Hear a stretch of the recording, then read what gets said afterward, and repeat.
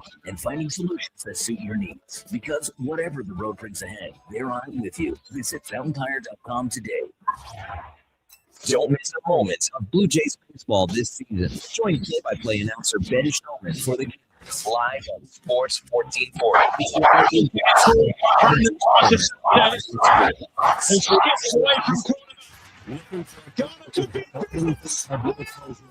With GMC, you know, has the offers to get you back to the wheel. Get 0% financing for up to 72 months on select new 2026 GMC Sierra 1500 models. Plus, trade in eligible 2015 or newer companies. Trade-in bonus on select Sierra models. Ask about bonus offers for heroes, students, recent graduates, and more. Visit wolfgmcbuick.com. With playoff backing the home goes beyond the bench. That's because your picks have provincial impact. Playout is the only app in the province that puts all revenue directly back into supporting programs and services that Albertans rely on every day. By investing in the General Revenue Fund, every play, bet, and buy made on Play Alberta helps make a difference across the province. Visit playalberta.ca/Gregor to learn more. That's playalberta.ca/Gregor. Must be 18 plus to play. If you gamble, use your game sense. Come for Canada's largest trade shows, the biggest names in entertainment, exhilarating sporting events, and more. And stay for the experience at the Edmonton Expo Centre. Looking for the perfect place to host your next event? From trade shows to galas, meetings, and concerts, Edmonton Expo Centre has the space, event expertise, and service to make your next event unforgettable. With over 522,000 square feet of flexible event space, in-house catering, and operational expertise, they bring your biggest ExpoCentre.com today. Care. From the Science Center to Horlicks. Cringe a little. Weeds are here. And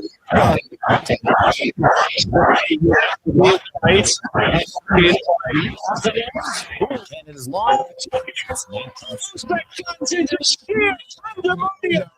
And you can only imagine the things that you Include fertilizer. Visit greendrop.com. For over 60 years, the folks at Diablo Foods have been selling the best Canadian-made foods, handcrafted in Winnipeg. Canada West makes the best quality cowboy, biker, and work foods for Diablo Foods.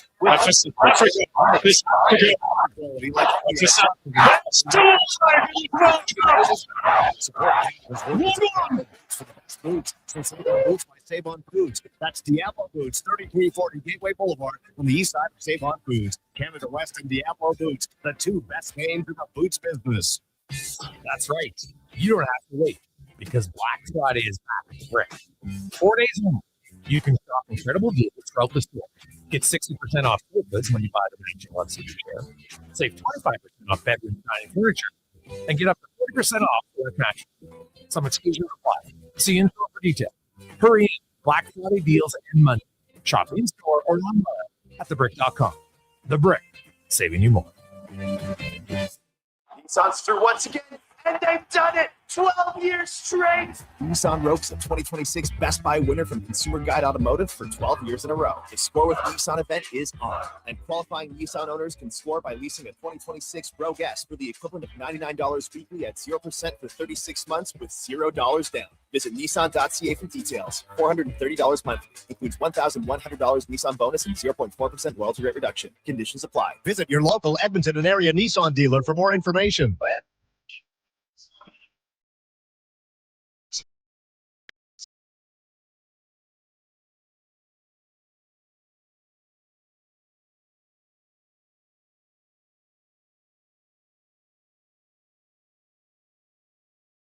The Jason Gregor Show. Poking it forward for Brandon tries to center. And skips away from Coleman. Ghana could be in business.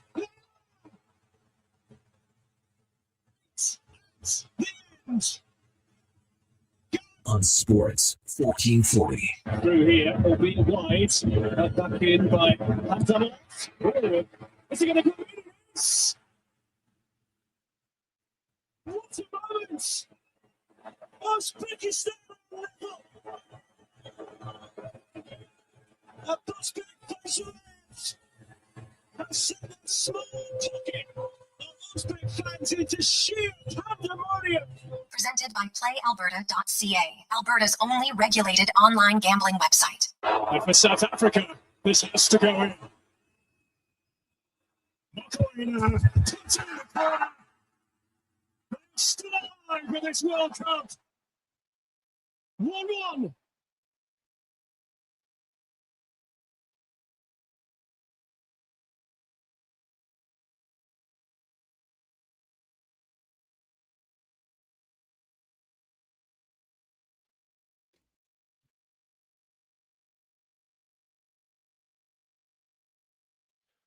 Well, a tremendous Thursday afternoon. How are you? And welcome to the Jason Gregor Show on Sports 1440, sports1440.ca, YouTube, Facebook, X, Instagram, Twitch. Thanks as always for listening, watching the show. Jason Gregor alongside Connor Halley. We have Declan Kruger running things over at YouTube, Facebook, X, and Instagram. Give him a thumbs up. Hit the subscribe button. We always appreciate that. Make his day. Simple. It's easy. It's a big day if you're a Canadian soccer fan.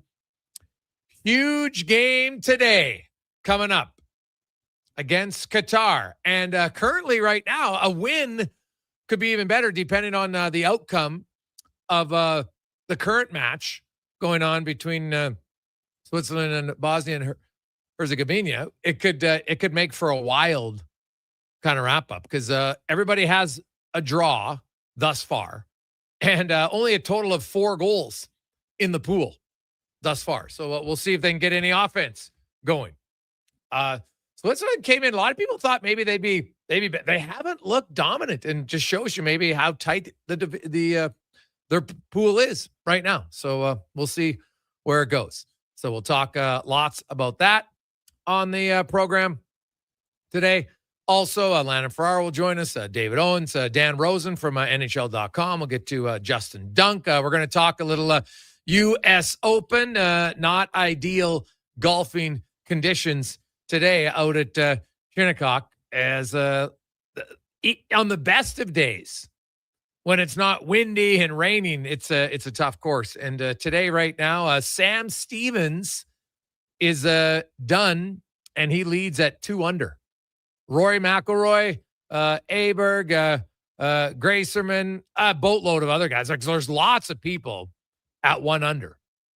So there's I think another 11 people tied for second place. So it's extremely tight between everybody so far.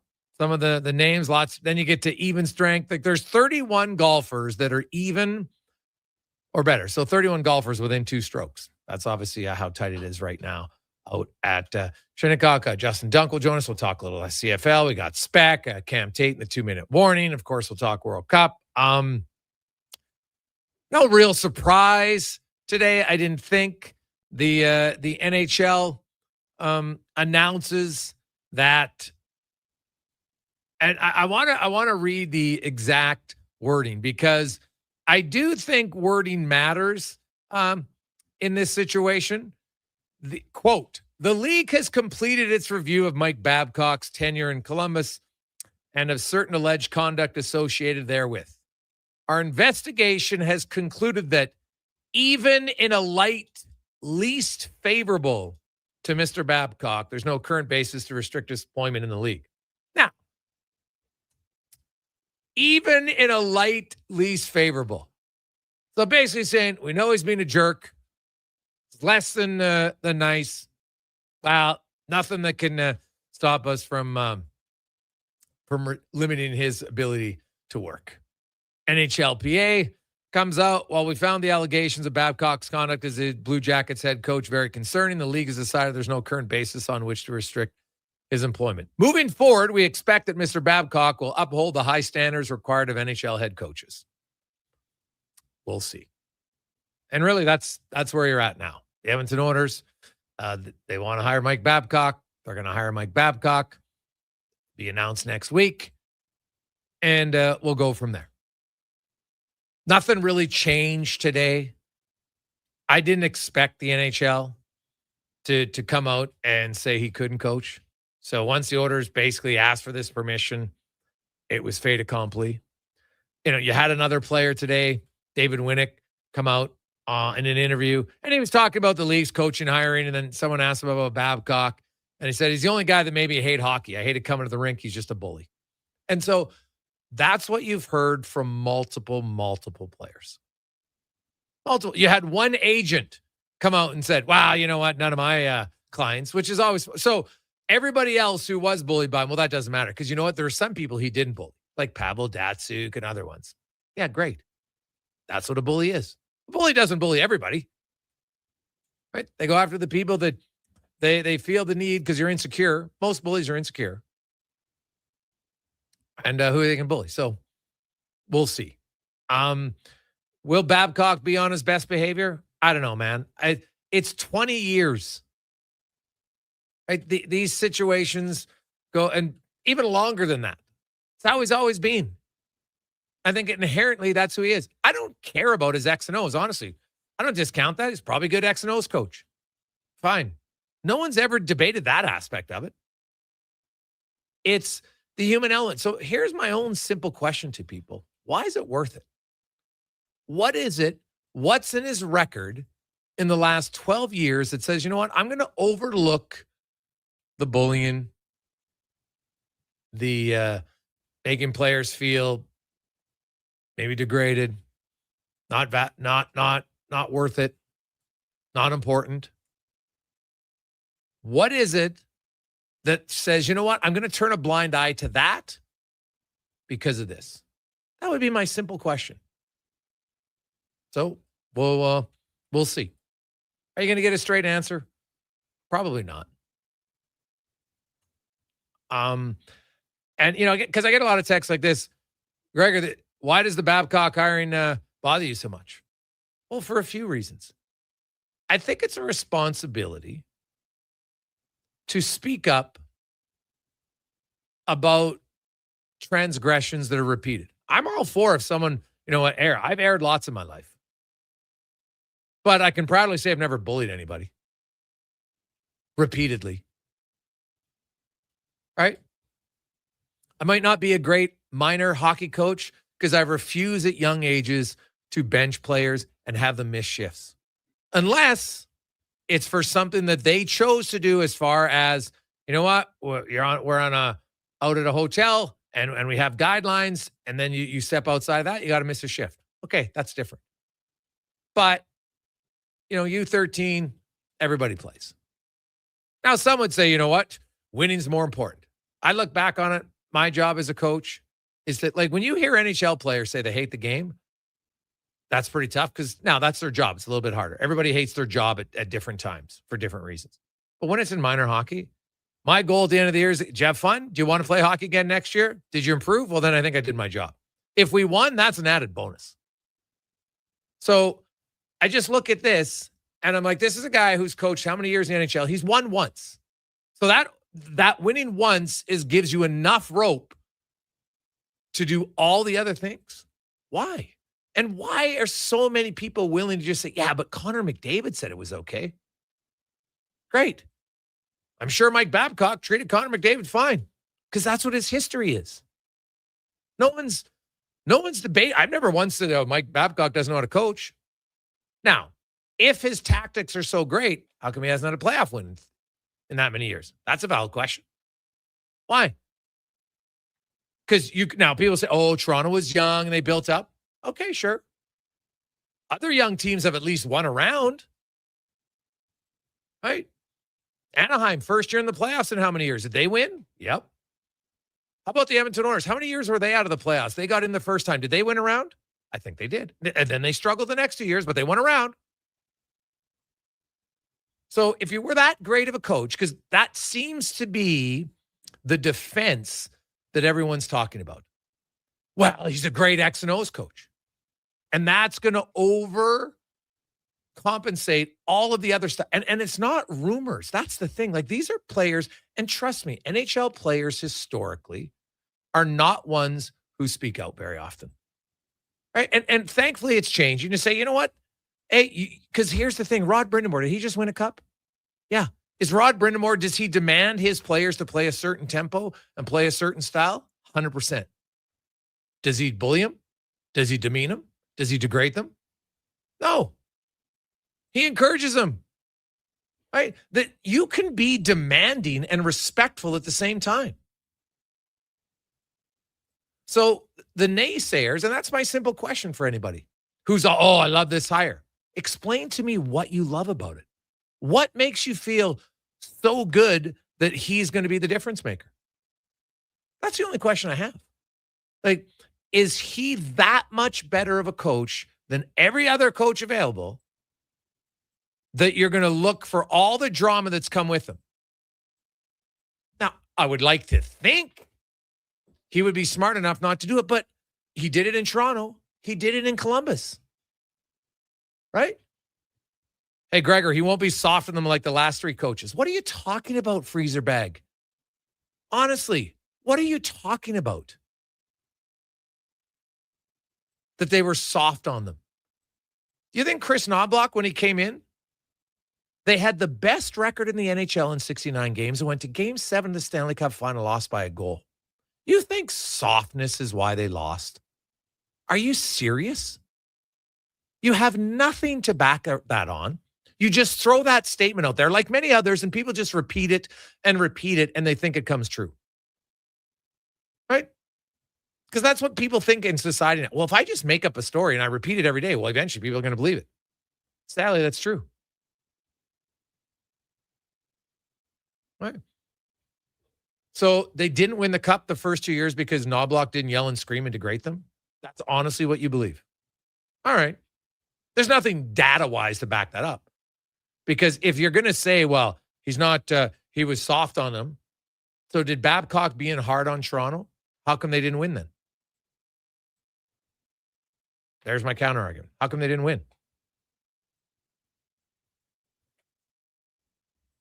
I have no, hey, Mike, and people, Gregor, you got to give him a second chance. Why? How many second chances does he get? And honestly, I don't give him any second chance. I'm not hiring him. I'm not firing him. It's my job to give my opinion on it. You can disagree with it, fine. Just don't make up things. That's all. And keep in mind, like, because Freezer Bag comes in, well, he's Knobloch let Bouchard get away thing. Can you show me the superstar that Babcock was hard on? Right? Who are they? Because most of that comes from the players themselves. Right? I think fans think, guess what? Bouchard made a mistake. You got to bench him. That's how you get to him. And when people say that, I always am like, have you coached at any level? And because, by the way, Chris Knobloch didn't run the blue line. Paul Coffey did lots. And no one really accuses Coffey. He's a pretty direct, straight shooter. So, and Bouchard was like finished fourth in Norris Trophy voting. And you think he played some of his worst hockey? Strike one. Bouchard had a fantastic season. Yeah, had a few giveaways. He had a fantastic season. Any claim otherwise is 100% false. That's what it is. So, and we'll see. We'll see what comes of it. Now, Babcock's lucky because he inherits a team with elite level talent, which is really hard to get. Very hard to do. And I've said this before, whether it was Mike Babcock, whether it was Craig Berube, whoever the coach was going to be, I fully expect the Edmonton Oilers to have a good start to the season. I'll say it right now. I said it a month ago. It didn't matter to me who the coach was because their history has shown that that's what they'll do. Their talent is good enough to show they can do it. They'll be rested. No player has had offseason surgery yet. And the only one who will have is if they have some offseason injury. So it'll be the healthiest the team started a year in a long time. Right? They won't have the emotional pain of losing a Stanley Cup because it is hard, not just for the Oilers. I did all the data on it. Teams over the last 10, 11 years, you're the Stanley Cup loser. Historically, have a slow start, except the Boston Bruins. They were the one exception. They won 7 of their first 10 games. A lot of these other teams, they limp their way out of the gate. And I get it, man. Like, sometimes you feel you've gotten over it, and then you come back to the rink, and you're like, oh, my God, now I'm feeling it all over again. So I can understand it. It would be, I can't fully understand it because I'm not an NHL player. I never had a goal of winning the Stanley Cup. I never got that close to it.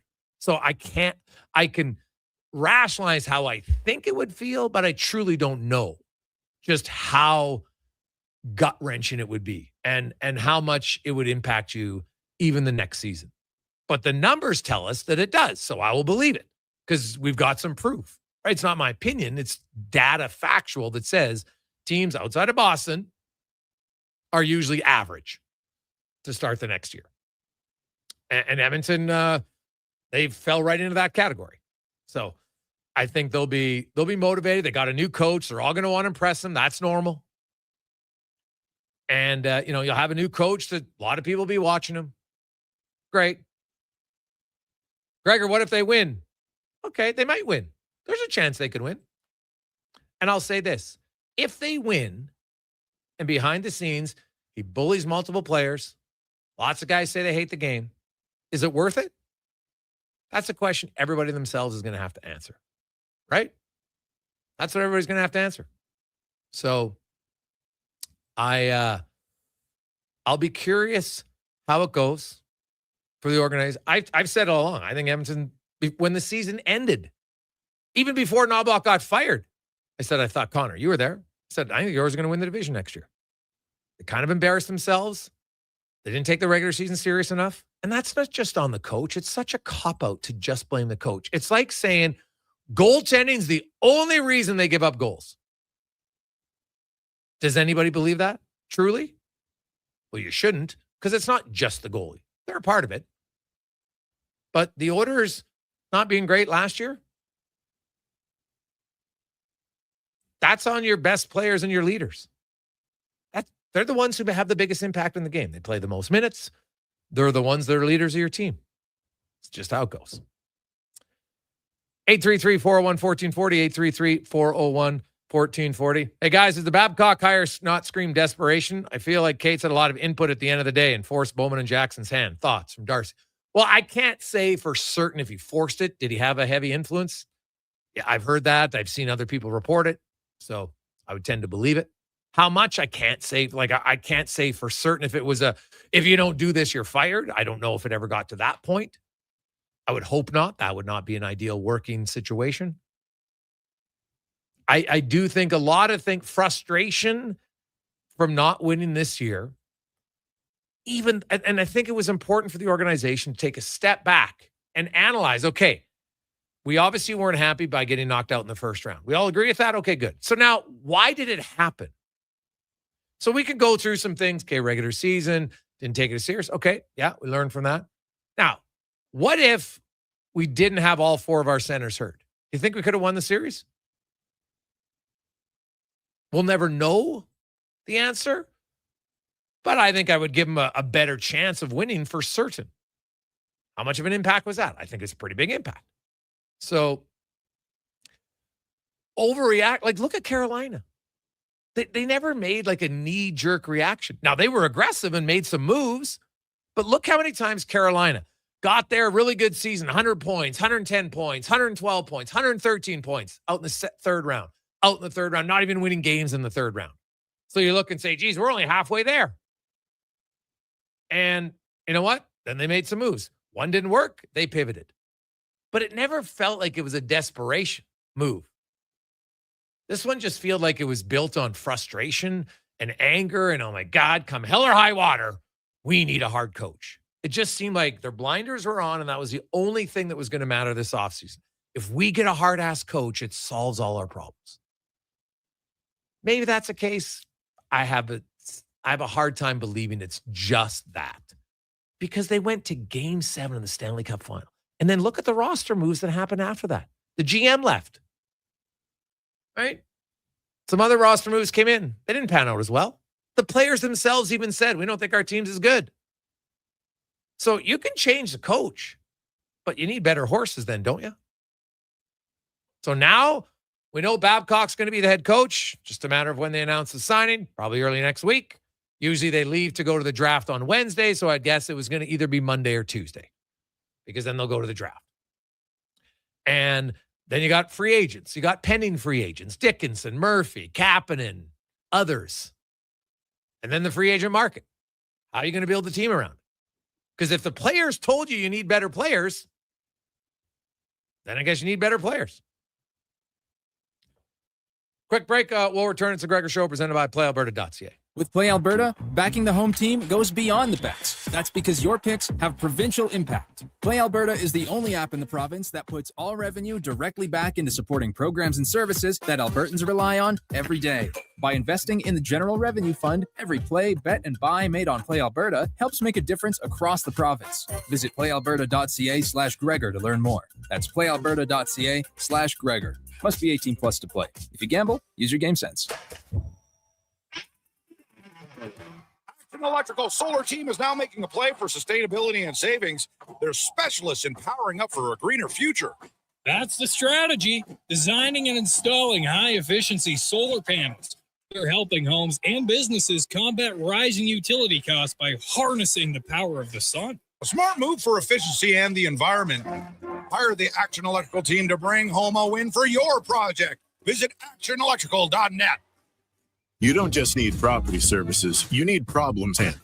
HireGood provides cleanup, debris removal, site monitoring, and safety attendance across Edmonton. We reduce issues on your property, keep spaces safe, and take pressure off your team. We resolve real problems for businesses while creating real impact, because our team is built on second chances, and they show up every day ready to prove it. Visit hiregood.ca or call and mention Jason Gregor for a first-time discount. HireGood. Stable jobs create stable lives. Listen up, friends. Operation Pizza is a go at Papa John's. They're introducing new personal pizzas just in time to celebrate the premiere of Toy Story 5.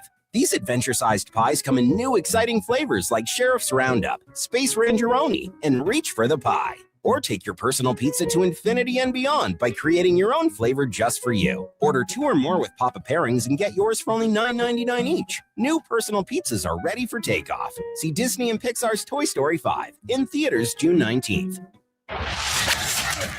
24 hours a day, 7 days a week. Edmonton sports fans, stay informed with Sports 1440. Stream us. Listen to us on the AM dial. However you consume this radio station, thanks for listening.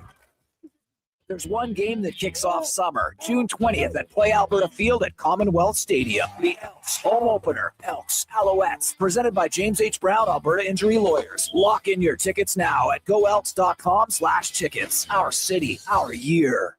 Saturday, June 20th is the day to be at Harley-Davidson of Edmonton on the Yellowhead Trail. Come live the legend because the HD semi-truck is rolling in, bringing you the exclusive chance to test ride the powerful new 2026 models. All you need is your riding gear and Class 6 license to ride. Be there to enter to win a 2026 Liberty Edition Heritage Classic, floor prizes, and more. Don't miss the ultimate ride event of the summer. Locally owned and operated since 1980. Visit Harley-Davidson of Edmonton on the Yellowhead Trail or at hdedmonton.com. Everything is going to be okay. If your debt has you feeling like you're in a free fall, you have options. I'm Dan McDicken, a licensed insolvency trustee with Faber. Becoming debt-free is possible, and a personal bankruptcy or consumer proposal will get you there. Schedule your free Faber Focus session at faber.ca today. You'll learn how a consumer proposal allows you to eliminate your debt by paying a percentage of the amount owed without interest. At Faber, we'll tackle your debt. Experience the home ice advantage with your window coverings. Novo Blinds provides factory direct pricing and fast turnaround on roller, zebra, blackout, drapery, and motorized blinds. Book a free in-home consultation at novoblinds.ca. I'm Rick Showers from Noble RV, and 5 years ago, a lot of people bought their first RV. Not because they were really into the RVing, but because camping was literally the only thing you could do with your vacation time. You couldn't go on a cruise, travel was a nightmare. So you bought an RV and you enjoyed it. But now you have all your options back again. And that RV you bought during COVID might be sitting around costing you money. An RV needs love, care, and attention whether you use it or not, right, Rick? That's right, Bob. It's okay to declare it was the right solution for the time, but those times have changed. And you might find that an RV doesn't fit your plans anymore. And that's okay, because we can sell it for you. Pass it along to a family that would choose camping over anything else available in the world today. So bring it to Noble RV. Together, we'll celebrate what it did for you when you needed it and what it can do for you now that it's time to move on. And that's Noble. NobleRV.ca. Portions of this hour brought to you by Crystal Glass, your clear choice for residential windows, locally manufactured and installed. Crystal Glass provides a beautiful product and incredible customer services for all of your residential needs. Call 310-GLASS or visit crystalglass.ca for a quote. The Jason Gregor Show, the best of Edmonton sports talk and beyond. This is Sports 1440. Presented by PlayAlberta.ca, Alberta's only regulated online gambling website. World Cup continues on, Canada fans, for a game that definitely has some potential implication. Depends on what happens in Canada's game later on. But Bosnia and Herzegovina taking on Switzerland still at the 69th minute. Nice. 0-0 game. So low-scoring pool thus far. 228 is the Gregor Show presented by PlayAlberta.ca. The Daily Grand. You can get in it. $1,000 a day. For the next 20 years, it's $7.3 million. Ooh, you can get a lump sum, or you can just take the grand every day. I understand the lump sum. You can earn more interest. Makes sense. The one every day maybe keeps you grounded a little bit. When you look at the history of lottery winners, maybe it's a little bit better for you. You choose, though. Choice is great. You have a choice in life. You get it at PlayAlberta.ca. Let's talk a little hockey and maybe even some World Cup as we get to our big guest of the day, brought to you by Silent Rides Charter Company, one of Alberta's premier bus charter companies with state-of-the-art motor coaches that will safely take you or your group to your next destination. Book your ride today at silentrides.ca. Landon Ferraro, former NHLer, pre- and post-game analyst here on Sports 1440, also does some work for Sportsnet in Vancouver. Landon, how you doing, man? Doing really good. How are you doing? Oh, I am all right. I'm excited for the game. The Vancouver City should be rocking today, I would think. Here in Edmonton, really no surprise to me. I didn't expect an investigation to lead to Babcock not getting a job, but it wasn't the most glowing review by the NHL's press release. In fact, so it's almost like, well, okay, you know what? We're not going to love it, but there's nothing in here that will allow us to not allow him to work. So I guess proceed with caution is what they would say. Yeah, I'd say that's a pretty fair way to read that, right? Like it definitely had the undertone of, we don't really want this, but again, we didn't find anything. So it's up to you, and that's for the Oilers to decide. And I mean, it feels like they've made their decision, and it's just about figuring the contract out. It's, like we were talking last week, like it's a bit shocking to me, even still, a week out and talking about it more and all of this. It's such a pivotal point for the Oilers. And regardless of the X's and O's and all of that, it just seems like another distraction that's just not needed for this group in such a big season for the organization that'll have implications for, like, my kid who's 2, his entire fandom of hockey, right? Like it really will stretch out that far of the decisions in the next, call it 18 months, will really shape what this team is for the next 15 years.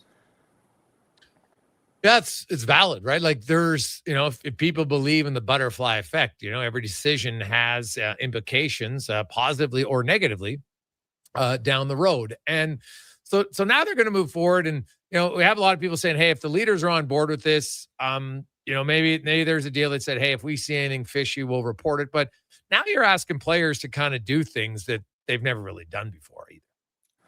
And I'd add on top of that, I mean, in fairness, like that has started to come into rooms already, though, because we are seeing more of these instances pop up, like in a way that guys are looking out for each other more, and there is more outlets to bring up things that have happened and talk about it. Like there is a lot more openness in rooms, and you hope that it keeps pushing that way, that things don't get smothered because you're worried about your career or things like that. That's the direction you're hoping all this goes.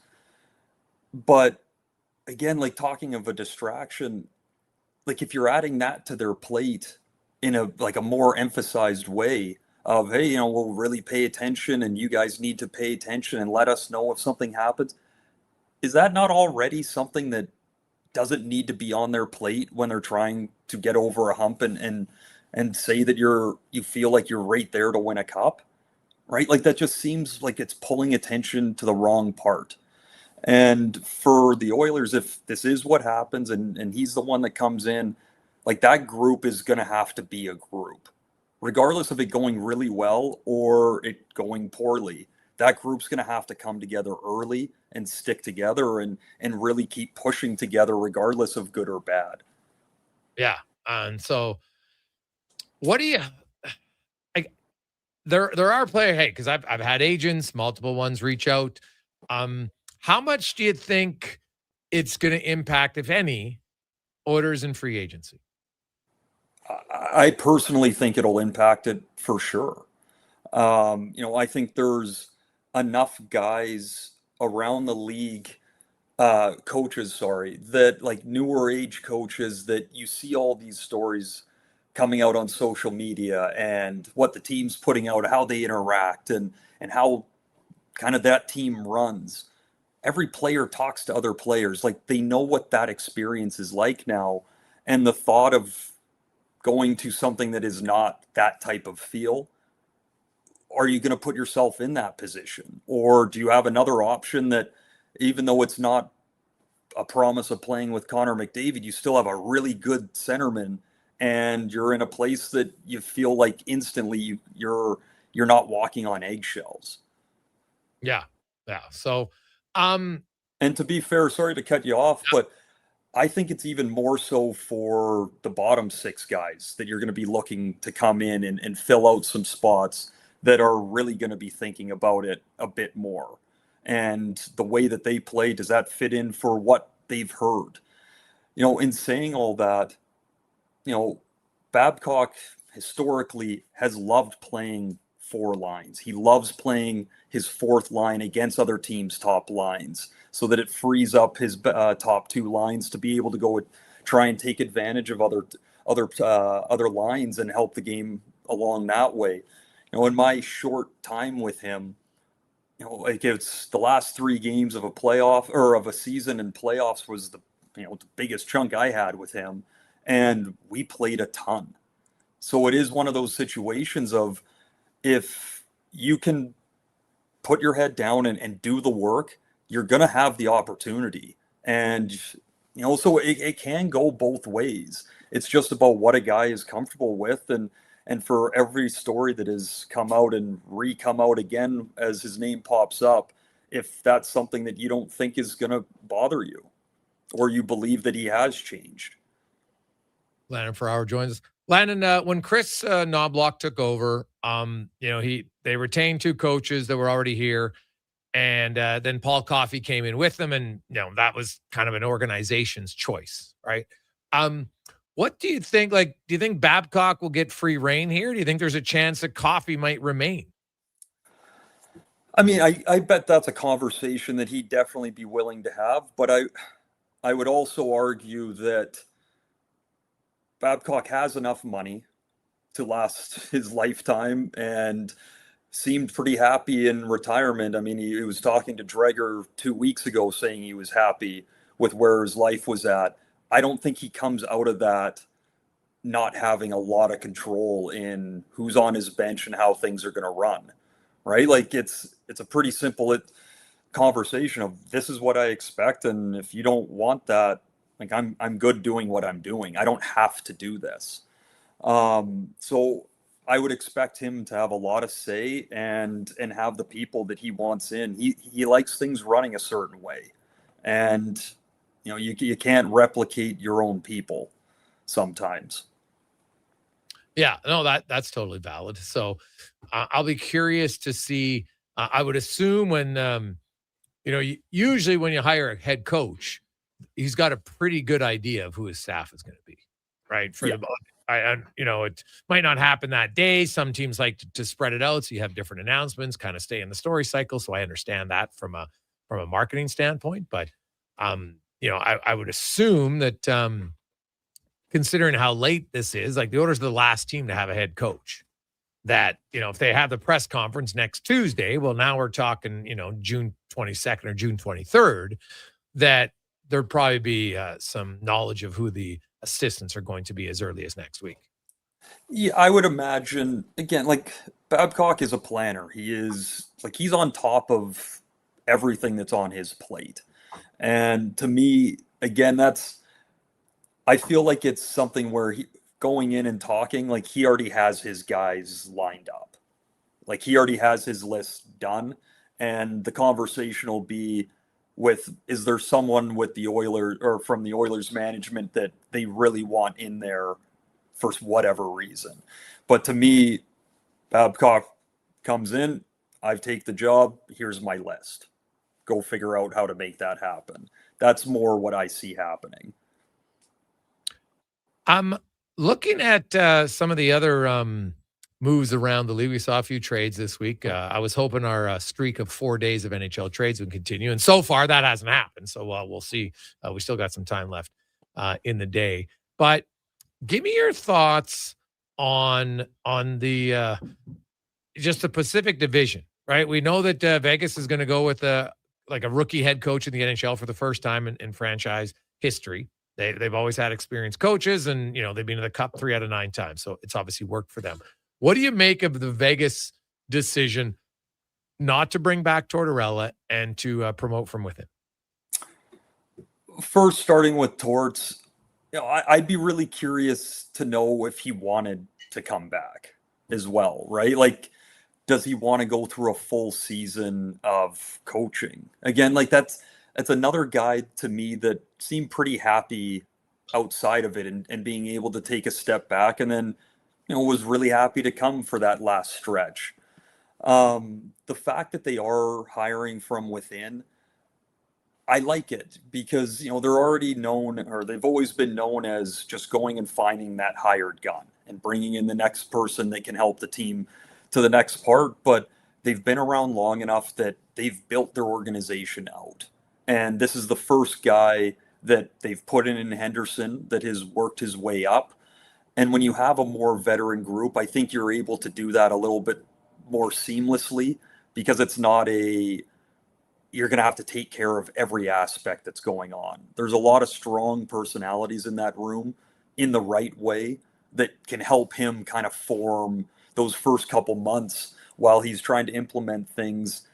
They'll be able to help move that along as well. So to me, it just shows the progression of a expansion team that just hadn't had someone around long enough building into their culture what they wanted until now.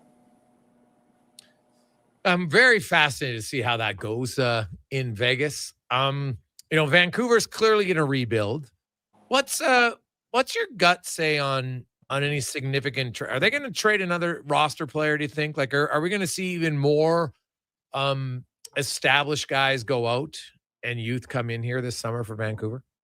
The only way that doesn't happen is if no one wants to put up a half decent trade from the other side.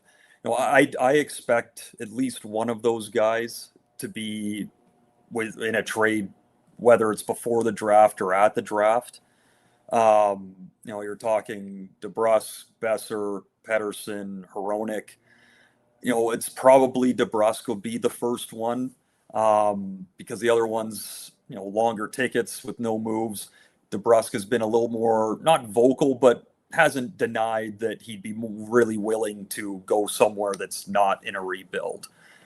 For the Canucks and where they're at, they have to offload as many of those assets as they can. They can't afford to not have those become high draft picks. That you look at Carolinas, you look at San Jose, like teams that have been bringing in X number of picks every single season, and you see where it's not about getting lucky through it, but you're giving yourself as many chances to hit on players. And you see those guys coming into the league now. The Canucks have to follow that model. It's the only way to move this along at a faster rate without rushing it. Okay. Yeah, and I agree with you. If you commit to the rebuild, then you got to commit. And there's a lot of pain that goes with it, right? You have to have an organization. We know we're going to have some tough years because that's just the reality. Now, that doesn't guarantee that you will have good years after, right? Look at Columbus. Like, they've never been able to really get much traction. Buffalo took 14 years. Like, there's no guarantee. But if you want to at least believe that you can get back, you you do have to endure a few years of pain, no question. Yeah, a few years is like the best possible scenario if that's the only amount of pain that you have. And when you look at a team that says they're rebuilding, I mean, it's so easy to go back a handful of years and see what got them to that point and all those lessons that you can apply moving forward. Like just all the quicker decisions, trying to just hold on to a belief that you're a contending team. And that team that Edmonton beat in 7 a couple seasons ago was a very good team in Vancouver. But that was also basically every guy hitting at the top of their abilities all at once, right? So you have to take a bit of that into consideration as well. So they have that inflated sense of we're contenders. Now you start making moves, trying to force yourself into that. You have to be really real with where your team is at, what you have coming in the future, and making a smart decision. Trying to hold on too long just extends the hurt on the other side. So in a lot of ways, though, for the people in Vancouver and the media and all of it, they're excited for the couple of extra years of, or the couple of years of hurt coming, because there already has been in the past. But at least now they're saying the right things. And, you know, in the short amount of time, they've followed through with the commitment of a rebuild. So there's hope on the other side, but you have to act on those and nail more of them more than you miss. How's your soccer fandom? A little bit. I live in a house, or, you know, my family has turned into soccer people. Both my younger brothers are full-time soccer guys. One's playing NCAA down in the States. So they're all in. I didn't quite get the invite today, but they're going to the Canada game. I'm coaching. So sadly, it's the same thing as when the Olympics were here. My family lived in Yaletown, 5 blocks from the rink, and I had to watch all the Olympics from my basement in my billet house in Red Deer. And now I'll be watching it from the Langley rink while all the festivities are going on downtown. But the buzz in the city's awesome. One of my younger brothers and I went to the new amphitheater that was built just in time for this to be ready. They have a bunch of viewing parties there to watch the first Canada game. And like, that's what it's all about, right? Like being around a massive group of people, having that environment and atmosphere. It was awesome. I can't even imagine what it's going to be like today because, like I said, the city, you can feel it, how excited they are. Should be fun, man. We appreciate it, Landon. Have a great day. Yeah, you as well. There you go. That's Landon from pre and post game show here in Sports 1440. We got lots of text line in 833-401-1440. We'll return with the Gregor Show, presented by PlayAlberta.ca. I've got some good news. If you've been thinking about a heavy-duty truck, the 2026 Ram 2500 Black Express is now at St. Albert Dodge. You've got 20-inch black aluminum wheels, black Mopar side steps, body color, bumpers and grille, and a sport performance hood. Available in all the colors for $68,990. Plus, new this year, Ram's best-in-class 10-year powertrain warranty. Now's the time. Head up the trail and see how easy it is to do business at St. Albert Dodge.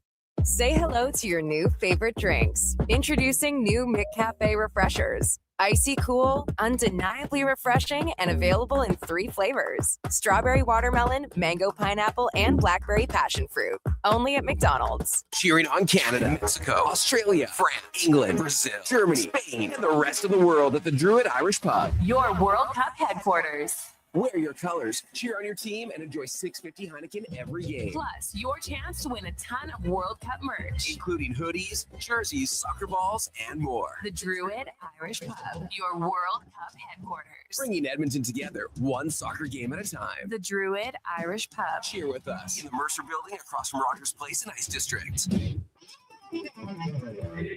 And now Action Electrical's testing team is on defense duty. They're the guardians of safety and compliance, a critical part of any lineup. Precisely. They perform rigorous safety and code compliance testing for commercial operations. Think of them as The referees, ensuring everything is up to standard before disaster strikes. Their preventative plays are legendary, spotting faults early. Hire the Action Electrical team to bring home a win for your project. Visit actionelectrical.net. Tee up at the 2026 Golfathon presented by Popeye Supplements tomorrow at Rundle Park, supporting the University Hospital Foundation. Golf all day long for $250, including a cart and food. GoTrackSocialClub.com. Albertans love to debate the best way to enjoy summer sports. No. Playing on the field is the best, man. No way. Watching from the sidelines, way more relaxing. You're both crazy. Checking out the game from the Bro Zone is where it's at. But there's one thing every sports fan agrees on. Wilhauk Beef Jerky. Wherever you catch the action, load up on Alberta's best beef jerky. Wilhauk Beef Jerky, because you can't have summer fun with salad. Only available in Leduc. Expand your brand with Fusion Promo Marketing. Fusion is your trusted partner for all things branded merch and apparel. Thousands of products perfect for businesses, sports teams, and corporate events. Fusion with a Z. Promomarketing.ca. Legacy Heating and Cooling is serious about cooling. In fact, we offer multiple ways to cool your home. So you better call Legacy.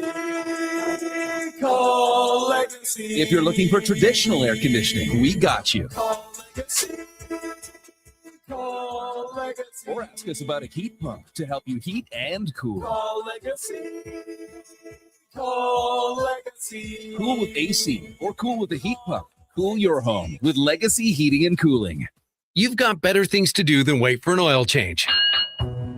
Jiffy Lube gets you in and out fast. No appointment necessary. All you have to do is roll into a location near you, and we'll take care of the rest. Every full synthetic oil change at Jiffy Lube is warranty approved and comes with a 20-point visual inspection, making sure you get back on the road safely. Find your neighborhood Jiffy Lube today. Visit jiffylubeservice.ca. Get ready, outdoor enthusiasts, for the Kalmar Gun Show. Head to the Kalmar Hockey Arena Friday 3 till 8, Saturday 10 till 6, Sunday 10 till 3 for the premier event to buy, sell, and trade the best in hunting and sporting gear. Visit huntmaniashows.com.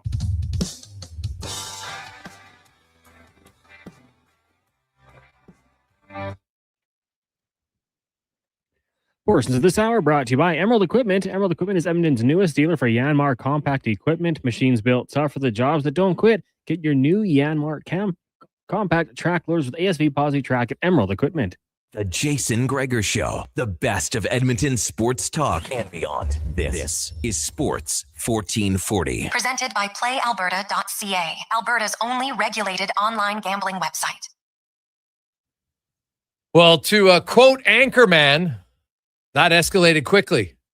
All of a sudden, Switzerland scores 3 goals. It was like 0-0 at the 70-minute mark of this game, and boom, all of a sudden it's 3-0. So good night, Irene. Wow, that was what the hell happened, Connor Halley? Well, they scored 1. Remember Canada versus Bosnia, how the field was so tilted? Yeah. It was like that. And then Bosnia took a red card.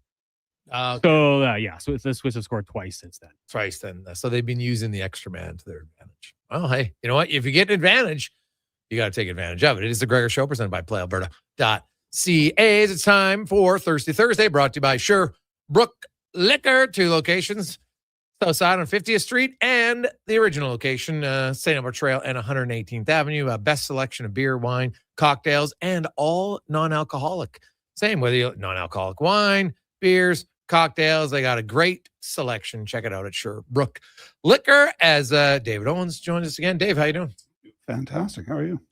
I am. I'm pretty good. We have an all bottle. I think this might be the first time we've had all bottles of beer. All bottles of beer. Yeah, absolutely. We got some massive ones too in here. Holy jeez. We got some beers here. Yeah. So this is our last World Cup of beers editions here. And so we've got 5 today. We were supposed to have 6, but one of them has been so popular since it got here. And we've sold so much of it. And we ordered the last bit of it out of the warehouse, and it's all gone. I've got a few bottles. It's like your Track-U-Air that we had last week. That's right. Sold out, I heard, on Friday. It's so good, buddy. Yeah, and I thought there was a little bit we thought in the warehouse, and it might have come back in today at the original store, but I'll have to, I'll have to check on that, or it might be coming in tomorrow at Otwell. But If it is, it's not a whole lot of it. So okay. So what? Yeah. So what are we we've going got with today? so we've got Argentina. We were supposed to have Portugal. We do have a few bottles left of that, and we'll talk about it briefly. when we Nah, get just there. like Portugal didn't show up anyway. So There it's you fitting. go. So here Spain, we go. Okay. Belgium, England, and Austria. Ooh, So all we've right. got 6 beers. We start with a crisp South American lager From Argentina. and from Argentina, and we end. How do you with pronounce this? An incredible Doppelbock. So that's Chiams. Chiams? Yeah, Chiams. Okay, Chiams. geez, I and would never this- have guessed that. This is a really cool beer. So this one here, just nice, easy. It's a beautiful pale lager. So bright golden, light foam. And this is actually a German Argentine kind of origin story. So you'll note that it's got some of those flavors Yeah. of that really European style. Yeah. So this is a guy from Germany, Otto Bemberg. He arrived in Germany, spent 2 years perfecting a lager recipe before electricity even got in the region. And he was finally brewing by the time the lights came on. So You guys are diehards, man. I love it. right. And so that was, that was in 1890 when he first started working on this. Okay. And now this is 75% of Argentina's domestic beer market. Really? Yeah, that is huge. So, and the blue and white label matches the pretty big flags beer. and colors there. All the Argentinians in town most of them have probably had one of these in their life. Oh yeah, and you ask, ask any Argentine what if they knew what they were drinking when Maradona scored the hand of God. They were all drinking this, Okay. and celebrating this for sure. Oh, So wow. fantastic, and perfect for those, Argentina, asado meals and empanadas, and chimichurris, and things like that. Just yeah. really great, clear, classic beer. It is very just straight. European beers do have a little bit more flavor, I found. They absolutely do. So Yeah. you definitely have that German influence in this beer for sure. And so now we have the Now we're going to we're skipping over Portugal, and we were supposed to have Superbock, and it is a fantastic beer. Superbock has I think 44 years in a row it won one of the gold medals at the Monde Sélection de la Qualité, and then through 77 through 2000. So, and that's one of the world's most rigorous quality assessments of food and beverage and stuff. All right. So few bottles left at Otwell. Get them while you can, because we'll probably be gone by tomorrow. Okay. And so now we are moving on to this really great Spanish. This is Estrella Look at this. Inedit. Looks like it's in a wine bottle. It looks like. Dude, Yeah. this is a big ass beer. It's a big ass beer. So this is hazy, fruity esters, kind of light banana. What's it citrus. called? Estrella, and it's from the Estrella and Inedit. Okay. Yeah. And this has been out of Well, market that for a while, smells unbelievable. right? Oh my goodness. Oh no. So great. Well, that's a very crisp lager for sure. Yeah. Oof. So this was actually developed That's by a summer beer. that's a All total day summer long. beer. Sit outside, summer beer guaranteed. Absolutely. And this is all about seafood, sushi, tapas. Now they must drink this and then they have their naps. Right. Maybe that's why. But this isn't that strong. We're at 4.8%. Yeah. Right. So you're keeping it easy. So this was actually a collab between Ferrand Erdria. He ran Ibuli from the mid late 80s to mid 2000s. And that was ranked as one of the world's best restaurants. Ibuli? Yeah. Never even heard of it. Yeah. But It I'm was, not it a was ranked one of the restaurateur. world's best restaurants ranked the world's best restaurant 5 times. Ibuli. Yeah. That's what Is it still around or did it close? Ibuli, it says. Okay. It's a good question. Yeah. All right. So he invented techniques that changed kitchens globally. So he decided the thing was missing was a great beer worthy of all that food, and that took those tables. So he worked with Australia here, and they've come up with this It's a good piece. beer. So, you can have a white wine in a glass, or you could have something like this. Well, I would take this and over. that aroma. I would take this over white wine. That aroma is Yes, fantastic. it smells isn't very it? good. Yeah. I like it. Yeah. And it's very much a sharer beer. Like if you could, well, this could be what someone asked you. Oh, you just had a beer last night. Well, if you had this one, that's a pretty big beer. Absolutely. That's literally a wine bottle, and like almost bigger than a wine bottle. It's perfect for a dinner how many with a mils is small this group thing? of friends.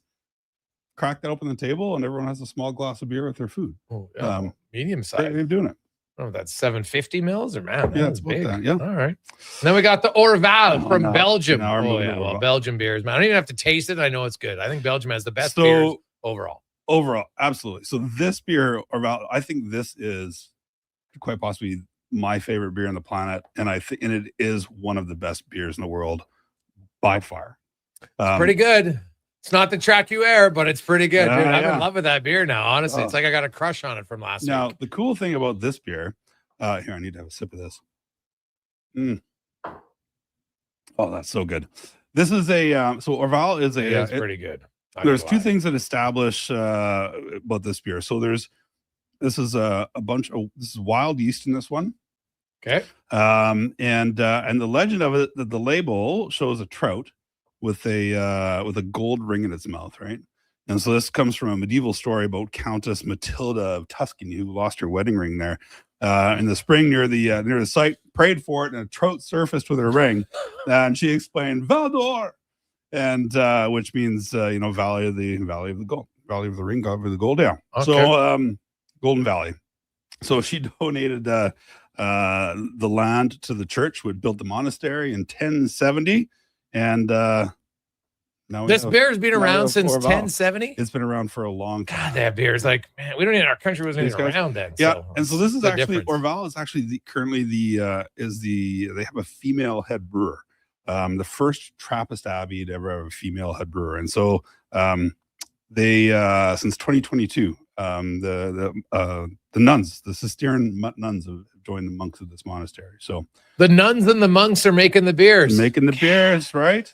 Yeah. The monks make doing the best God's beers. work, as they Doing say, doing God's work. God's work. Yeah, and so what's really cool about this beer, and so when I If you was in believe. Belgium earlier this year, or it's on the menus everywhere and Sure. every beer house you go to, but they also will have Orval, and then they'll have Orval Ould on the menu. And so essentially what they do, this is a great bottle. It will age. So you have a bottle here, it says 2025, put it in your cellar, put it downstairs somewhere dark, hold on to it for a couple of years. And then about 2.5 years is when they say it is absolutely The best. Yeah.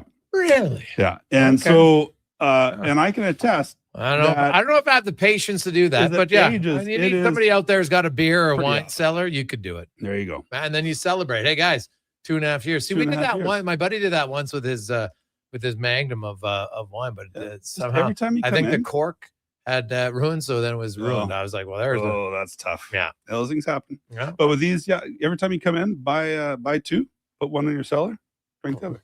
It's great. All right. All right. So now we're moving on to Sam Smith. So this is Samuel Smith Organic Chocolate Stout. Went up 5% here. Oh, geez. So we're coming down. Sounds from good. 6.9 to 5.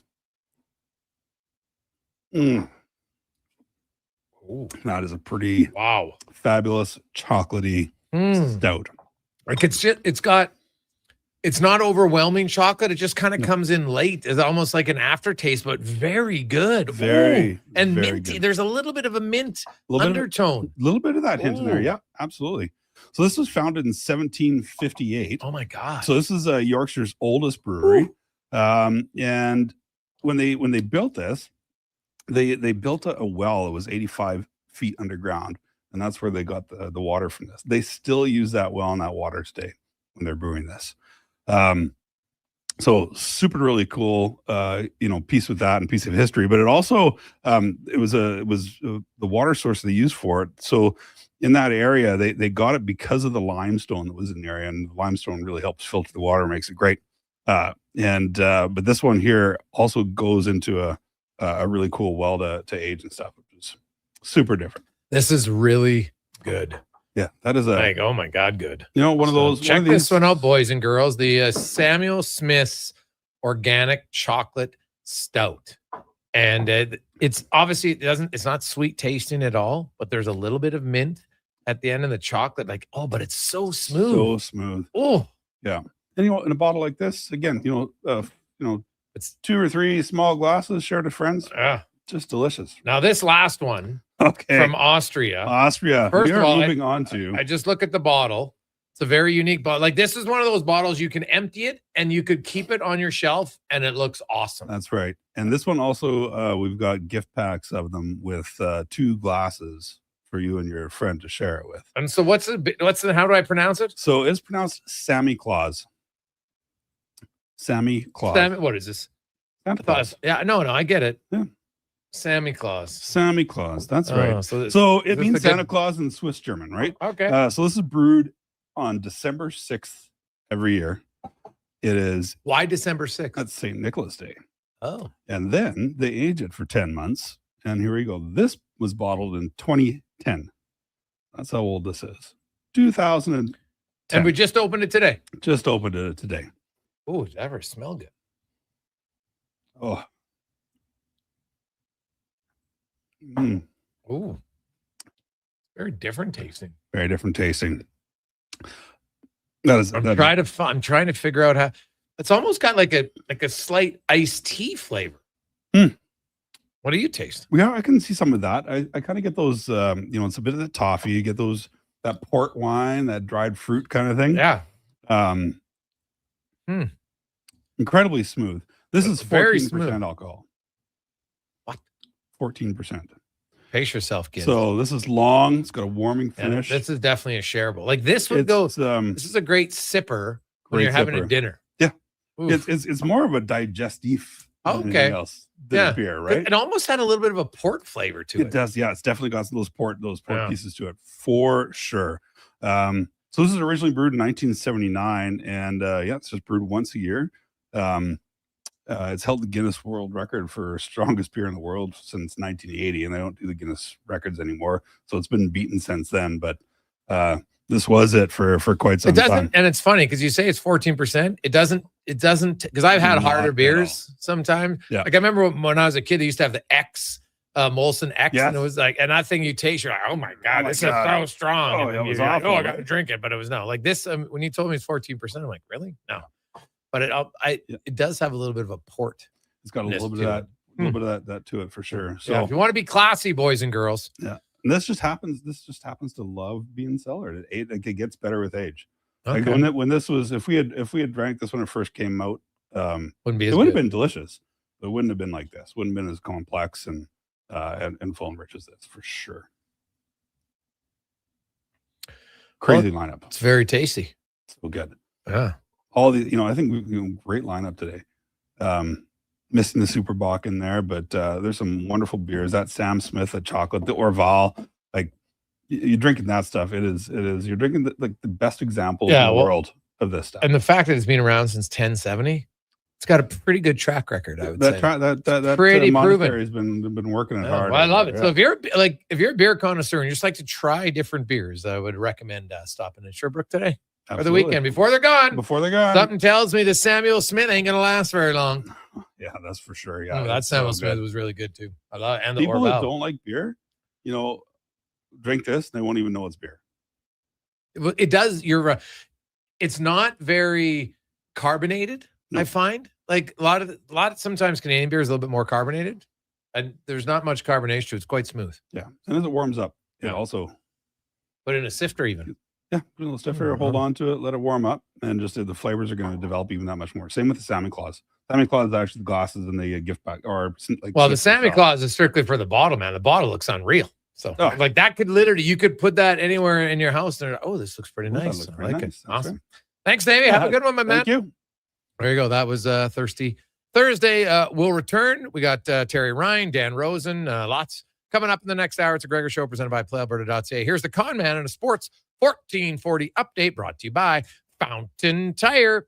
Cars, trucks, vans, SUVs, you name it, they got it. Over 15,000 vehicles to choose from. GoAuto.ca. This is the Sports 1440 update. In case you missed it, Mike Babcock has been cleared to coach again in the NHL. The league announced an investigation into Babcock as requested by the Players Association has been completed, allowing the 63-year-old to return to the NHL for the first time since a brief stint with the Blue Jackets in 2023 at the World Cup. Canada in action taking on Qatar just after 4 from BC Place in Vancouver earlier today. Czechia and South Africa with a 1-1 draw, with a Swiss handled Bosnia 4-1 later tonight. South Korea and Mexico meeting in Guadalajara. Major League Baseball, Vlad went yard for the first time in over a month as the Blue Jays get past the Red Sox 4-3 elsewhere.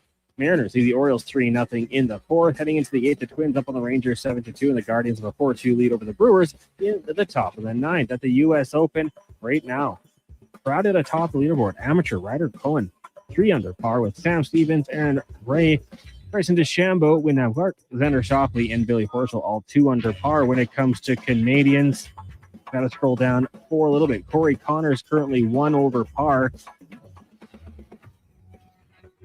And Ben Silverman, Nick Taylor, both +4. Coming up in hour 2 of the Jason Gregor Show, we'll be joined by former NHLer Terry Ryan. We'll look around the NHL with Dan Rosen from NHL.com, and we'll speed things up in the CanTorque Racing Report with Colin Livingston. I'm Connor Halley. This has been a Sports 1440 update. This is Sports 1440, a Stingray radio station broadcasting on Treaty 6 territory. Download the free iHeartRadio app and listen to CKJR wherever you go. Come for Canada's largest trade shows, the biggest names in entertainment, exhilarating sporting events, and more. And stay for the experience at the Edmonton Expo Centre. Looking for the perfect place to host your next big event? From trade shows to galas, meetings, and concerts, the Edmonton Expo Centre has the space, event expertise, and service to make your next event unforgettable. With over 522,000 square feet of flexible event space, in-house catering, and operational expertise, they bring your biggest vision to life. That escalated Learn quick. more at EdmontonExpoCenter.com today. Looking for a truck that could handle anything Alberta throws your way? Wolf GMC Buick has the offers to get you behind the wheel. Get 0% financing for up to 72 months on select new 2026 GMC Sierra 1500 models. Plus, trade in an eligible 2015 or newer pickup and receive a $1,000 truck trade-in bonus on select Sierra models. Ask about bonus offers for heroes, students, recent graduates, and more. Visit wolfgmcbuick.com. Legacy Heating and Cooling is serious about cooling. In fact, we offer multiple ways to cool your home. So you better Call Legacy. Good one, my man. Thank you. Call Legacy. If you're looking for traditional air conditioning, we got you. Or ask us about a heat pump to help you heat and cool. Call Legacy. Call Legacy. Cool with AC or cool with a heat pump. Cool your home with Legacy Heating and Cooling. Shoulder pain. It can make even the simplest things like reaching up, lifting a bag, brushing your teeth, or sleeping frustrating. Rotator cuff strains, impingement, arthritis, they're some of the most common issues we treat every day. I'm Grant Fedoruk, and at Leading Edge Physio, our team brings postgraduate training, evidence-based technology, and just the right amount of humor and humility to help you feel better. Because we never forget the most important part, the gratitude we feel for every patient who allows us the opportunity to care for them. Because life shouldn't hurt. When it does, leadingedgephysio.com. Scott McGilvery here, HGTV host and renovation expert. The one upgrade I know homeowners will love: better, fresher Culligan water straight from the tap. Culligan's Aquasential reverse osmosis filtration system takes your water to the next level. With up to 7 stages of filtration and 14 filter options, they're certified to reduce over 90 contaminants. Your tap water is about to get a major upgrade. Safer water that tastes great. Get started with a free in-home water test at Culligan.com. Culligan, water you love. Hey, hon, I'm getting expressions and images to frame my hockey card collection in the man cave. Perfect. I'll come with you and bring our wedding photos. For sports memorabilia and family treasures, think Expressions and Images, your local custom framer since 91. You name it, we frame it. Wendy's 99-cent Frosty is back, and Frosty farmers couldn't be happier. Made with Canadian dairy, they grow up cool, creamy, and mighty thick. It's farm to Frosty. Get a small 99-cent Frosty until August 2nd. At participating Wendy's, taxes extra. Ends Wednesday at Pet Value. Save $8 on select Performatrin Ultra Limited ingredients and grain-free dry dog food, and 15% on select Royal Canin dry cat food. Shop your local Pet Value and petvalue.ca. It's been a hard day and night, and I've been working like a dog. Portions of this hour brought to you by Leading Edge Physio. We treat pain and injuries head to toe and some other issues that might surprise you, like incontinence, vertigo, neuropathy, and cognitive issues. We invest in technology, techniques, skills, and people that know how and what to fix. Life shouldn't hurt. LeadingEdgePhysio.com. This is Sports 1440, where Edmonton talks sports. On YouTube, Facebook, and X. Here's Jason Gregor. Brought to you by PlayAlberta.ca.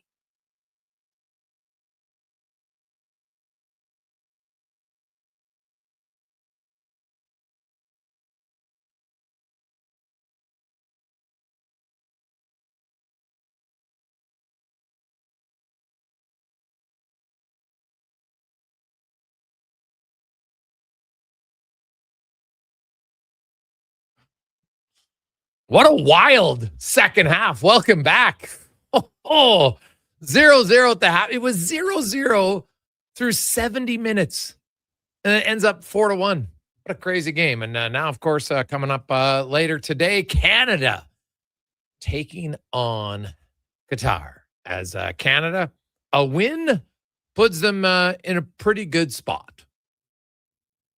Because, of course, they face Switzerland in their final round robin game, which could be for first place. Like if Canada wins, they'll both go in with 4 points. Could be a chance to win the pool. That'd be awesome. I love it.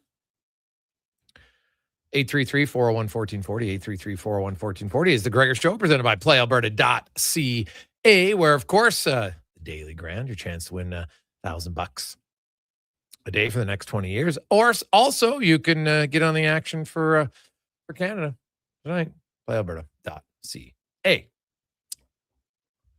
We talk now with our regular Tuesday, Thursday co-host Terry Ryan, former first-round draft pick of the Montreal Canadiens, stars as a hitch on Shorzy. TR, how you doing? I am doing fantastic today, and I'll tell you why. Why? Because myself and my buddy, longtime NHLer, Zenon Konopka, well, medium time, and got some great stats. Zenon's got the second in all-time face-off percentage, and he's the last player with over 300 penalty minutes. Little tidbits, but anyway, we were here about a month ago. Yeah, some great. So he's great to have, and he's a good talker. He's a great speaker. You know, he was a player's rep a lot. He wore a letter, got a Mem Cup with Ottawa in a really unique fashion. Anyway, we've been doing a lot of these Hockey Helps the Homeless, Jackson events lately. We were here like a month and a half ago, and he said, and his buddy was with us, Mike Shute, who also played pro hockey, Kyle Shute, they're brothers. And they said, hey, if we apply for the Price is Right, would you guys come along? Sure, why not? And today we got a phone call, and on Wednesday, we are going to be coming on down. We're on the show. We're allowed to bring a guest.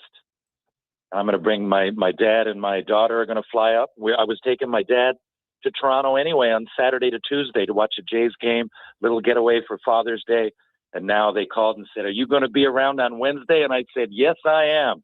And they said, come on down. You guys are in.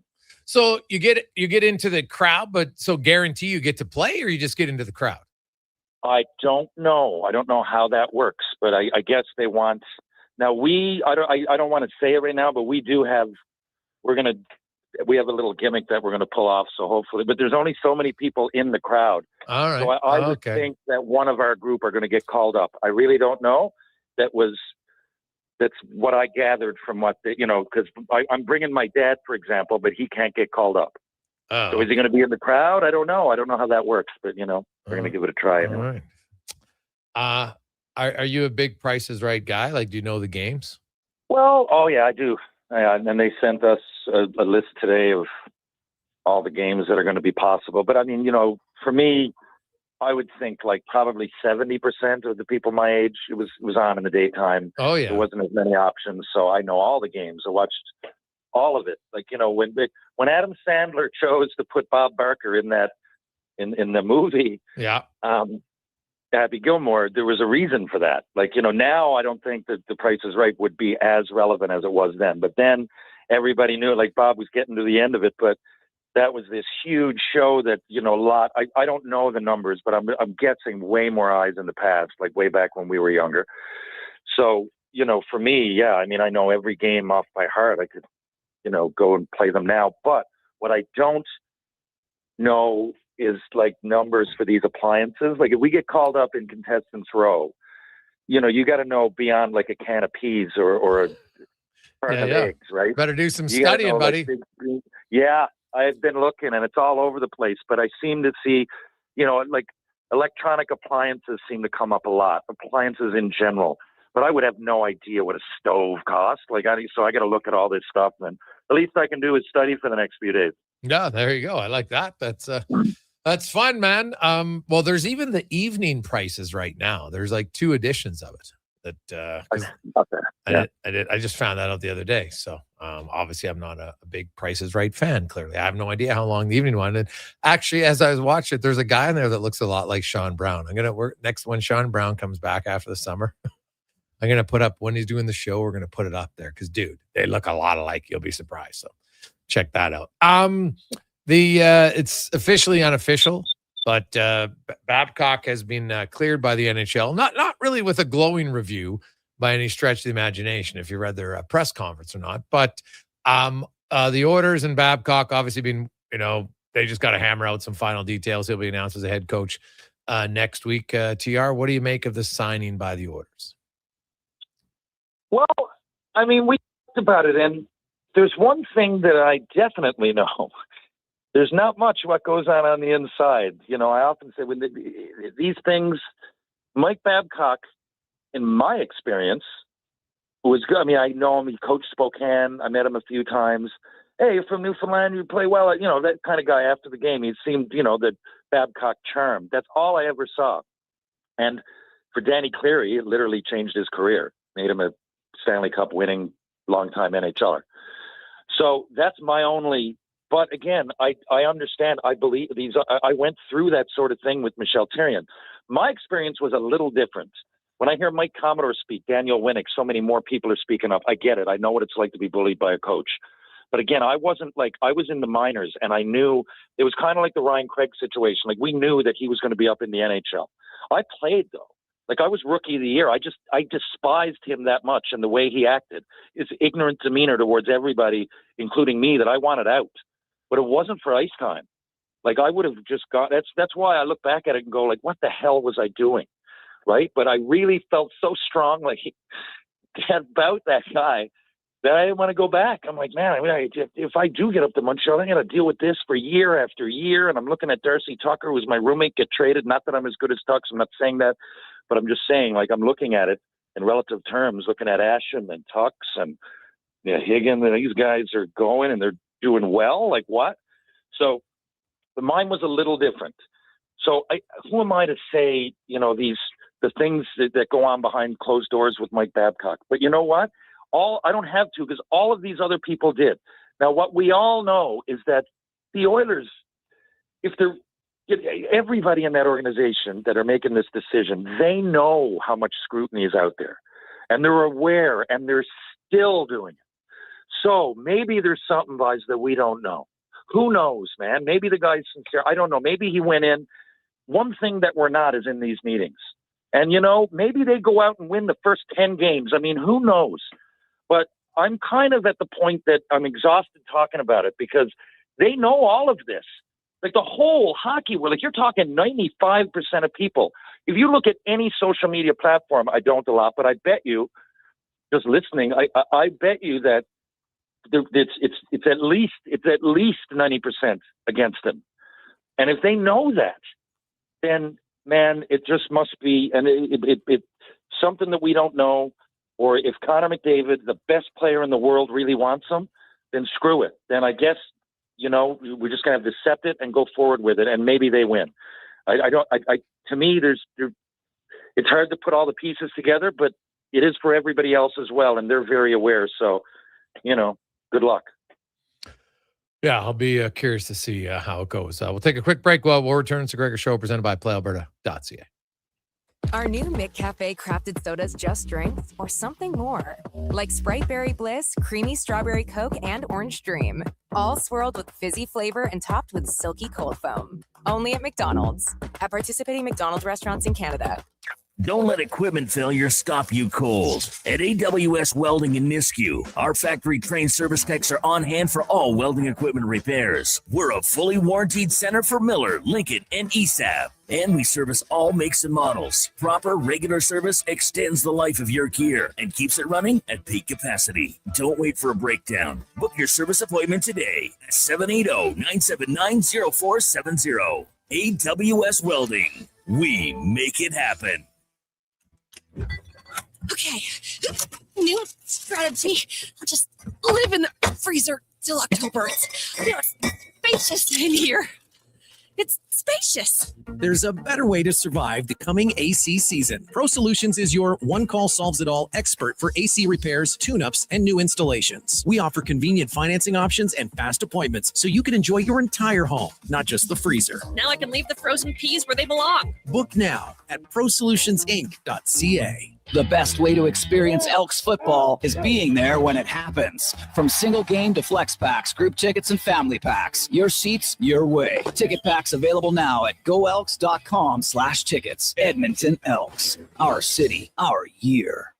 That's right. You don't have to wait because Black Friday is back at the Brick. For 4 days only, you can shop incredible deals throughout the store. Get 60% off sofas when you buy the matching love seat or chair. Save 25% off bedroom and dining furniture. And get up to 40% off select mattresses. Some exclusions apply. See store for details. Hurry in. These Black Friday deals end Monday. Shop in store or online at thebrick.com. The Brick, saving you more. If you've got a smart speaker, get it to play Sports 1440. And it doesn't matter when you listen as we roll out the Sports Talk 24 hours a day, 7 days a week. Edmonton's home for sports radio is Sports 1440. Whether you're a craft beer connoisseur or more of a wine aficionado, there's always something new to discover at Sherbrooke Liquor, a unique family-owned independent liquor store. The selection, incredible. The non-alcohol section is also very impressive. Sherbrooke Liquor, expert, knowledgeable staff with a passion for unique finds. More than just a liquor store, we're a community. Alberta's best, the one and only Sherbrooke Liquor. Wine, spirits, and oodles of beer. Visit SherbrookeLiquor.com. Hi, Mike here from Northgate Chevrolet Buick GMC. This deal's only good till 6 o'clock tonight. We need your credit card to hold the color. Hold the color. Summer package. Winter package. And the ever-famous re-PDI fee. I gotta pay you to rebuild the car? Does this sound familiar? At Northgate, we do things differently. We offer 0% financing, a great selection of new, pre-owned vehicles. So if you'd like to do business a different way, stop in and see us today, 13215 97th Street, or visit us online at northgategm.com. You're in Northgate country. I'm good to go. With Mortgages to Go, you'll be good to go. MortgagesToGo.ca says yes when the banks say no. That's why Alberta has trusted Mortgages to Go for over 23 years. If you need cash and have equity in your home, you're approved instantly, guaranteed. Call 1-888-888-5998. That's 1-888-888-5998. With Mortgages to Go, you'll say, I'm good to go. Missioner Allen Auctioneering's Calgary, Edmonton, Winnipeg Public Unreserved Equipment Auction is this Friday at 9 a.m. featuring articulated dump trucks, backhoes, excavators, forklifts, graders, loaders, packers, reclaimer, skid steers, telehandlers, turf mowers, plus commercial trailers. Info at maauctions.com. School's almost out, and road trip season is just around the corner. But if your brakes sound like they're grinding harder than a hockey fourth liner, it might be time to visit Napa Auto Parts. Napa has all the quality parts, tools, and know-how to help keep your vehicle running smoothly and road ready. With over 85 locations in Alberta, visit your local Napa store today or shop online at napacanada.com. That's Napa know-how. Missioner Allen Auctioneering's next Calgary, Edmonton, Winnipeg Public Unreserved Industrial Auction is this Friday at 9 a.m. featuring a large selection of 2020 to 2014 Caterpillar, John Deere, and Volvo articulated dump trucks. Info at maauctions.com. Portions of this hour brought to you by Sherbrooke Liquor, the best place for wine, cocktails, and beers from all over the world. Also, a variety of excellent non-alcoholic options. See more at SherbrookeLiquor.com. The Jason Gregor Show, the best of Edmonton sports talk and beyond. This is Sports 1440. Presented by PlayAlberta.ca, Alberta's only regulated online gambling website.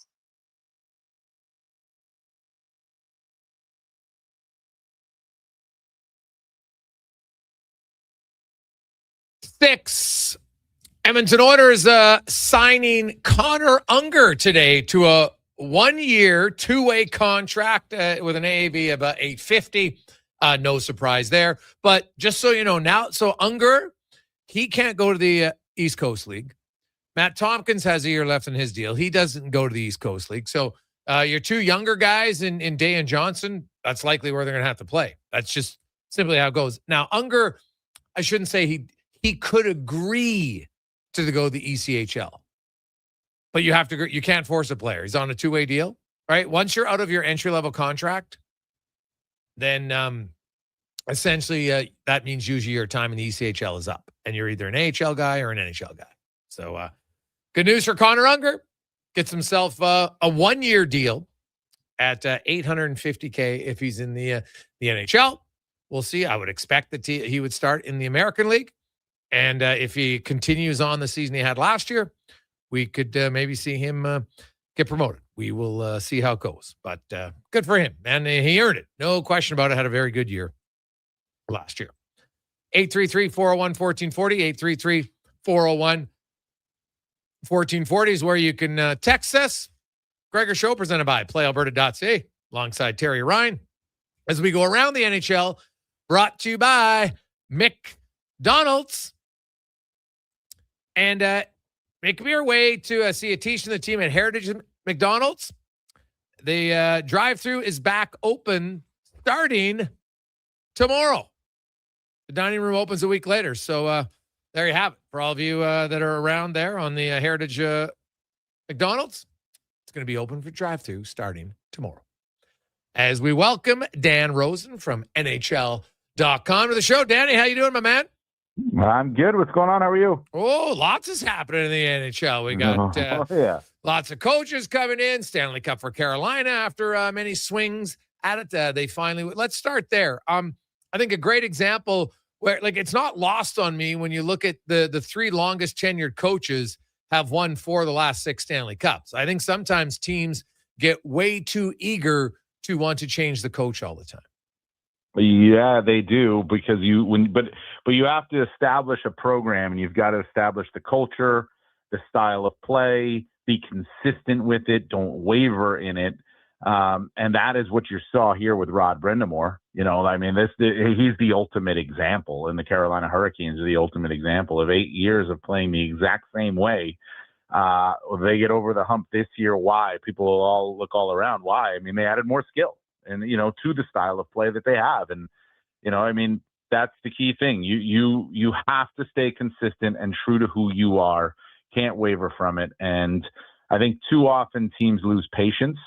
And you have to have a little bit of patience in this league. You're not going to win it every single year. No, God, no. Heck, if you can win it once in 20 years, you're doing pretty good. But if you win it once, Vegas won it in 2023. Now they're on their third coach since then. Now, you know, their second coach since then. Now, right? I mean, like, you know, that's the thing. Like it's not working. Well, we got to go the other way. And sometimes, you know, it's hard to stay consistent. But if you believe you've got the right guy, you know, you got another shot. Yeah. The Vegas Golden Knights go with the rookie head coach. Toronto goes with Jim Hiller, and Edmonton goes with Mike Babcock. Your thoughts on the 3 coaches this week? Well, listen, I mean, Ryan Craig, to me, that was signed, sealed, and delivered. I even think before Tortorella came, you know, and kind of Kelly McCrimmon kind of alluded to that a little bit, that it wasn't fair to Ryan Craig in a situation with Henderson to put him in a position when they were thinking about, you know, when they let Bruce Cassidy go. So they brought in a veteran guy who they knew they could jump right into it. But then you go all the way to the Stanley Cup final, and now people start questioning, like, well, maybe Tortorella is going to be the guy. He's going to be the guy. But they've got a guy there in Henderson that they didn't want to lose. And I thought he was the heir apparent the whole way through. And so I wasn't surprised by that. That was the least surprising. Let's call it that. But okay. I mean, you could have shaved my head and it would have been the least surprising of on the other 2. Okay. You know, like that's the thing. Jim Hiller, I didn't see that one coming. I mean, listen, in a way it makes sense. He's been there when they were successful for some years and those guys were growing up, the Matthews and Riley, you know, Morgan Riley and Nylander and Marner, who's not there anymore. Hiller was a part of that. Like, he was there. So I understand that. He did not have much in the way of firepower in LA, if you ask me. Like, they were okay, but he did get them to the playoffs last year, and then we know what happened. But I was surprised. I didn't see that one coming. I thought to myself that there would be sort of an outside the box hire, and maybe that is the outside the box hire, but I was thinking like a first timer who, an up and coming first timer. But let's see how Jim Hiller does. And then the Mike Babcock situation came, to me, came out of left field. And, the NHL obviously releases a statement today on Mike Babcock, and he's cleared to work. I mean, a lot of times you can look at it and say, well, listen, if they have to hire, if there needs to be an investigation, are we hiring the right guy? But if I was just talking about it, you have to stay true to who you think you are. And if they believe that he's the right guy, they'll go through this entire path to get him in and be the right guy. And it looks the way that's going to be the case. TR? Dan, do you think there was ever a chance, though, that he was going to get rejected? There's a lot of fog there. Like, unless it's criminal, like, were we expecting him to get rejected? I wasn't expecting him to get rejected because first off, I don't know, because I don't know what the NHLPA had. I don't know what would pop up in an investigation. It would have to be a lot. I mean, you think about that, right? To preclude a person from working in your league, it would have to be a lot. And it obviously was not. It was something, because, the NHL statement today, wasn't exactly a ringing endorsement for hiring Mike Babcock. If you read the statement, it was not a ringing endorsement for hiring him. I mean, what they say in the statement, I'm reading it now. The league has completed its review of Mike Babcock's tenure in Columbus and of certain alleged conduct associated therewith.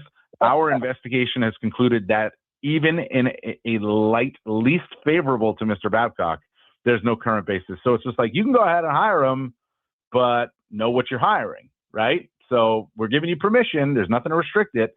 And I guess there would have to be a whole heck of a lot more for that to be the case. So I didn't think that it was going to get to that point. I actually wondered when the investigation started if that's when the Oilers were going to pull out from it. But they stayed true to it, and it looks like they're going to hire him now. Yeah. You are out east, and actually, Dawson Mercer, a good Newfoundlander, just came home for the summer. What do you think is on the wish list for the New Jersey Devils? Ooh, that's a good question. Haven't thought about them in a little while, to be honest with you. I would think that the Devils wish list, I would think it's a really good question. I have not thought about the Devils in a while, so to give you like a big answer, I don't know, but I think I would have to go with, back end help, the health, number one, which they don't seem to ever stay healthy. But I think some defensive help and some defensive, maybe like a change in the system a little bit, or defensive minded forwards, a checking line that really can be a shutdown line, but also can pop some offense. Like, the Devils to me have high end guys. Jack Hughes is a high-end guy. Nico Hischier is a good two-way guy. He's a really good two-way guy. But Jesper Bratt's a high-end guy. Timo Meyer's a high-end guy, right? But who's the shutdown? Where's the shutdown area? How are you gonna stop the puck from going in the net if you're the New Jersey Devils? And that's been a problem for them. And health. They got to get healthy. They got to stay healthy. Yeah, well, that's a tough one. I'm curious. What about Nemec on the blue line and what he could snare them in a trade? He's an interesting player to me, young guy, and we've seen this, Dan. Lots of teams trade young D-men and then they flourish somewhere else. Yep, I don't think. I mean, listen, you want to trade him, you're trading him at your own peril, if you ask me. I mean, this is a guy in Nemec who has great upside. He's 22 years old and is a right shot defenseman. He can't demand the world in a new contract. He's an RFA. He can't demand the world. It's not like he's had a monster career to date. Like, it's not, he's not Lane Hudson, you know what I mean?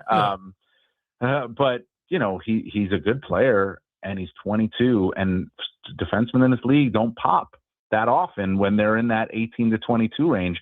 It's typically when they're in their mid 20s when we see it, 23, 24, 25, 26, right? Well, I don't know that I would trade him, because I think if you trade him, he's going to pop somewhere else and you're going to be regretting it. So I would get him under contract. I would do what I can to trade Dougie Hamilton. That 100% I would do. I would look to trade Jonas Siegenthaler if I could. I mean, he's got a very favorable contract. I would try to rework my back end in that way. but I would not trade Nemec. I really wouldn't. I even if they didn't trade Siegenthaler, I still would look to trade Dougie Hamilton. Even if they didn't trade Siegenthaler and you added somewhere else on the back end, to me, it's still up front for the Devils. Like they just, where are they like? And I use like, where are they scaring you defensively up front? Where is it? Where's their level of toughness up front that you're like, that team's going to bring a snarl and they're going to forecheck the heck out of us and they're going to be in our face and it's going to be a hard night no matter when we play them. And it's a hard night if Jack Hughes is healthy and he's got the skill and gets going, but you need a little bit more than that. Dan Rosen from NHL.com joins us. Dan, there's lots of rumblings and maybe more than usual. We know Larkin's out there, Nemec, Darnell Nurse, as far as players. McTavish's name's been out there for months. St. Louis Blues, we know they try to trade Parayko at the deadline. He vetoed it. So there's lots of guys. The Connor Hellebuck rumblings have started around the league. Yep. What are you expecting between now and free agency as far as trades? I think we're already seeing some of them. The trades are happening already. We've seen a couple. Ross Colton moved, Joe Wall moved. Those trades. I think it's trades. The free agent class has a couple of good players in it, a couple of difference making players, but not a lot. And teams are going to look around and they're going to be like, well, if I can't find it there, I got to find it somewhere else. And you're not going to find it in the draft for next season unless you're picking in the top 2 or 3, right?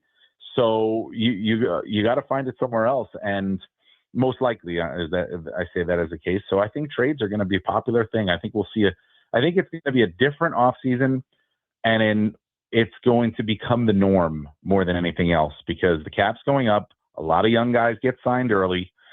Teams are locking their guys up, except for huge names. Connor McDavid being one, Austin Matthews being another. Those guys are not locked up. I think we're going to see trade season be pretty popular here over the course of the next 2 weeks and into the summer, to be honest. Any names I didn't mention that you think might get moved? Well, I have to think about who you mentioned now, man. Now you're asking me to do. I don't know. Well, I mentioned Dougie Hamilton. I think they're going to try Vincent Trocheck. There's got to be, there was talk about Vincent Trocheck. Did you mention him? No, I can't recall. I didn't mention Trocheck. Yeah. Vincent Trocheck is one. He's again, he's not a young guy, but he's an impact guy, and a team that needs a number 2 center that can make an impact. He's clearly one. I mean, we know that Larkin is going to be the guy that teams are going to be after if he is availing himself to them through his no trade, and if that's going to work. But Trocheck is certainly one that I think I would be on the lookout for. I'm not even 100% sold if I'm the New York Rangers, I would trade him, but you can't roll it back the way the Rangers were last year. So some things have to change. Another one to look at it from a Rangers perspective too is Alexis Lafreniere. He had a good finish to the season, but it really didn't matter much. He's got a contract that's $7.45 million for the next several seasons. Mm-hmm. He's 24 years old, and teams will take. He has not really popped in New York. He's had a couple of good moments, but he hasn't really popped in New York, and that might be another one that the Rangers could be looking at right now as well. So, I think the trade season is going to be really interesting. I really do. Yeah, me too. Dan, really appreciate it, man. Enjoy it, and we'll talk to you again soon. Okay. Thanks, guys. There you go. That's Dan Rosen from NHL.com. Of course, coming up later today, Canada. Big game against Qatar. An opportunity to keep pace with Switzerland, who won 4-1 earlier today. A win today by Canada moves them to 4 points. Same as Swiss, and then they would meet them next Wednesday, really, for first place in the pool. So, could be huge. Take a quick break. We'll return. It's the Gregor Show presented by PlayAlberta.ca. With Play Alberta, backing the home team goes beyond the bets. That's because your picks have provincial impact. Play Alberta is the only app in the province that puts all revenue directly back into supporting programs and services that Albertans rely on every day. By investing in the General Revenue Fund, every play, bet, and buy made on Play Alberta helps make a difference across the province. Visit playalberta.ca/Gregor to learn more. That's playalberta.ca/Gregor. Must be 18 plus to play. If you gamble, use your game sense. Day or night, day tasting just so right. You can order Oodle Noodle at oodlenoodle.ca, delivering you the news almost right away. Remember, you can order Oodle Noodle at oodlenoodle.ca. So stay on your couch all day and order oodlenoodle.ca. Oodle Noodle. Are you a skilled laborer? All-Star Construction wants to talk to you. A heavy equipment operator with Traco or backhoe experience? All-Star Construction wants to talk to you, too. With work in and around Edmonton for local land developers, All-Star Construction offers year-round employment. Whether it's power, gas, or telecom, developers rely on All-Star Construction to get the job done. So if you're a skilled laborer or a heavy equipment operator with Traco or backhoe experience searching for work, search All-Star Construction on Indeed. Got a car you're ready to part with? Find out what it's worth, fast, easy, and totally free at Go Auto. We're talking top dollar trade-ins, whether it's a little worn or still rocking that new car smell. Just a few clicks, and boom, you've got your value. Text value to 780-777-7777 to start. That's value to 780 all sevens. Why guess what it's worth? Let Go Auto show you the money. Sleep is for the off-season. What off-season? Sports 1440 is live, loud, and locked 24/7. Oilers, Elks, Riverhawks, Stingers, Oil Kings. We've got your fix. Edmonton's home for sports is Sports 1440. There's still time to book your tournament at the Ranch Golf and Country Club. As one of Alberta's top tourney courses, the Ranch makes hosting fun and easy for any group or business. No matter how unique or unusual, they'll accommodate your vision for an event no one will soon forget. Start planning your tournament today at their beautifully landscaped course on the outskirts of West Edmonton. On-site event coordinators are here to help, but hurry, availability is limited and booking fast. Visit theranchgolf.com. At Fountain Tire, success is a team effort. They're committed to their team members and their customers. And that means treating your vehicle like it's their own and finding solutions that suit your needs. Because whatever the road brings ahead, they're on it with you. Visit fountaintire.com today. Lux Windows was founded in 1969 with 5 people and a dream. 55 years later, our team of experts cares a whole lot about building and installing the best possible windows and doors. Because Lux is not just an Alberta-made product. We're one big Alberta-made family. Everything we are is windows and doors. A company born and bred and made in Alberta. Get ready, outdoor enthusiasts, for the Kalmar Gun Show. Head to the Kalmar Hockey Arena Friday 3 till 8, Saturday 10 till 6, Sunday 10 till 3 for the premier event to buy, sell, and trade the best in hunting and sporting gear. Visit huntmaniashows.com. It might have been scraped by the snowblower, dented while door crashing, or crunched at the company Christmas party. At some point over the winter, your car was damaged and it's been hiding under a coat of winter grime. Then come and see Robertson Body Works. We can take care of the damage and the dirt. This week only, call and book a repair and get a complete auto detailing absolutely free. But you have to book your appointment before the week is up. Go to robertsonbodyworks.com. I'm Tim Robertson, and I fix cars. This is a throwdown, a showdown. Hell no, I can't slow down. It's going to...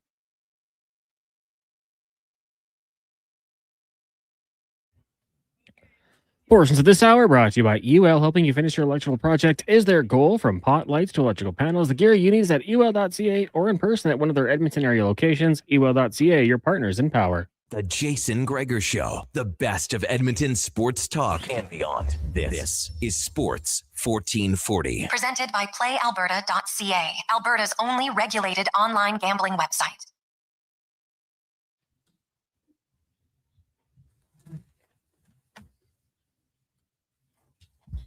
We roll through a lovely Thursday afternoon. Jason Gregor, Connor Halley, Terry Ryan with you. Sports 1440, sports1440.ca. Hey, stop the presses. Vladdy Guerrero hit a home run today.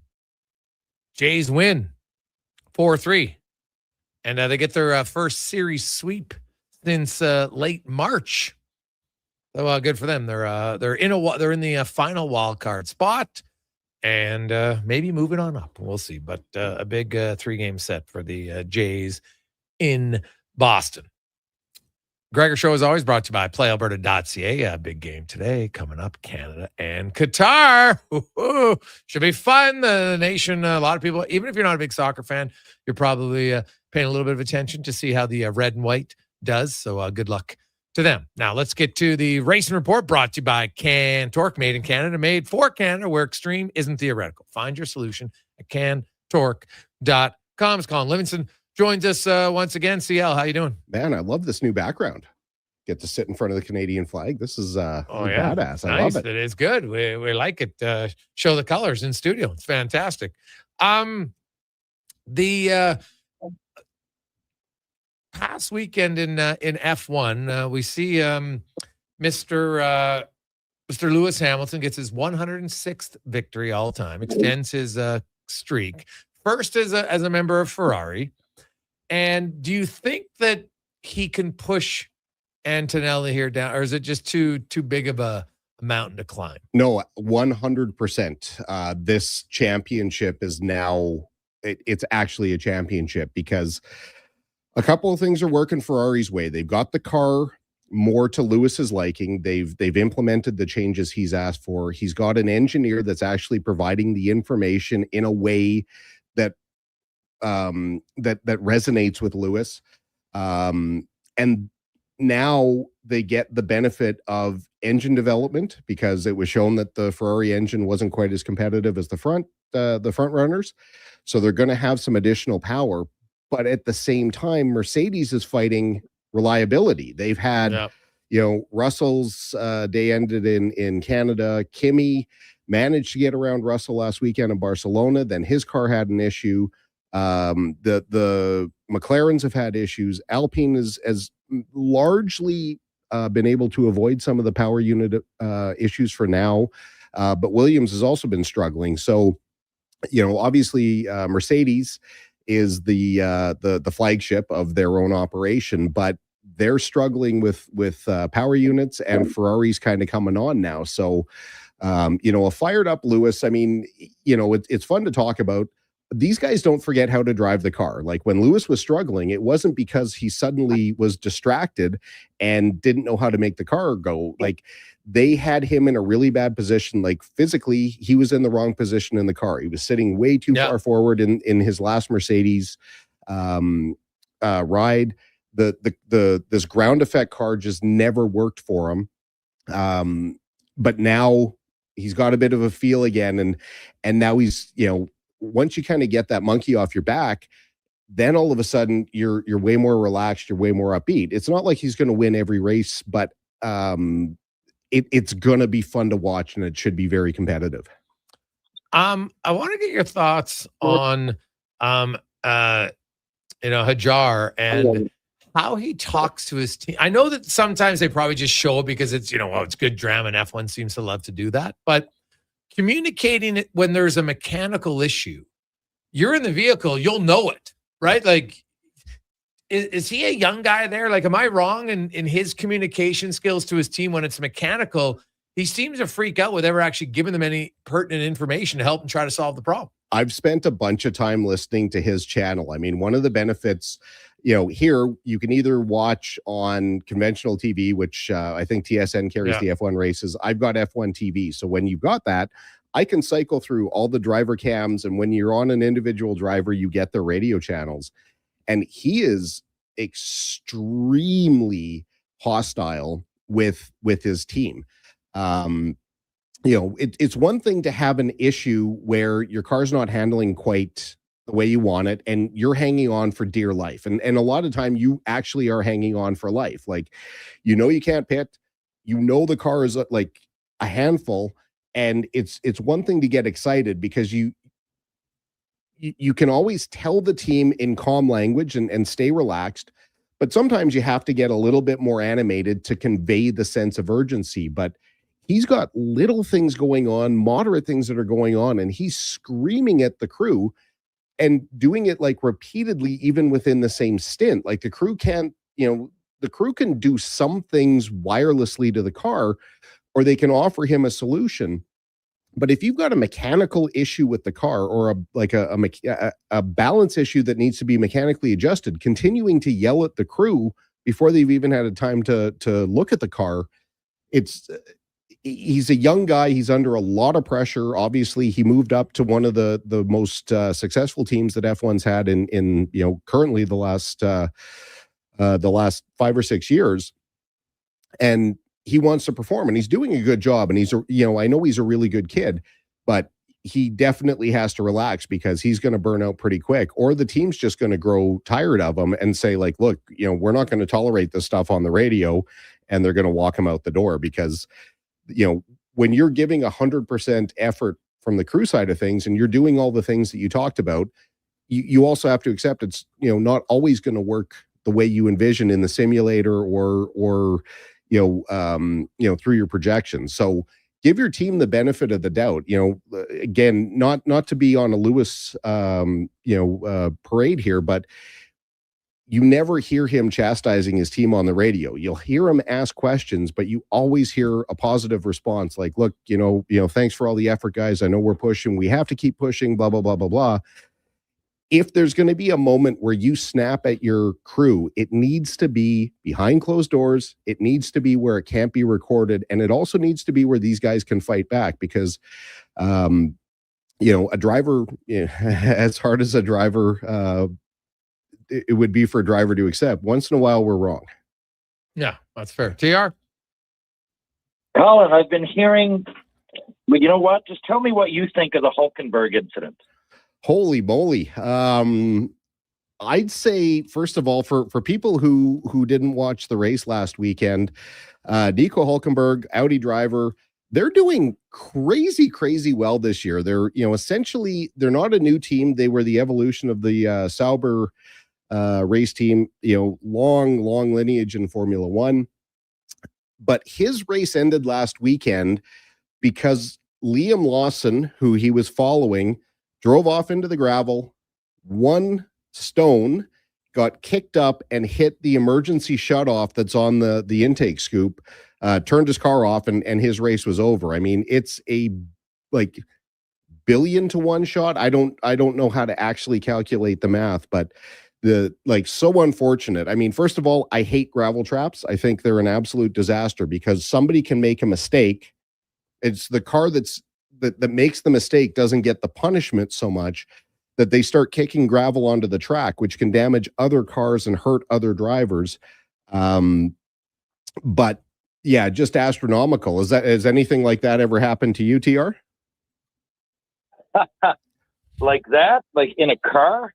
No, playing hockey, you're on the ice and, there's a piece of plastic that you don't see and you maybe step and, break an ankle random stuff. I see what you mean. Yeah.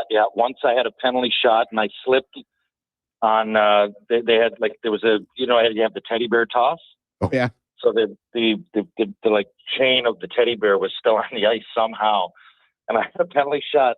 And I slipped on it. I pulled my groin. I kept playing, but I pulled my groin. Or the Randy Johnson pitch hitting the Seagull is my favorite in all of sports. Yeah, I mean, feel bad for the Seagull, obviously, but when you're throwing that kind of heat, man, watching a bird explode, it's kind of wild. Yeah. Hey, look, I just saw, like I said, you kind of got me following racing lately a little bit. Before I wasn't really into it much. We don't have much around here, but I just heard all that scuttlebutt about the Hulkenberg incident. I figured you would have something to add.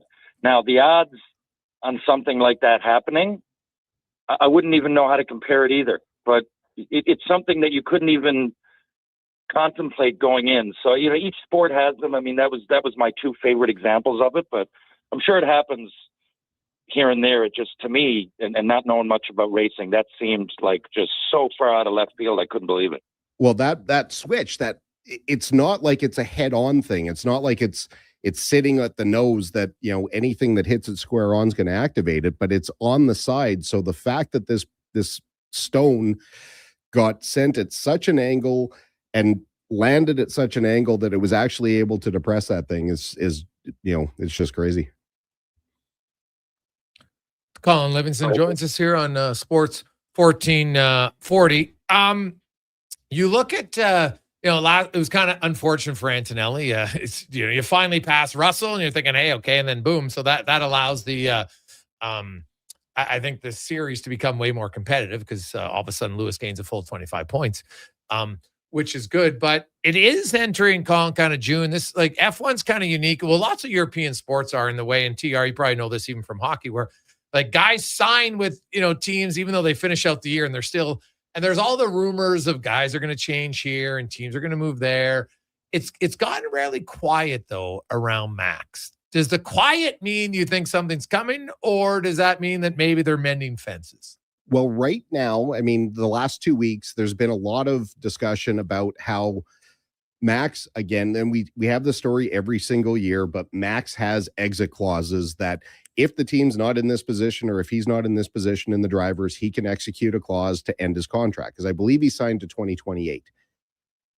They were meeting this week, and apparently Max is refusing to publicly commit or privately commit that he wants to stay beyond this year. Just, you know, again, the car with this, you know, this energy management is, you know, it's still not fun to drive, even though last weekend and likely this weekend will be okay races. It's just not what he wants to do. So Max could be a very big domino, but, you know, I was thinking about that earlier. There's not a lot of place for him to go. Like, he could theoretically displace George at Mercedes. Yeah. And then you've got you've got a four-time Megastar champion and the hottest driver coming up. So would those guys actually be able to work together? He could potentially displace Piastri at McLaren. There's no way they're getting rid of Lando, but there's no room for him. You know, in theory, he could displace Lewis because Leclerc just signed his contract, but I don't think that's going to happen. So for him to leave, you know, either he retires, but I don't know that there's a whole lot of room for him to go. But if he does, holy moly, that will be a monumental, we'll say, hailstorm of activity. Now, we're only 6 races in, 22 race calendar, and there's the allotment of limited components. Yeah. And there's lots of teams now, like you look at Verstappen, you know, when it comes to their power unit, you know, everything depends. You get 4 per driver. The turbocharger, you get 4. You get 3 of the motor generation. And lots of guys are like 2 out of 3, 3 out of 3 already. Yeah. Are they going to change it, or are we just going to start seeing lots of penalties handed out? They're absolutely getting into penalties. I mean, Okay. we've got, my math isn't great, still 16 races to go. Yeah. You know, Max, I think he's already out of power unit. So the next time he takes an engine, it's going to be a 10 grid penalty. If you take an engine plus, like, and that's the way they normally do it, is if they have to, Yeah, they're going to take them all at once. they'll dump it all in one weekend. And then, you know, you just start at the back of the grid. That gets them till the next time. But, you know, if you put in another engine and another engine every time, that's a bunch of grid penalties. Plus, it's going to start affecting their cost cap because, you know, these engines aren't cheap. They're not, you know, they're not disposable components. Neither are the turbos or the gearboxes. But yeah, it's going to be a factor, you know. And again, this is where Mercedes is going to be under a bit of pressure because their power units just don't seem to be lasting the same as the other component or the other manufacturers. So it'll add up. It is. It's kind of interesting to see that now. IndyCar. Well, he's really kind of dominating, man. Like it's. It was almost like Max a few years ago in F1, where right now it's almost like it's a foregone conclusion, which I don't believe is great. No, I agree. They found something with his with his car that's you know, at least on the road course, that is really hard to beat. But the last race, and I don't think we talked about it, was a Gateway just over a week ago, 2 weeks ago, where for the first time that I remember, his crew was making mistakes. They made multiple mistakes on pit road, cost him. He was leading. He dropped to the back of the field, ended up finishing 14th on the oval or something like that. So whether they're feeling the pressure or if it's just their time to start making mistakes, you know, I'm sure they're going to practice it out and they're going to work out the kinks. But yeah, this weekend, Road America, probably my favorite racetrack that I've ever been to in person, but definitely one of the favorites to watch. And lastly, with the karting, tough weather right now, lots of rain. Holy moly. Yeah, last night, man, 12 degrees and rain. Like, it wasn't so bad when I was in the car, but I'll tell you what, once, we run 10 and 12 lap heats. Yeah. We do 32 total laps. We're in the cart for about, even say 40 minutes, 45 minutes. On a rain night, it's like an hour and a half to 2 hours of cleanup to get the cart to where you can actually run it again. Like the body work becomes cake. The carburetor gets jammed up. There's, I drove off. I had a wheel come off in qualifying. That just, I slid into the grass. I've got so much grass that I had to get rid of. It takes a lot. It's a lot of work. And by the time I got home, it's easy on the body because you're not going nearly as fast and you're sliding through corners instead of having all that grip. But it was so cold. I got home and I could hardly walk. Like, every muscle was stiff and sore, and it was a light cocktail, a nice neutral when I got home, and a couple Tylenol just to try and take a little bit of the sting out of my body. But before I forget, TR, we are going to be out your way next weekend. Not quite to Newfoundland, but we'll be racing out at Riverside in Antigonish, Nova Scotia. Wow, one of my favorite places in Atlantic Canada. Have you been there? Yeah, we've raced there quite a few times. We love it out there. It is beauty. What a nice little town that is. Oh, man, I'm going there later in the summer. One of these days, the paths will cross. Yeah, I sure hope so. Home of the Acadia Axemen. Is that right? Antagonish, yes. So great little place, man. Great college town. Oh, Antigonish? Oh, yeah. No, New Glasgow and Antigonish. That's the home of Dennis Bonvie, too, TR? It is. Yeah, I went to his golf tournament there last year. And, of course, being from Newfoundland, that's a great option, right? So I had a lot of buddies that went through there over the years. It's just a fantastic school. Not that I went there, but reputation and the sports scene is unreal. It's in a wicked little spot. What a quaint little community. One of my favorites, sports or no sports. And this is one of the best ovals, like, anywhere in North America. It's a little 1/3 mile, built exactly shaped like Bristol, just scaled down with like tons of banking in the corners. Obviously very popular name, but the Chisholm family out there, just fantastic people. So yeah, we're pretty excited. Awesome. Should be great. TL, have a good week, buddy. Thanks, boys. TR, have yourself a good week. Enjoy the Canada game, and we will talk about with you on Tuesday. Sounds good. Thank you, Connor. Thank you, Jason. Thank you, Edmonton. Chat soon. Let's get to the con man and a sports 1440 update brought to you by Hire Good. For professional property services that you can feel good about, get Hire Good. Site cleanup, debris removal, seasonal maintenance, and more. Check out hiregood.ca. Stable jobs create stable lives. The Sports 1440 update. The Edmonton Oilers have signed goaltender Connor Unger to a one-year, two-way contract worth $850,000. Unger spent last season with the Comets, Gargoyles, and Solar Bears of the East Coast League, also appearing in 13 games with the AHL's Condors. Mike Babcock has been cleared to coach again in the NHL. The league announced the investigation into his request by the NHL Players Association has been completed, allowing the 63-year-old to return to the NHL. At the World Cup, it's early. Canada and Qatar scoreless, fourth minute from Vancouver. Earlier today, South Africa and Czechia with the 1-1 draw, while Switzerland beating up on Bosnia 4-1. Later on tonight, Mexico and South Korea meeting from Guadalajara. Major League Baseball, Jays victorious over the Red Sox 4-3. Vlad hitting a home run for the first time in over a month. He also had the Guardians over the Brewers 4-2. Rangers falling at home to the Twins 9-3. Giants Braves postponed due to weather in Atlanta. They'll make that one up in August 31st. One game currently underway. Mariners and Orioles. Seattle leading 3-0 in the top of the 8th inning.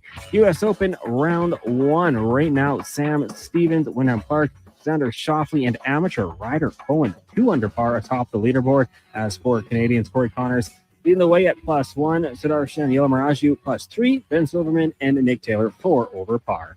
Coming up in hour 3 of the Jason Gregor Show, we'll talk some CFL with Justin Dunk of 3downnation.com and ask 5 questions. I'm Connor Halley. This has been a Sports 1440 update.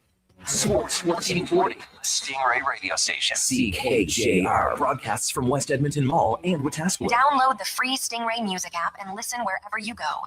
Silent Ice Sports and Entertainment is an innovative market leader across Western Canada. Properties include the Spruce Grove Saints, the Junior Prospects Hockey League, Silent Rides Charter Company, the Hockey Super League, and the newly launched Female Super League. Silent Ice also owns the Western Hockey League Seattle Thunderbirds and operates the Morinville AAA Arena. The Silent Ice Center, a new state-of-the-art entertainment facility in Nisku, features 2 sheets of ice, a 1,600-seat arena, as well as Summit Restaurant. Learn more at silentice.com. Say hello to your new favorite drinks. Introducing new McCafe Refreshers. Icy cool, undeniably refreshing, and available in 3 flavors. Strawberry watermelon, mango pineapple, and blackberry passion fruit. Only at McDonald's.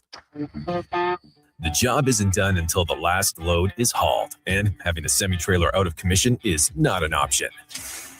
Whether replacing or adding to your convoy, Edmonton Trailer has a huge inventory of new and used semi-trailers trusted by the gravel, logging, oil field, fluids, and freight industries. Find a trailer right for you online or at one of their 3 locations. For sales, service, parts, rental, Edmonton Oilers, when you're in it for the long haul. Edmonton Trailer. Hey, sports fans, we've got a clear choice for you. Thursday At afternoon, Crystal please, Glass, we provide customers with the perfect glass for any job. From home to auto and even commercial, installation or repairs, we're your team. Call 310-GLASS or visit crystalglass.ca. Crystal Glass. Hi, Mike here from Northgate Chevrolet Buick GMC. This deal's only good till 6 o'clock tonight. We need your credit card to hold the color. Hold the color. Summer package. Winter package. And the ever-famous re-PDI fee.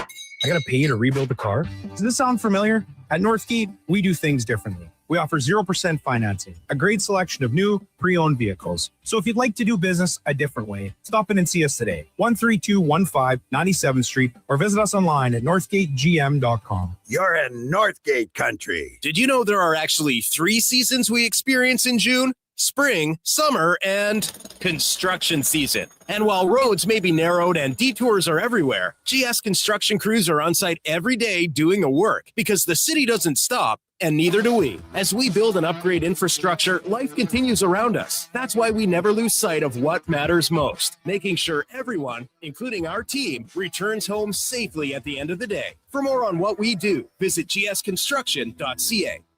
Hey, Gary, is that your dad? No, this is Evan, the new sales rep I hired. Oh.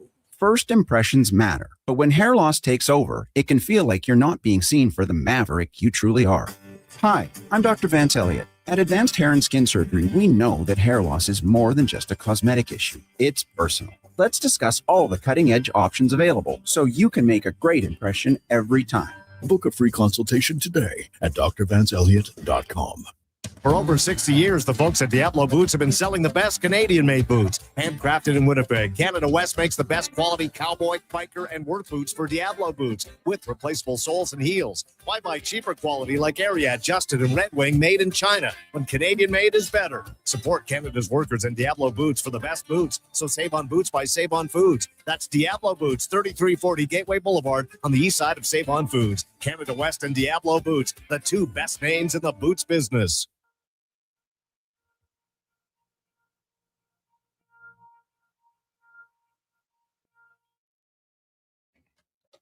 Portions of this hour brought to you by Elks Nation. Check out elksnation.ca. Articles, podcasts, and more breaking down the green and gold. The most in-depth WE football coverage, elksnation.ca. The Jason Gregor Show, the best of Edmonton sports talk and beyond. This is Sports 1440. Presented by PlayAlberta.ca, Alberta's only regulated online gambling website.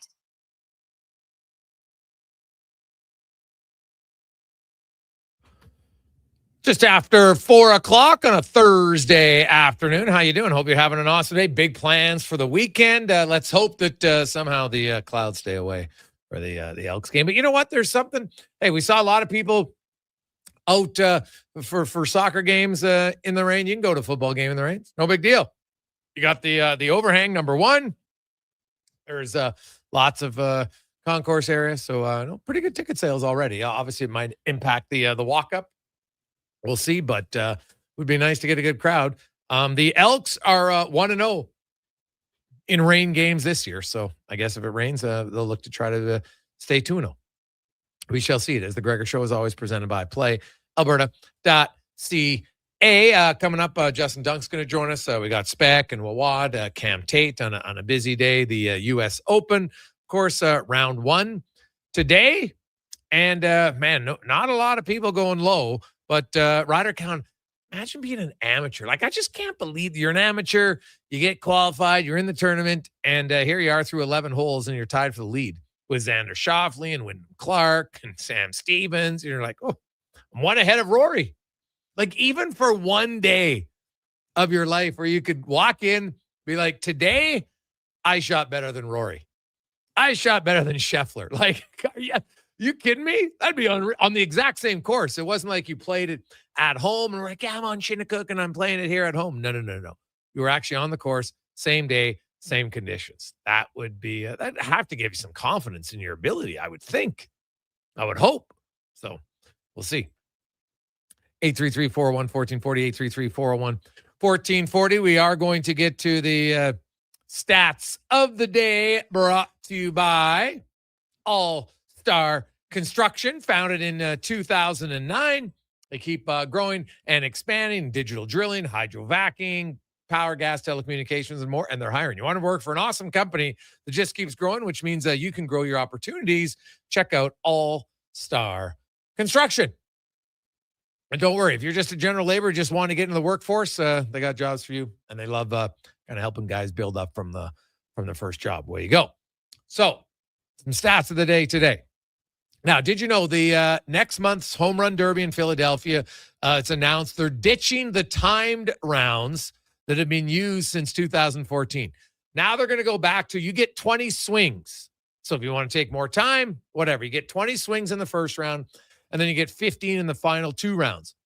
However, when it's your last swing, if you hit a home run, you keep swinging, and if you keep hitting home runs, you get more. So you might have 22 swings. You might have 24. Depends if you can hit 2, 3, 4, 5 jacks in a row. So I actually like it better for me. Last night, the Jays improved to 7-1 bullpen starts. 7-1. Now, they won again today, got their first series sweep since March. But when they get the bullpen starts, they've been really good. Just a combination of different guys. 2 innings here, inning in a third here, inning here, and it just works for them. It's a unique statistic, but with all the injuries, they have remained when the bullpen starts, they're all right, 7-1. Now, I don't know how closely you've been watching baseball right now, but Zach Geloff from the Athletics, he has a 21-game hitting streak. It's kind of one of the quietest 21-game hitting streaks. Not a lot of people talking about it. Now, he extended it last night with a home run in the 9th inning. He was 0 for up until that point. He has 5 home runs in his last 9 games. During his 21-game hitting streak, he's batting .366. His on-base percentage is .402, and his slugging percentage is .623. What's crazy about this is he's still only batting like .258 on the season. This is not a guy, when this streak started, that you thought that Zach Geloff would be on a 21-game heater. But he is. And as a fan, I love it when guys get hot. I almost love it more when it's a guy you don't expect. So who knows? Like, obviously, it's got a long, long way to go before you even get to any serious conversation. But even the fact that you're 21 is pretty impressive. We mentioned the U.S. Open, Scotty Scheffler. He's won already once this year. He's got 7 top 5 finishes. Heading into today, he was the favorite. Now, if he wins the tournament, and it's only Thursday, you know what? There's lots of time. He didn't have a great opening day, but nobody shot low. As I mentioned, the best round is 2 under, and he shot a 2 over. So he's 4 strokes off the pace, which puts him in a tie, I think, with 67th as we speak. So it's not a great start for Scheffler, but he's trying to become only the 7th player to win all 4 majors in their career. His first major came in 2022, so he'd be doing it from 22 to 26. You look at Gene Sarazen was the first guy to do it from 1922 to 1935. He won 7 majors, 3 PGA, 2 U.S. Open, and then one of the other Open and Masters. Then Ben Hogan did it from 46 to 53. He won 9 majors in his career, 4 U.S. Opens, 2 Masters, and then he had 2 PGAs and 1 British Open. Gary Player, 9 majors. His streak of it took him 7 years from 59 to 65. In his career, 3 Masters, 1 Open, 2 PGA championships, and 1 Masters. Rory McIlroy, as you remember, he's also got the Grand Slam, but he's only won 6 majors. 2 Masters, 2 PGA, 1 U.S. Open, 1 Open Championship. And then Woods and McIlroy. Woods and Nicklaus. Now, Woods and Nicklaus, each of them have done the Grand Slam 3 times. Tiger has 5 Masters, 4 PGA, and then 3 of the other 2. And, not 3 of the other 2, 2 of the other ones. 5 Masters, 4 PGA, 2 U.S. Open, and 3 Opens. Jack Nicklaus has 18 majors. He almost did it 4 times because he won the Masters 6 times, PGA 5 times, U.S. Open 4 times, and he had 3 Open championships. So Scotty Scheffler could join some pretty unique company if he can win the U.S. Open this weekend or sometime in the future. Also this weekend, and it's not getting a ton of talk, but it probably should. Adam Scott made his 100th consecutive major start. The only other golfer who's ever done that, Jack Nicklaus. Now, Jack Nicklaus has 146 in his career. So to look at Adam Scott, this was his 100th consecutive major start. Jordan Spieth is currently 2nd amongst active players. He's at 53, Connor Halley. That puts him 12 years away just from matching Scott. So you got to stay healthy, and then you got to play in all 4 majors of the year for another 12 years. Well, just under for Spieth to get to 100. Now, Nicklaus Jordan Spieth is 47 back of Scott. That's amongst active guys. Scott is 46 behind Jack Nicklaus. He joked about it. He goes, I ain't going to get there, because that would obviously be he'd finish this year, and that would get him to 101. And then he would still have to do another, basically 12 more years for him as well. But like that consecutive start record is wild to me. The gap between Scott and Jordan Spieth is that high, right? Rory McIlroy, Tiger Woods, guys who obviously had great careers, unreal golfers. But where do you come out on longevity for a guy like Adam Scott, Con Man, when you look at that stat? I mean, it's something. It's so crucial in every aspect of sport, right? Is being available, being able to keep going and continue it. And with the changes in technology, I think now more than ever, we're going to see these things where these guys can just keep on going and going. And I think there was kind of that weird spot in between where we're trying to find ways to keep players healthy, athletes healthy, but we don't have the technology to quite do so. I wonder, with the changes in technology, obviously the advancements in medical science, what we can do to just keep these careers going longer and longer. But yeah, it's something. Also, Kyle Larin made it 1-0 Canada. So Kyle Larin, he's in the race for the Golden Boot. He's Johnny one back on at spot. Messi. Shot on net from far. What do good goal scorers do? They follow it in. He was there for the tap in. It was a great goal, great pressure from Canada. Tejan Buchanan looks really good here as well. Yeah, so no, that is that's huge though. You had to get up on Qatar or Qatar. Depends how you want to pronounce it. I think Qatar is the actual right way to say it, but either way, that is obviously a huge goal for Canada. And now he has 2. And could Canada get their first ever victory at the World Cup?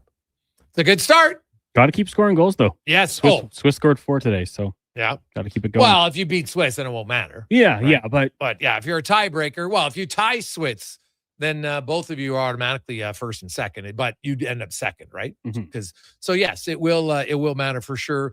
Now, is it goal differential? Cons is the first, so let's say they both end up, let's say they have a draw next Wednesday. Is the tiebreaker, is it goal differential or is it total goals first? So it goes by points, followed head to head, then overall goal difference.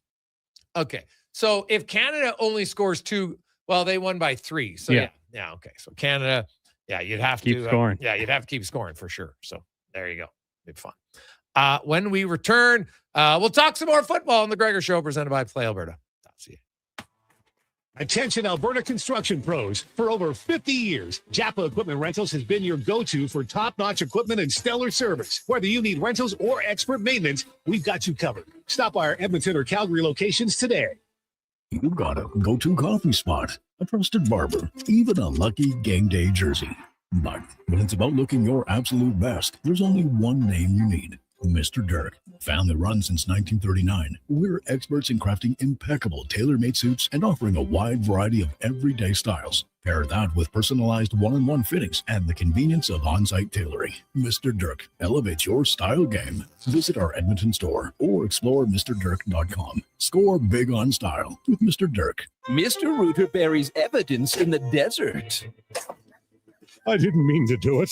I was forced into it. Yeah, forced. But now, no one will ever know. You've done well, Mr. Rooter.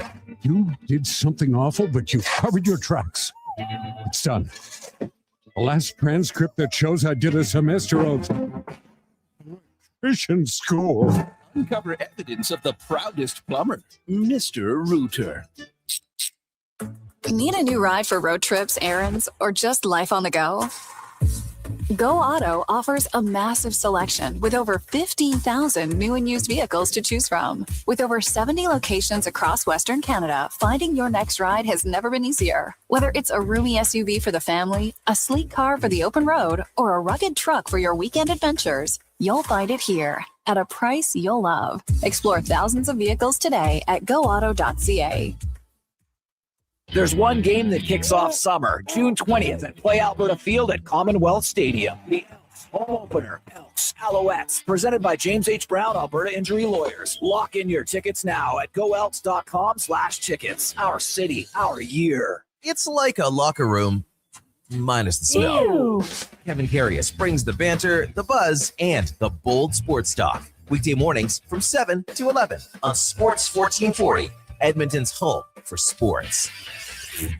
Cheering on Canada, Mexico, Australia, France, England, Brazil, Germany, Spain, and the rest of the world at the Druid Irish Pub. Your World Cup headquarters. Wear your colors, cheer on your team, and enjoy $6.50 Heineken every game. Plus, your chance to win a ton of World Cup merch, including hoodies, jerseys, soccer balls, and more. The Druid Irish Pub, your World Cup headquarters. Bringing Edmonton together, one soccer game at a time. The Druid Irish Pub. Cheer with us in the Mercer Building across from Rogers Place and Ice District.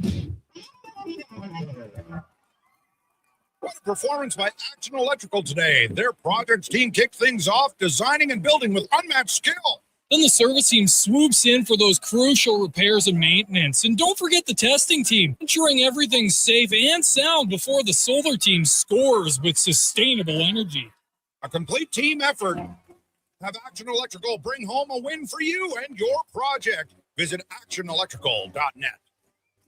Wendy's 99-cent Frosty is back, and Frosty farmers couldn't be happier. Made with Canadian dairy, they grow up cool, creamy, and mighty thick. It's farm to Frosty. Get a small 99-cent Frosty until August 2nd at participating Wendy's. Taxes extra. I'm Dr. Vance Elliott. The goal of every one of the thousands of hair restoration procedures I've performed is a full, natural-looking head of hair. I work directly with my patients for the consultation, the procedure, and the follow-up, so we can achieve the best results possible. When people see what we accomplish, I don't want them to think, "Wow, great hair transplant." I want them to think, "Wow, great hair." Go to drvanceelliott.com and contact us today. Get ready, outdoor enthusiasts, for the Kalmar Gun Show. Head to the Kalmar Hockey Arena Friday 3 till 8, Saturday 10 till 6, Sunday 10 till 3 for the premier event to buy, sell, and trade the best in hunting and sporting gear. Visit huntmaniashows.com. At Hughes, it's all about getting in and out quick and clean. No cash, no problem. With Hughes' new tap and wash system, all you need is your debit or credit card to get your vehicle sparkling clean. Find us at HughesCarWash.com.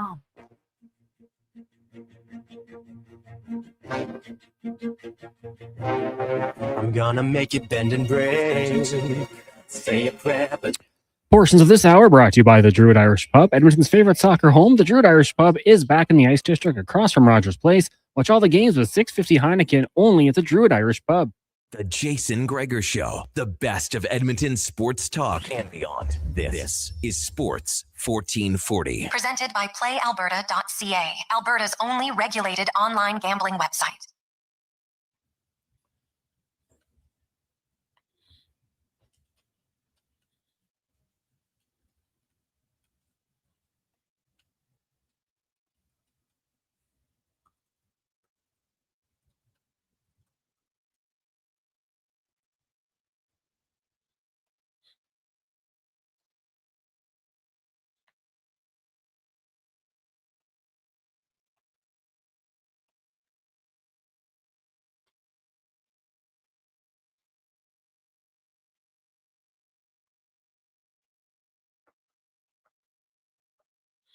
.427. Jason Gregor, Connor Halley, Sports 1440, sports1440.ca, YouTube, Facebook, X, Instagram. Thanks for listening. Thanks for watching the show. As time to get to the CFL report, brought to you by Legacy Heating and Cooling. Where the rates never change, no overtime charges. That's how you build a legacy at legacyheating.ca. And of course, CFL this weekend has a busy Saturday. Triple header on Saturday. Got BC Hamilton tomorrow night, and then we got Toronto, Ottawa, Montreal, Edmonton at 2 Edmonton time, and then Saskatchewan and Calgary at 5 o'clock as a full slate of games after starting 2 weeks with 3 games apiece. As we are joined by Justin Dunk from 3 Down Nation. And Justin, it's obviously super early in the season, but Alexander and the Montreal Alouettes are passing the ball like crazy, and they're giving up passing yards like crazy. It's been, I think, over 800 or close to 1,600 passing yards between the two teams combined in their games. Take it a step further and say that the majority of CFL defenses are giving up a lot of passing yards, and the majority of CFL quarterbacks are throwing for a bunch of yards, Jason. Well, yeah, and a lot of younger secondaries I've noticed in some of those games, Justin. Like you look at Montreal, like you got the young starting safety, and Montreal's defense at times, like they're leaving guys out on an island, and so I wonder if that has a little bit to do with it early on in the season. I think so, and also the fact that for Montreal in particular, if you really want to drill down on them, they faced Chad Kelly last week, who you would have never guessed was coming off a 580-day layoff in terms of playing meaningful football. He looked really good in that game, and he could have easily thrown for 500, potentially even 600 yards if there weren't a couple close missed connections with Mackay Polk, who he decided to sort of chew out on national TV and point him out a little bit. But Chad Kelly looked really good. I do think that there are some issues in Montreal in terms of injuries to that defense. Noel Thorpe, I think, will get that unit to be more stingy. He's a defensive coordinator there, and I think when they get healthy, and especially when Tyrese Beverette is on the field for that team, they are a much different defense. So if he's out and he didn't practice today in Montreal, then that could be a factor in this football game. Oh, I think that'll be Matt. I think he's their best player on defense, and he's clearly the main communicator on the defense. Definitely. He might be the best defensive football player in the Canadian Football League. Like, he should have probably been at least in the conversation last year for MODP. And, there's one play that stuck out to me amongst a whole bunch in the opening game against the Tiger Cats. Beverette starts, if you can picture it, like pressed up along the line of scrimmage, looking like he's going to blitz. And Thorpe trusts him so much that he was playing the deep half in what looked like, to me, cover 2. And it wasn't just to any receiver's side. It was to Kenny Lawler's side. So Beverette is so good at moving around, communicating. He's super athletic, and he is the leader of that defense. And yeah, like the word is he's probably not going to play. Is that what you're hearing? That would be the case. Our guy from 3downnation.com, Pablo Herrera Barguera, was at practice today in Montreal, and it seems like it's leaning that way where he won't be on the field, but we'll have to see. Yeah, so that would be a big break for Edmonton. They're still going to, if you're going to beat Montreal, you got to go down the field at some point, right? Obviously, I know Rankin's your main guy, and you got to get the ball in his hands, no question, but Cody Fajardo is going to have to go downfield if they're going to beat Montreal, because Montreal is going to put up points. It's very hard to limit them to nothing. It does certainly seem that way. And, I would agree, especially with the young secondary there. And the fact that Noel Thorpe is known for sending pressure looks. So you have to prove as a quarterback that you can dissect those pressure looks and get the football out in time before you get smacked in the mouth from all these different exotic looks that he likes to throw at teams. So I think that will be a real key in this one for Cody Fajardo. And I think a storyline, Jason, that's under the radar here is Cody Fajardo could potentially end Davis Alexander's regular season win streak. I know Alexander doesn't really care about it. And that win streak was started when Cody Fajardo was still in Montreal and actually led to Fajardo's exit. So that's some intrigue in this one. Yes, for sure. You look at Rankin, Justin, and obviously a fantastic start for him in Ottawa. Almost 200 all-purpose yards, 194 or 196 between 102 and then 94 receiving yards. And he's clearly their go-to guy. But they got a pretty big injury on the offensive line in Wood Manzi. And he's on the 6th game. He's going to be out for probably this entire 10-game stretch of games before they have their next bye in Edmonton and maybe even longer. So how big of a loss do you think that will be for Edmonton?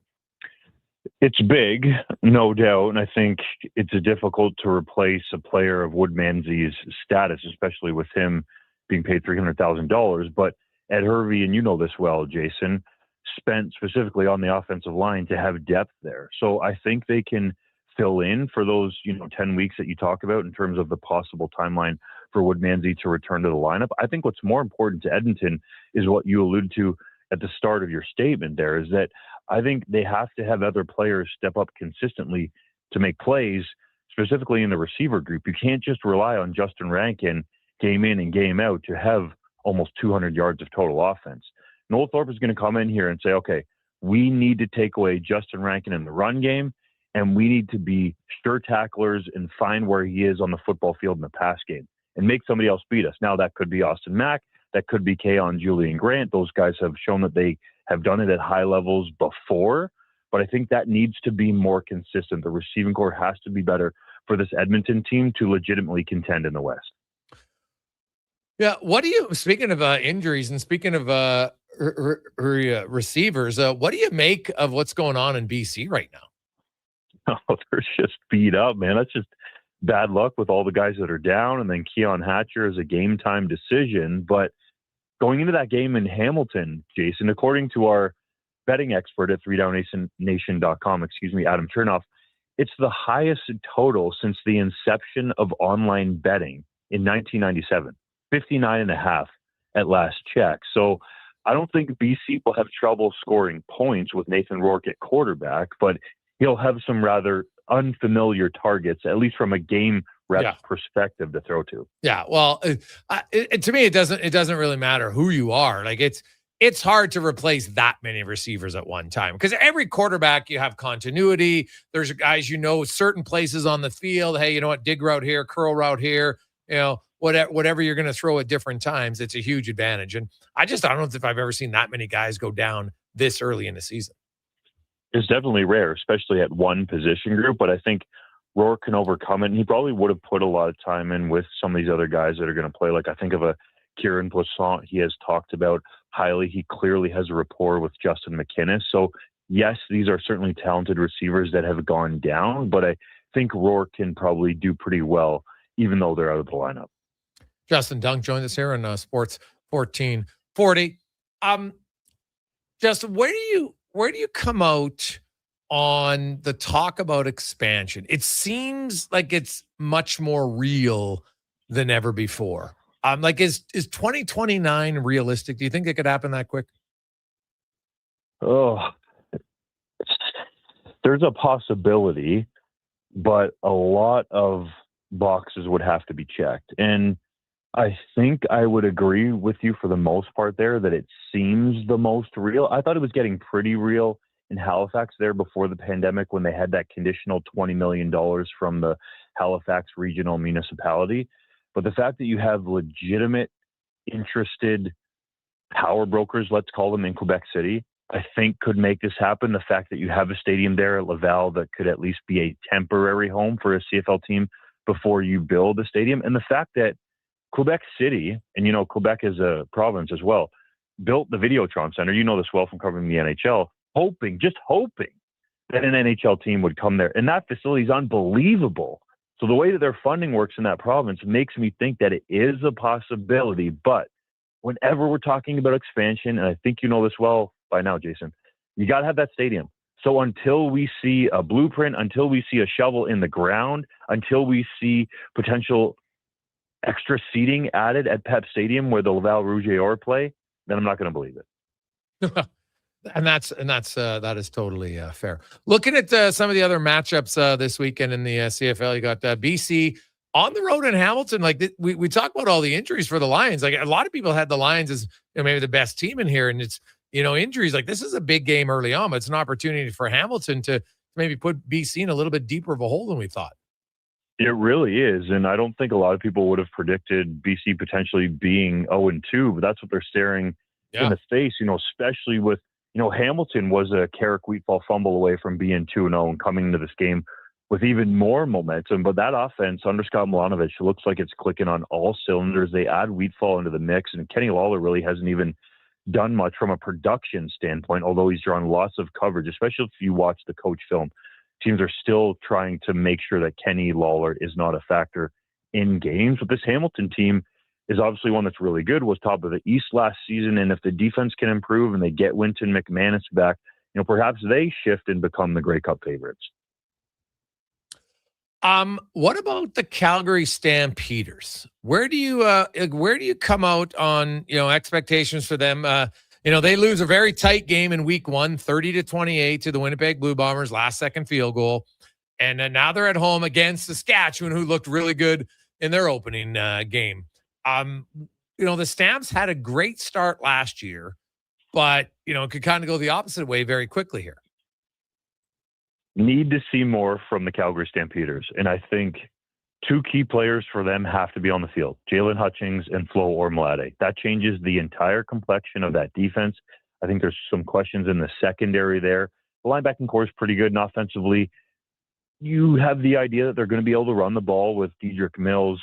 But even in the receiving group, like Reggie Begelton doesn't seem like he's close to getting on the field. And yes, Jalen Philpott is really good, but that means some other younger Americans, if Begelton's not going to play, have to step up in a big way for this offense. So it's a balanced attack, more so with Dedrick Mills and what he's been able to do. But I need to see more from Calgary, because I think without Hutchings and Ormolade, that does not make them the kind of imposing defense that they were last season, as you talked about, when they got off to that great start. Justin, we appreciate it, man. Enjoy the weekend. A triple header on Saturday. Kind of rare, but should be fun. Yes, sir. Thanks for having me on. There you go. That's Justin Dunk from 3 Down Nation. Of course, Edmonton is right in the middle of that triple header on Saturday. 4:39. Man, things are looking up if you're a fan of the red and white. First, it was Kyle Larin.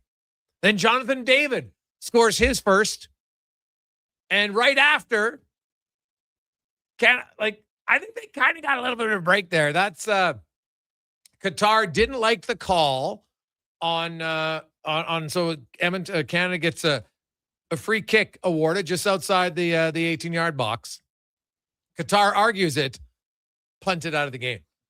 Now, Collins, obviously I was doing the interview when I saw do you think that was a legit red card? I thought it was quite soft, actually, to be totally honest with you. Okay, good. Because I only saw it out of the corner of my eye, but I'm like, geez, it didn't look like it. Now, maybe he said something really egregious. That's the only thing I could think of. I mean, he impeded a scoring opportunity for sure, but yeah, it did not look that bad to me. Canada's going to take it. They don't get the penalty kick, but a free kick from just outside the 18. But they're playing good ball, and they're capitalizing on the mistakes from the Qatar keeper. And, the bounces they weren't getting against Bosnia, they're getting him here. The second goal, a very fortunate bounce for Jonathan David to get in there. He made no mistake. But, on the goal by Kyle Larin, great ball movement, getting it into the box. Jonathan David had a volley, big rebound, and Larin, like I said, what goal scorers do.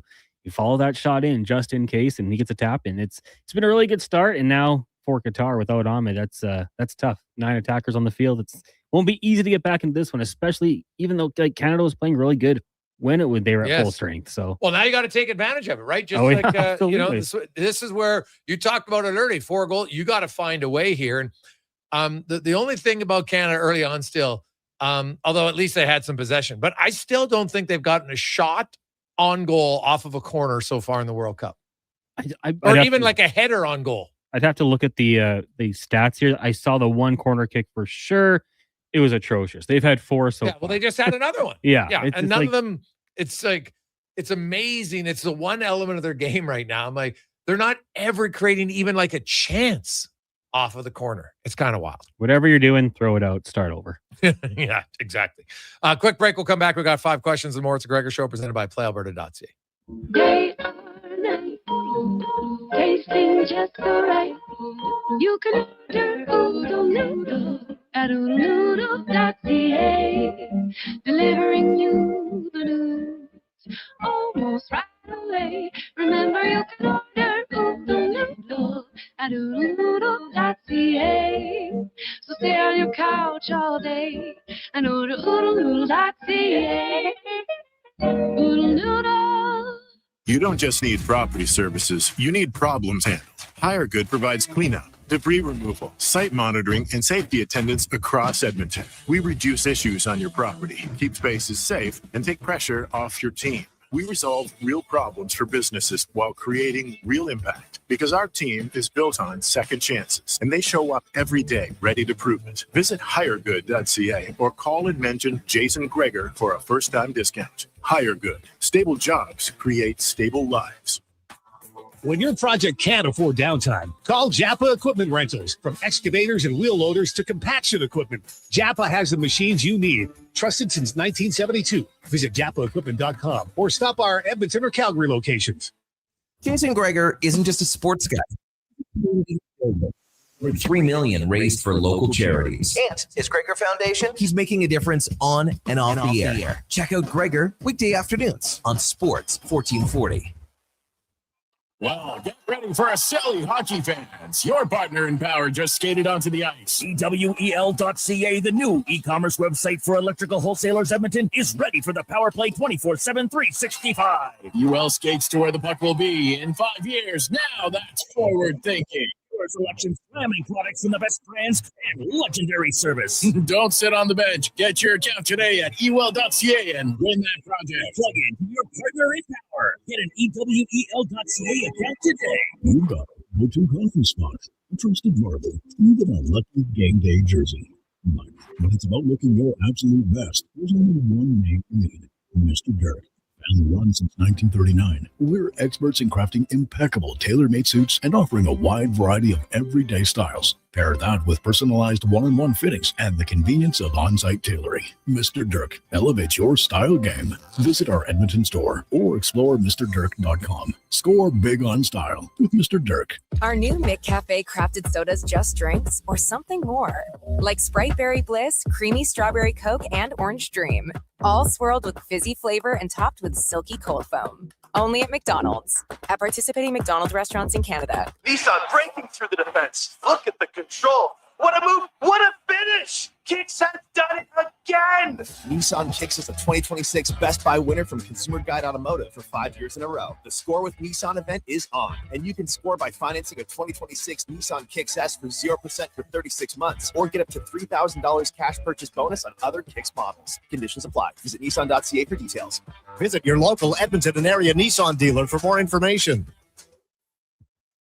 For decades, the pioneer spirit of Alberta has been exemplified in the chuckwagon racing legacy of the Dorchester family. And today, you can experience it every time you hit the links. Dorchester Ranch Golf Course is in top mid-season form. Enjoy the longer days on this historic 18-hole course near Pigeon Lake. Stunning views, reasonably priced, and only 40 minutes from Edmonton on newly paved roads. Play the course built with pioneer spirit and family pride. Dorchester Ranch Golf Course. Book your tee time today at dorchestergolf.ca.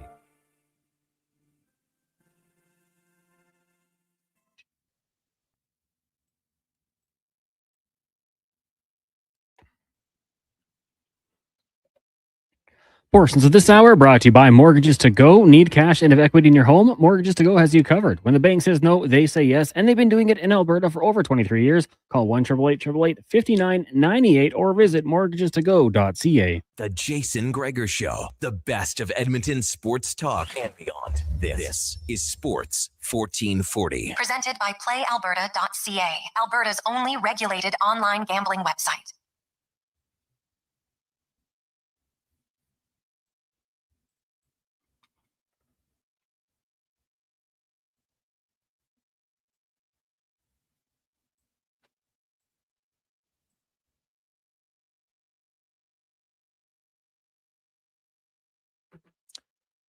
.446. Welcome back, Jason Gregor. Connor Halley, Sports 1440, sports1440.ca. Hope you're having an awesome Thursday afternoon. Pretty good first half for the Canadians. 2-0 lead, and Qatar is down to 10 players after a red card ejection. Now, that red card is the fourth red card of the 2026 World Cup, which, that's the fifth now, because there was one earlier today. So that breaks the, there was only 4 in the entire tournament in 2022. So a few more red cards early on this World Cup. And some of them, Connor even said, and I would agree, it benefits Canada, but that's kind of soft. Kind of soft for sure. Let's get to 5 questions now, brought to you by The Brick. And if you're looking for great deals, well, guess what, boys and girls? Right now, you can score big. 25% off bedroom and dining packages, 40% off select mattresses and more at The Brick and thebrick.com. It's time for 5 questions on the Jason Gregor Show. All right, Jason, question number 1. With it looking more and more likely that the Oilers will be hiring Mike Babcock, when the press conference happens, what will be your biggest question and who will it be directed to?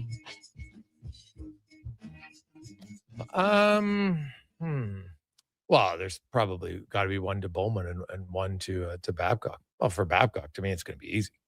It's going to be like, when you have a laundry list of that many players complaining, have you ever thought that how you approach players needs to change? I think that's a very fair question, right? Very fair question. And that's where I would start. Like, to me, I think people believe like asking a direct question is a fair question. I don't have a problem with it. Like, those are not rumors. These are players coming out publicly and stating what happened in multiple different places over multiple different years. So I could list all the names if I wanted to. I don't think I would do that, but I think that's a fair question. Give him the opportunity to explain himself. Why did you think that was the way to go about it? Canada looks like made it 3-0, by the way. Jonathan David. Going to the blue paint, how we would say in hockey. My question, and if Daryl Cates is there, I'd love to ask him just like, how much say do you have on this? How much of a role You're the owner. do you play? Like, is this your guy? Did you want him? And what makes you think that he is the right hire? There's lots of questions to ask for sure, but if he was there, that would be the one I'd want to ask first. Now, question number 2 for you. I'm going to put this on a scale of 1 to 10. 1 being it blows up in their face, 10 being a Stanley Cup. How do you think the season goes next year for the Oilers? Well, I've said it before. I still think the Oilers are a good team, regardless of who their coach is. I said that when I thought Knobloch was coming back, and I said I wouldn't panic. I think there's some areas they can benefit from, rest, whatever. I think there was lots they learned this year. Every year is an opportunity to learn. I think they realized they got to take the regular season a little bit more seriously. They're still a team that has to commit to defense. They've shown they can do it. And it's not just the coach who makes them do it. The players got to do it. Ultimately, they're the ones who decide. They're on the ice. I don't see it blowing up in their face because I think they have too much talent for that to happen. There's a few other things here, like what are they going to get in return for Darnell Nurse? Are they signing Connor Murphy? So it's the coach is one element, but regardless of who the coach is, you still need the players. It's not like you can have we got Scotty Bowman, which they don't, but we have John Cooper, which they don't. But even with him, like there's only so much you can do if you don't have the players. So I'll say Edmonton, you know what? They're going to make the playoffs. And once you make the playoffs, anything can happen. But, realistically, I'd say it's probably like, a 7 or probably an 8 because I think Edmonton's a good team. Like if you get to the second round, pretty successful season, right? Like it's hard to even win one round a year. Never mind do it most times. So regardless of who the coach is, I think Edmonton's got a basis of a pretty good team. I'm with you. Definitely north of 6 or 7. I think that they've got a good team. They'll bounce back. They'll be hungry.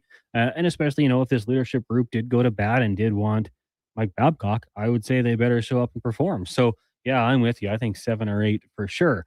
Question number 3 for you. Who do you think will be an X factor for the Elks when they take on the Als on Saturday? Well, I guess I'll stay away from the obvious one, which is Rankin, because I think he has to be every week for them to win. But I'm going to go Connor Halley with Carney. Because if they can get a lot of pressure and get Alexander out of rhythm a bit, that's going to go a long way. I'm going to take Javon Leake. Only the 5 carries didn't do much. But on special teams, I think he is a big play waiting to happen. So I'll take Javon Leake, Rankin's backup.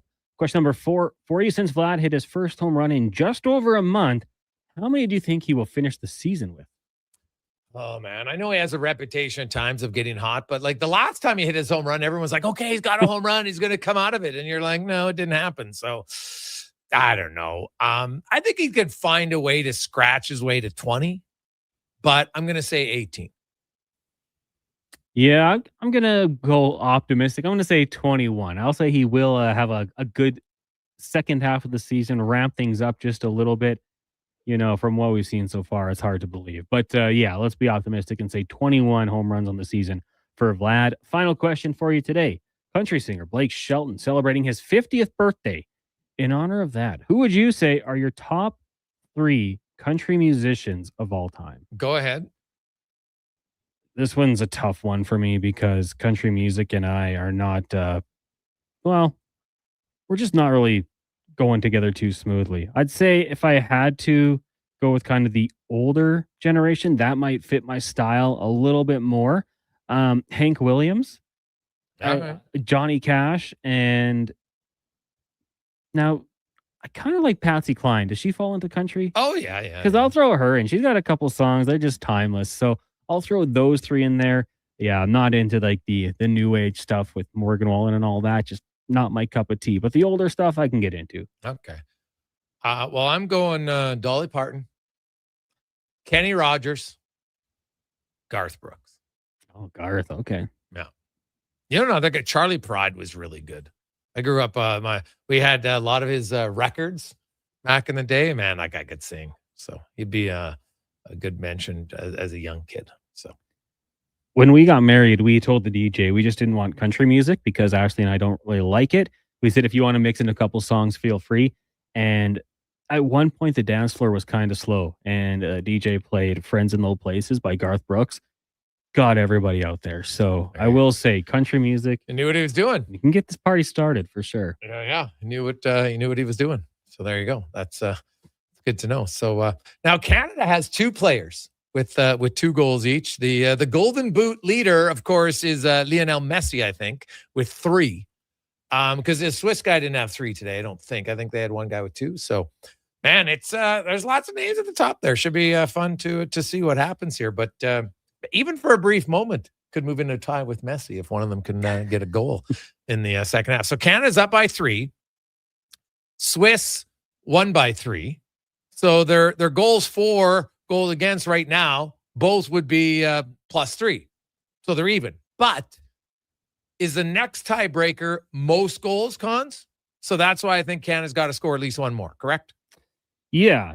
And then there's actually one tiebreaker that is based on cards as well. Oh, yeah.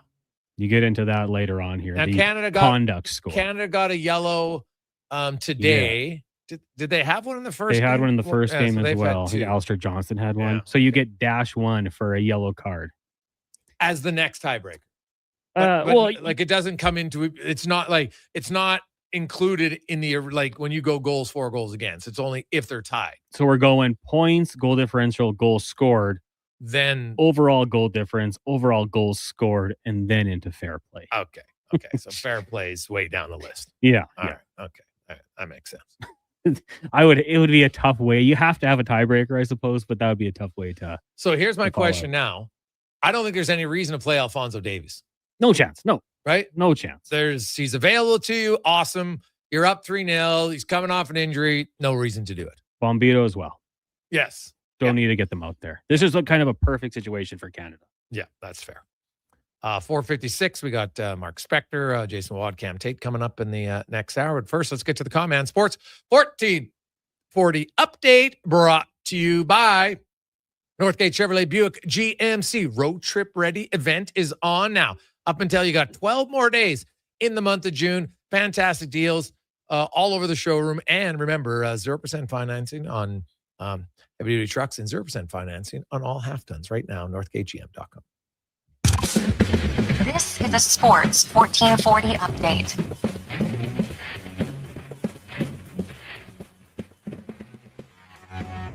In case you missed it, Mike Babcock has been cleared to coach in the NHL. The league announcing an investigation into Babcock as requested by the Players Association has been completed, allowing the 63-year-old to return to the NHL for the first time since 2023 after a brief stint with Columbus. Also, the Oilers signing goaltender Connor Unger to a one-year, two-way deal worth $850,000. Unger spent last season with the Commons, Gargoyles, and Solar Bears of the East Coast League. Also appeared in 13 games for the Oilers AHL affiliate Bakersfield Condors. At the World Cup, Canada leading Qatar 3-0 at halftime. Kyle Larin and Jonathan David, the goal scorers in this one. Qatar took a red card in the 33rd minute. Earlier today, 1-1 draw between Czechia and South Africa, and the Swiss got past Bosnia and Herzegovina 4-1. Later on tonight from Guadalajara, Mexico taking on South Korea. Major League Baseball, Jays victorious 4-3. Vlad Guerrero Jr. hitting a home run, his first one in a month in the victory. Elsewhere, Guardians over the Brewers 4-2. Rangers fall at home to the Twins 9-3, and the Mariners blank the Orioles 3-0. Right now, Mets lead the Phillies 2-0 in the first. Later tonight, Yankees, White Sox, the Cards in Kansas City, and the Athletics hosting the Angels.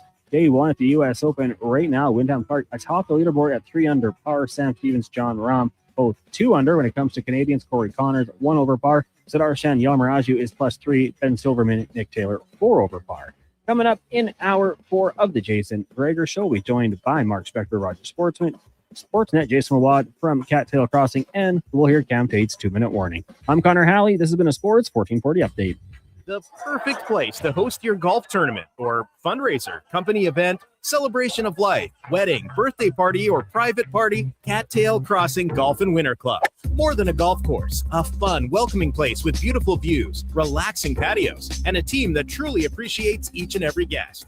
Featuring Out of Bounds, Cattail's 5-star kitchen. Some say it's the best clubhouse dining they've ever had. Cattail Crossing Golf and Winter Club. Book your tourney or event today at cattailcrossing.ca. That's right. You don't have to wait because Black Friday is back at the Brick. 4 days only. You can shop incredible deals throughout the store. Get 60% off sofas when you buy the matching Love Seater chair. Save 25% off bedroom and dining furniture. And get up to 40% off select mattresses. Some exclusions apply. See in-store for details. Hurry in. These Black Friday deals end Monday. Shop in-store or online at thebrick.com. The Brick, saving you more. From the locker room to your radio, Sports 1440 is Edmonton's sports leader. Real talk, big personalities, and your texts. It's interactive. It's fun. It's where Edmonton talks sports. Sports 1440. Summit Restaurant, located in the heart of the Silent Ice Center and just minutes from South Edmonton Common. Summit is your destination for exceptional house-made pizza, delicious entrees, and expertly crafted cocktails. Experience the perfect blend of flavor and ambiance in a modern setting. Join us for a straightforward yet elevated dining experience where our commitment to quality speaks to every bite and sip. Make Summit Restaurant your next night on the town. At Fountain Tire, success is a team effort. They're committed to their team members and their customers. And that means treating your vehicle like it's their own and finding solutions that suit your needs. Because whatever the road brings ahead, they're on it with you. Visit FountainTire.com today. You've cruised past gas station lineups on epic nonstop weekend getaways. But today, you're switching over to battery power to get back to the daily grind. The Toyota Prius plug-in hybrid. 2 powertrains, 1 efficient drive. It's time to Toyota. Receive a $5,000 lease incentive. Plus, get up to a $2,500 federal rebate for eligible customers on select 2026 Prius plug-in hybrid models. Visit shoptoyota.ca or your local Prairie Toyota dealer today. Bashaw Concrete Products. From concrete and septic tanks to blocks, precast water pads, jersey barriers, and aggregates. Farmers, contractors, homeowners. Plan your next project at BashawConcrete.com. Family owned, over 60 years pouring. Bashaw Concrete Products. Once again, start here. BashawConcrete.com. From casual rounds to tournaments to weddings, it all fits at Colonial Golf Club. Excuse me, you mind if I play through? I'm in a bit of a rush. No problem.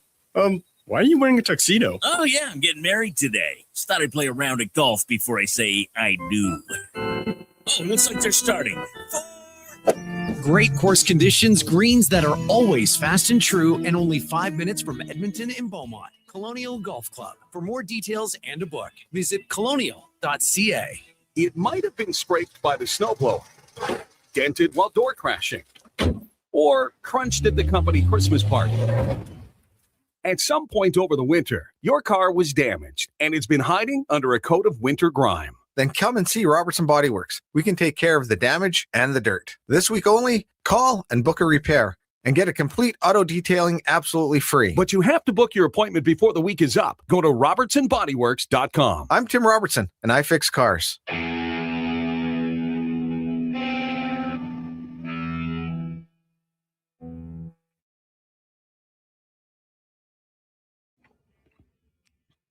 Portions of this hour brought to you by 01 Athletic Care, Edmonton's multidisciplinary health clinic at West Edmonton Mall. Physicians, physio, massage, sports psychology, and more. One team, one roof, one plan. Book now at 01.ca. That's ZERONE.ca. The Jason Gregor Show, the best of Edmonton sports talk and beyond. This is Sports 1440. Presented by PlayAlberta.ca, Alberta's only regulated online gambling website.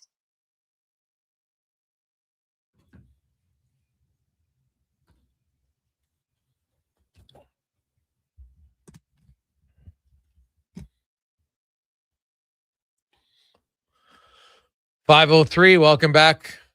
Jason Gregor, Connor Halley. Sports 1440, sports1440.ca. Hope you made it through the day. If you're making it your way home, take your time. Don't worry.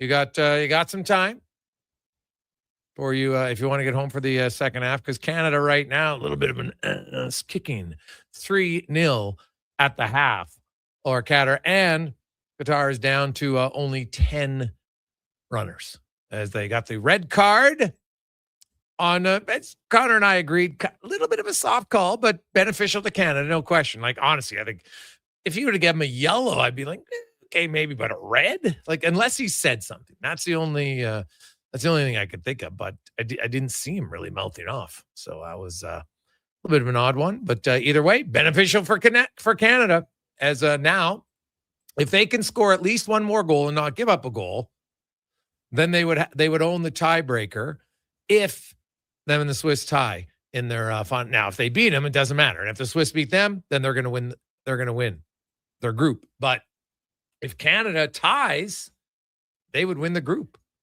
Ooh, mama. So this is coming up a big second half with an advantage by having an extra player on the pitch, which is excellent. It is the Gregor Show, presented by PlayAlberta.ca.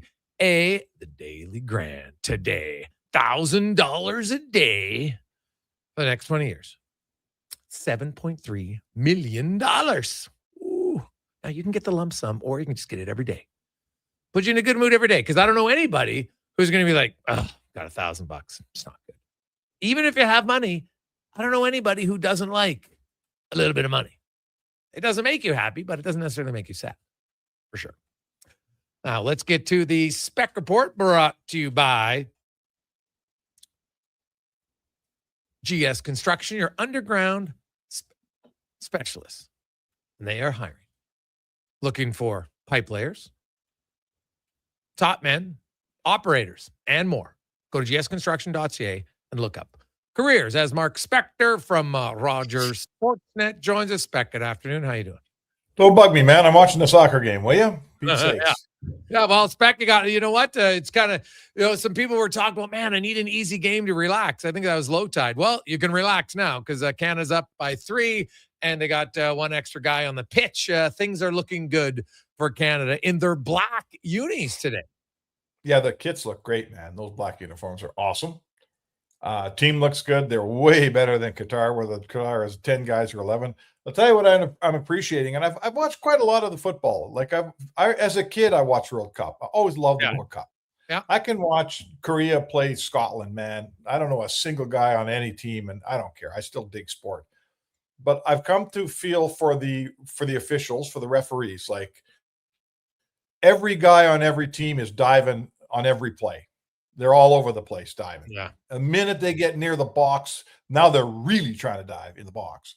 And those referees, they get most of them right. I'll give them credit. It must be hard because everyone is trying to fool those referees all the time. Yeah, it is. It's tough. I didn't think that was a red card, but it benefits Canada. So no. Not even sure he even tripped our guy. Did our guy just go down by himself or did he get tripped? I kind of thought he did, right? He thought that, you feel the contact. Usually you can tell when they're dying because of how you fall, right? Like you rarely fall when your stomach comes forward like that and your back goes back. So the arch fall, but either way, good for them. And even before the red flag or the red card, excuse me, Canada had been dominating the game. They've been the better team, no question. We'll see if that continues in the second half. Spec, for those who didn't hear, because it was or didn't see it, didn't hear it. Either way, it was very interesting press release today from the National Hockey League on Mike Babcock. Quote: "The league has completed its review of Mike Babcock's tenure in Columbus and of certain alleged conduct associated therewith. Our investigation has concluded that, even in a light least favorable to Mr. Babcock, there is no current basis to restrict his employment in the league." So it's kind of like saying, hey, we're not happy with it, but there's nothing that we found that could save us from litigation. So, he's free to go, and Edmonton is going to hire him. It's probably official early next week before they leave to go to the draft in Buffalo, I would think. So what do you make this? I'm not really surprised that the investigation led to him not being able to coach again. I didn't think it was going to rule the other way. Did you?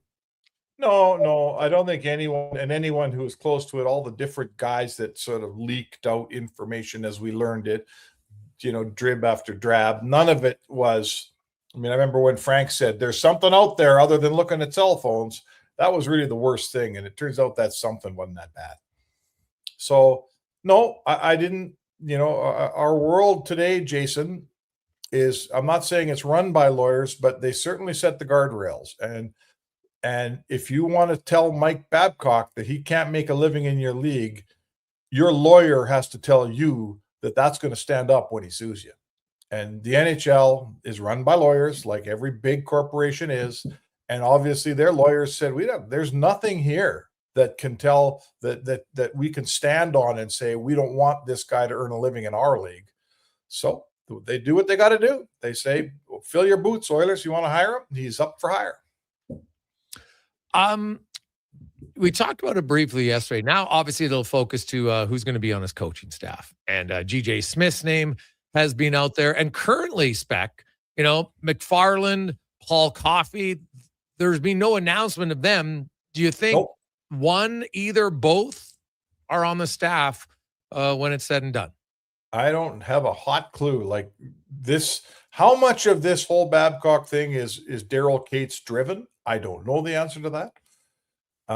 If Daryl Cates is indeed controlling what's going on behind the Oilers bench, then I expect to see Paul Coffey there if Paul Coffey wants to be there. We know that Daryl likes having Paul there, and Paul does a nice job. I certainly don't have a problem with it, but that's a normal scenario, as you know, Jason, is you hire Babcock and you say, okay, who do you want to hire for your assistants?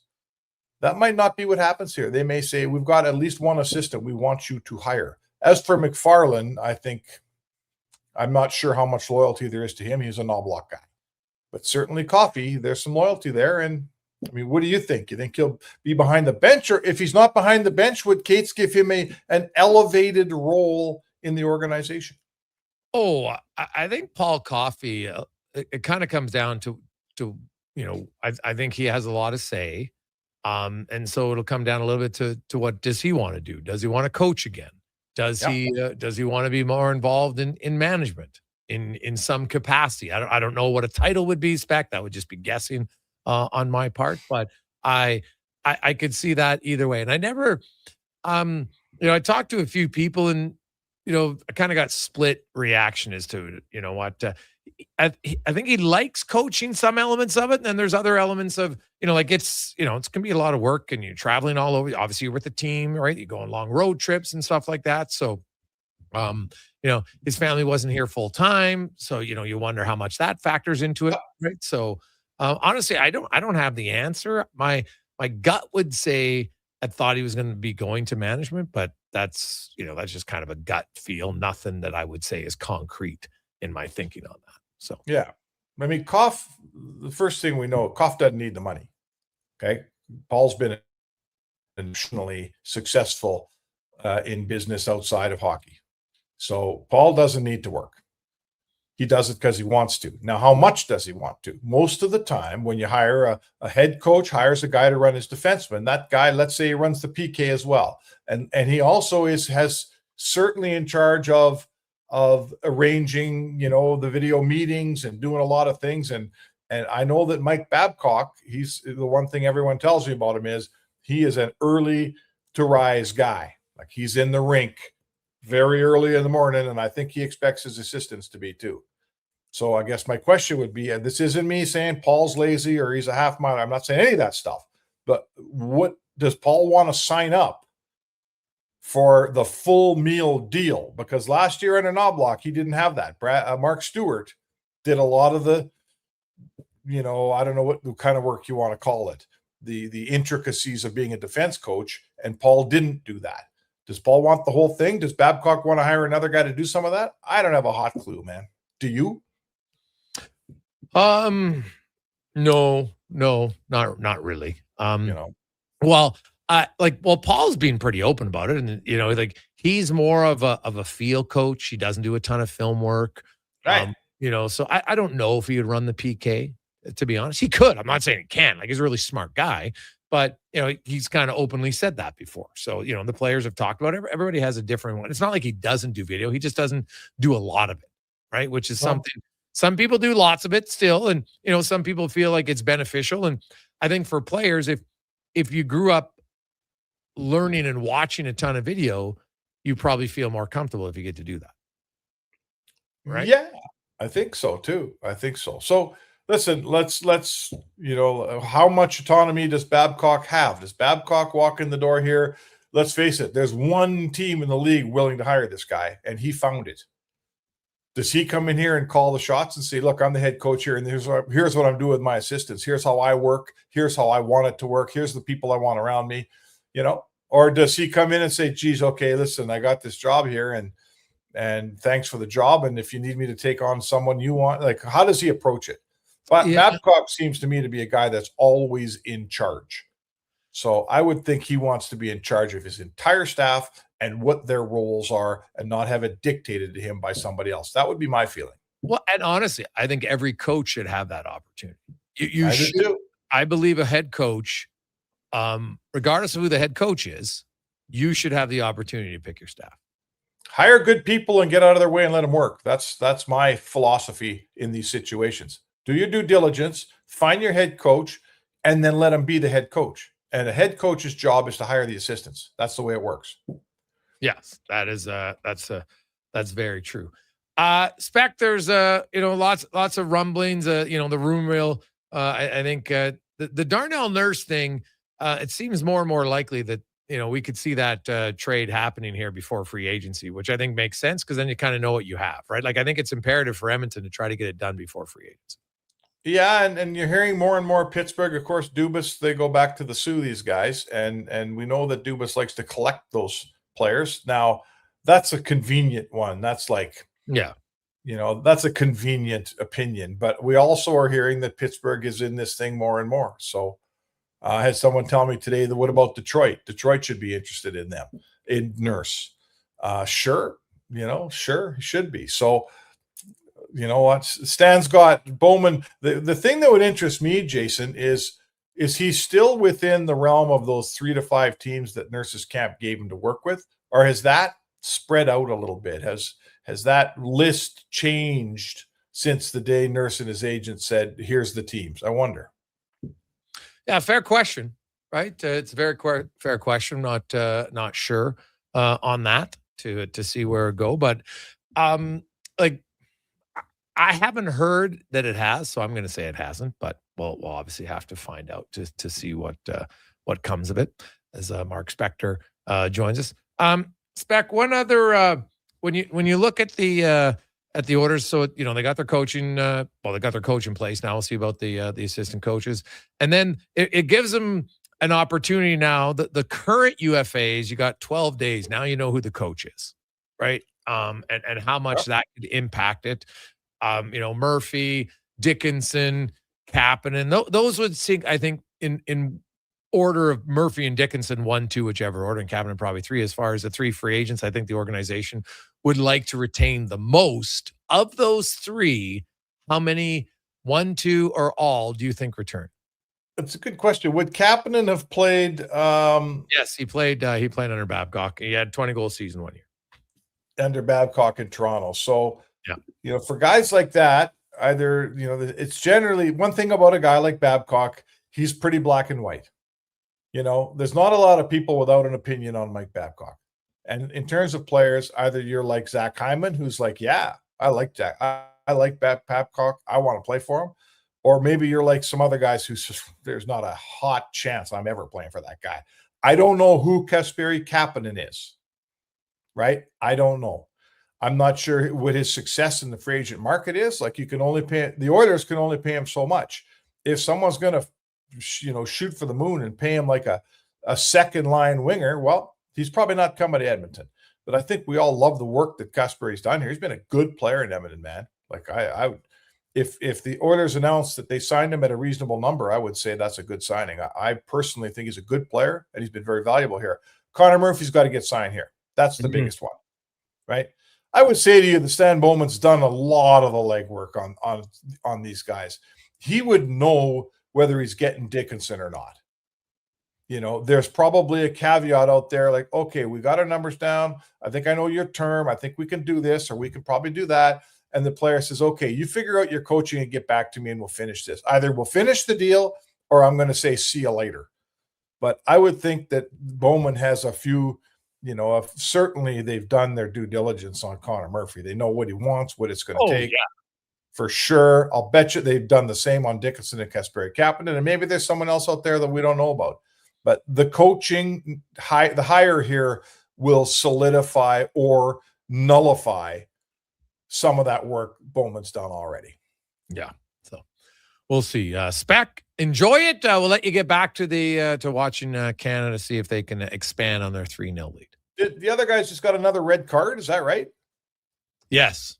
Yeah. So now they're down to only 9. So this could be a record. Well, it is record breaking already for the country. Most goals in a World Cup game. On the men's side, they're going to get their first ever win at the World Cup, and who knows, could get up to 4 or 5. And if you can score one more goal and they don't give up a goal, then you'll have the tiebreaker if you and the Swiss tie. So that's big. Yeah, and there's lots of time left, and you got 2 more guys than they have, so you ain't giving up any goals here. So yeah, pump a couple home, and why not, man? Take advantage of it. All right, brother. There you go. That's Mark Spector, by GS Construction, the Gregor Show, presented by PlayAlberta.ca. Well, we'll return and we'll talk about trying to tame the beast next on the Gregor Show. Sports 1440, sports1440.ca, YouTube, Facebook, X, and Instagram. Say hello to your new favorite drinks. Introducing new McCafe Refreshers. Icy cool, undeniably refreshing, and available in 3 flavors. Strawberry watermelon, mango pineapple, and blackberry passion fruit. Only at McDonald's. Legacy Heating and Cooling is serious about cooling. In fact, we offer multiple ways to cool your home. So you better call Legacy. Call Legacy. If you're looking for traditional air conditioning, we got you. Call Legacy. Call Legacy. Or ask us about a heat pump to help you heat and cool. Call Legacy. Call Legacy. Cool with AC or cool with a heat pump. Cool your home with Legacy Heating and Cooling. The job isn't done until the last load is hauled, and having a semi-trailer out of commission is not an option. Whether replacing or adding to your convoy, Edmonton Trailer has a huge inventory of new and used semi-trailers, trusted by the gravel, logging, oil field, fluids, and freight industries. Find a trailer right for you online or at one of their 3 locations. For sales, service, parts, rental, and finance, when you're in it for the long haul, Edmonton Trailer.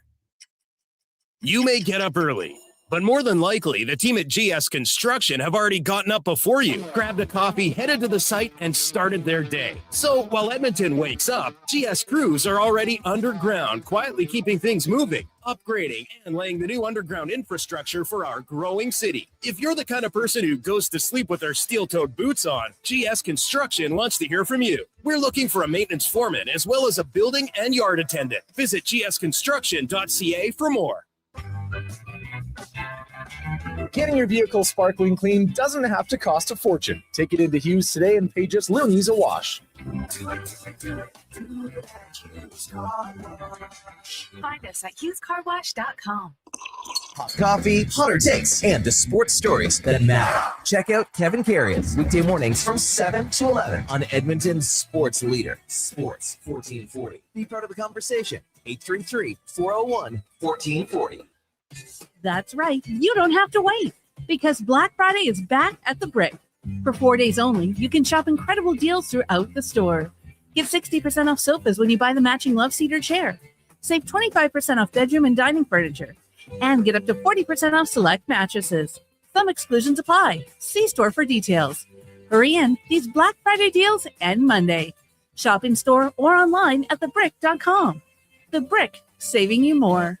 Fuel prices got you down? Subaru's here to pick you up. Subaru's electric and hybrid vehicles will save the day, helping you go further for less. Prefer a gas vehicle? Subaru Crosstrek and Impreza are built to keep costs low without sacrificing capability. Crosstrek was named 2025 Auto Trader Best Subcompact SUV, and Impreza has earned top safety pick recognition for 17 years running. Welcome to Uncommon. Welcome to Subaru.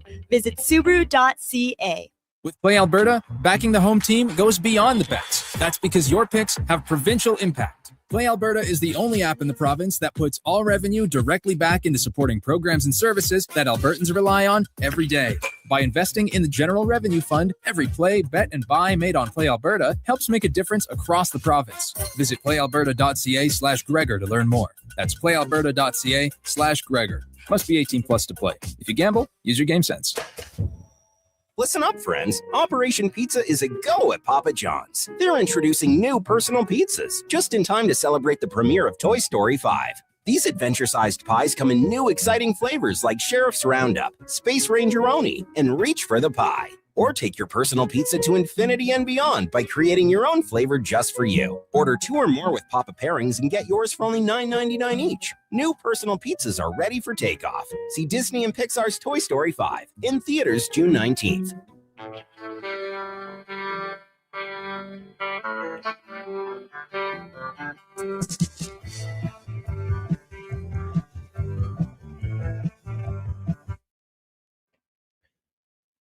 Portions of this hour brought to you by Papa John's. Get the Gregor special. Enjoy 20% off any regular menu price order. Enter promo code Gregor at papajohns.ca or on the Papa John's app. The Jason Gregor Show, the best of Edmonton sports talk and beyond. This is Sports 1440. Presented by PlayAlberta.ca, Alberta's only regulated online gambling website.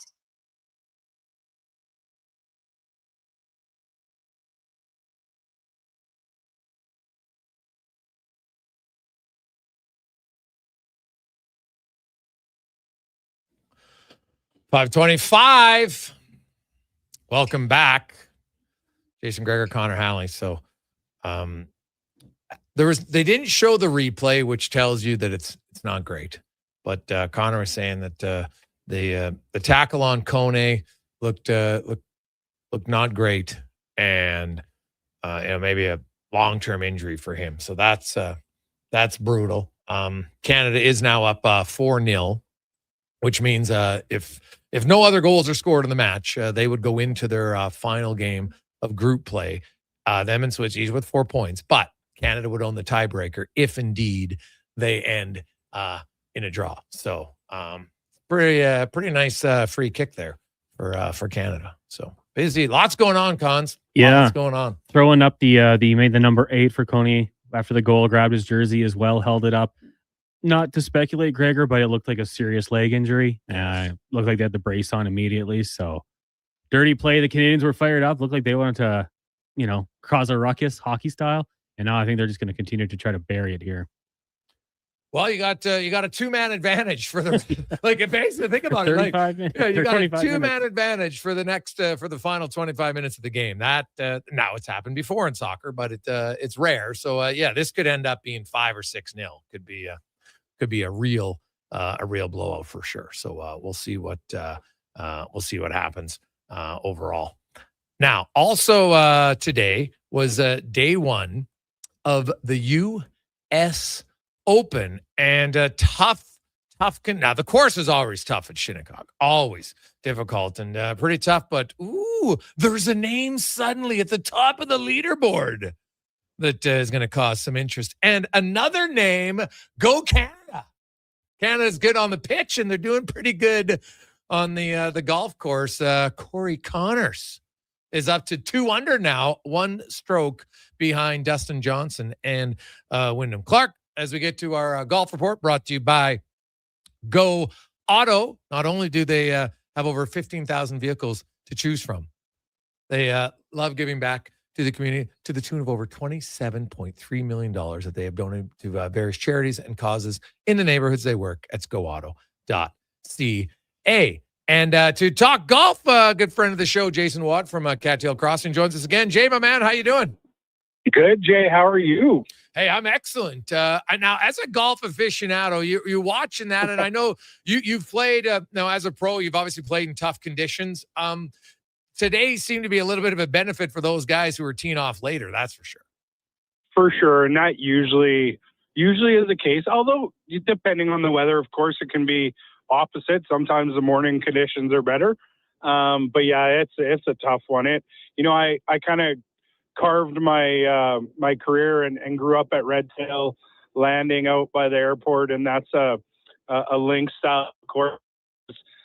That's all we heard was about the wind. It wasn't that much different than anywhere else, but you notice it on golf courses like that. And Shinnecock, when those balls can't even stay still on the greens, it's a windy day for sure. Yeah, it is. It's wild on that. Like, what do you do? Like, do you just run up there and want to putt as quick as you can when it's blowing that bad? Yeah, it's funny you asked that. I was in a ACAC tournament when I was first kind of coming up, and it was in September and a really windy day, and we had balls rolling around, and they actually had to call it because you'd put your ball down, you'd set your mark, and it would blow, a foot to the left or to the right. It was that windy. Like, you try to get it as best as you can, but I always ask myself, which of the 3 balls right now do I hit, as it's kind of blowing to the left or the right when you put it down. So it can definitely be difficult for sure. So, Corey Connors is a guy who's, he's been around a lot, especially early in majors, right? And here he is again today. He's 2 under through 13, 1 back of Dustin Johnson and Wyndham Clark. And Dustin Johnson really hasn't had a great year, right? So this is a great opening round for him too. Oh, big time. But you know what? You think about where Dustin Johnson has been really successful, and it's very similar courses. It was the one in Seattle, the U.S. Open that he won. Oh gosh, it'll come to me here. But it was a very similar course, link style course, and he just played so well because he hits the ball long ways. And you look at guys like Corey Connor, Aberg, McIlroy, all those guys that are longer hitters but can control the ball really well. And then once again, you always have to putt. But they're just taking advantage of certain lines at this golf course, and it's making it interesting. But the weather can change on a dime, and you never know what can happen. Jay, looking at this kind of golf overall, because I know you're a fan of it. What do you make of what's going? Like, we've heard all the rumblings about live golf and everything like that. Where do you come out? Some people are like, those guys should be back in the PGA if it happened. Where do you come out on that? Yeah, it's a tough question. It's kind of, I guess, a principle standpoint. I've always been tried and true PGA and supported it. I look at it like any sport. I thought they did a lot of things that maybe challenged the game and made the game better. Just all around, bigger purses. I know that's probably tough for some of the smaller events now because they have to have such great sponsorship to hold them. But once again, I think for the players, how can you blame them for taking the money and going? And once again, they just want to play golf for the most part. And I think they should be allowed back. If things kind of fall apart, which it's looking like it will. Yeah, it's I'd be curious to see it, and it makes the PGA better, really, if you have all the best in one place, right?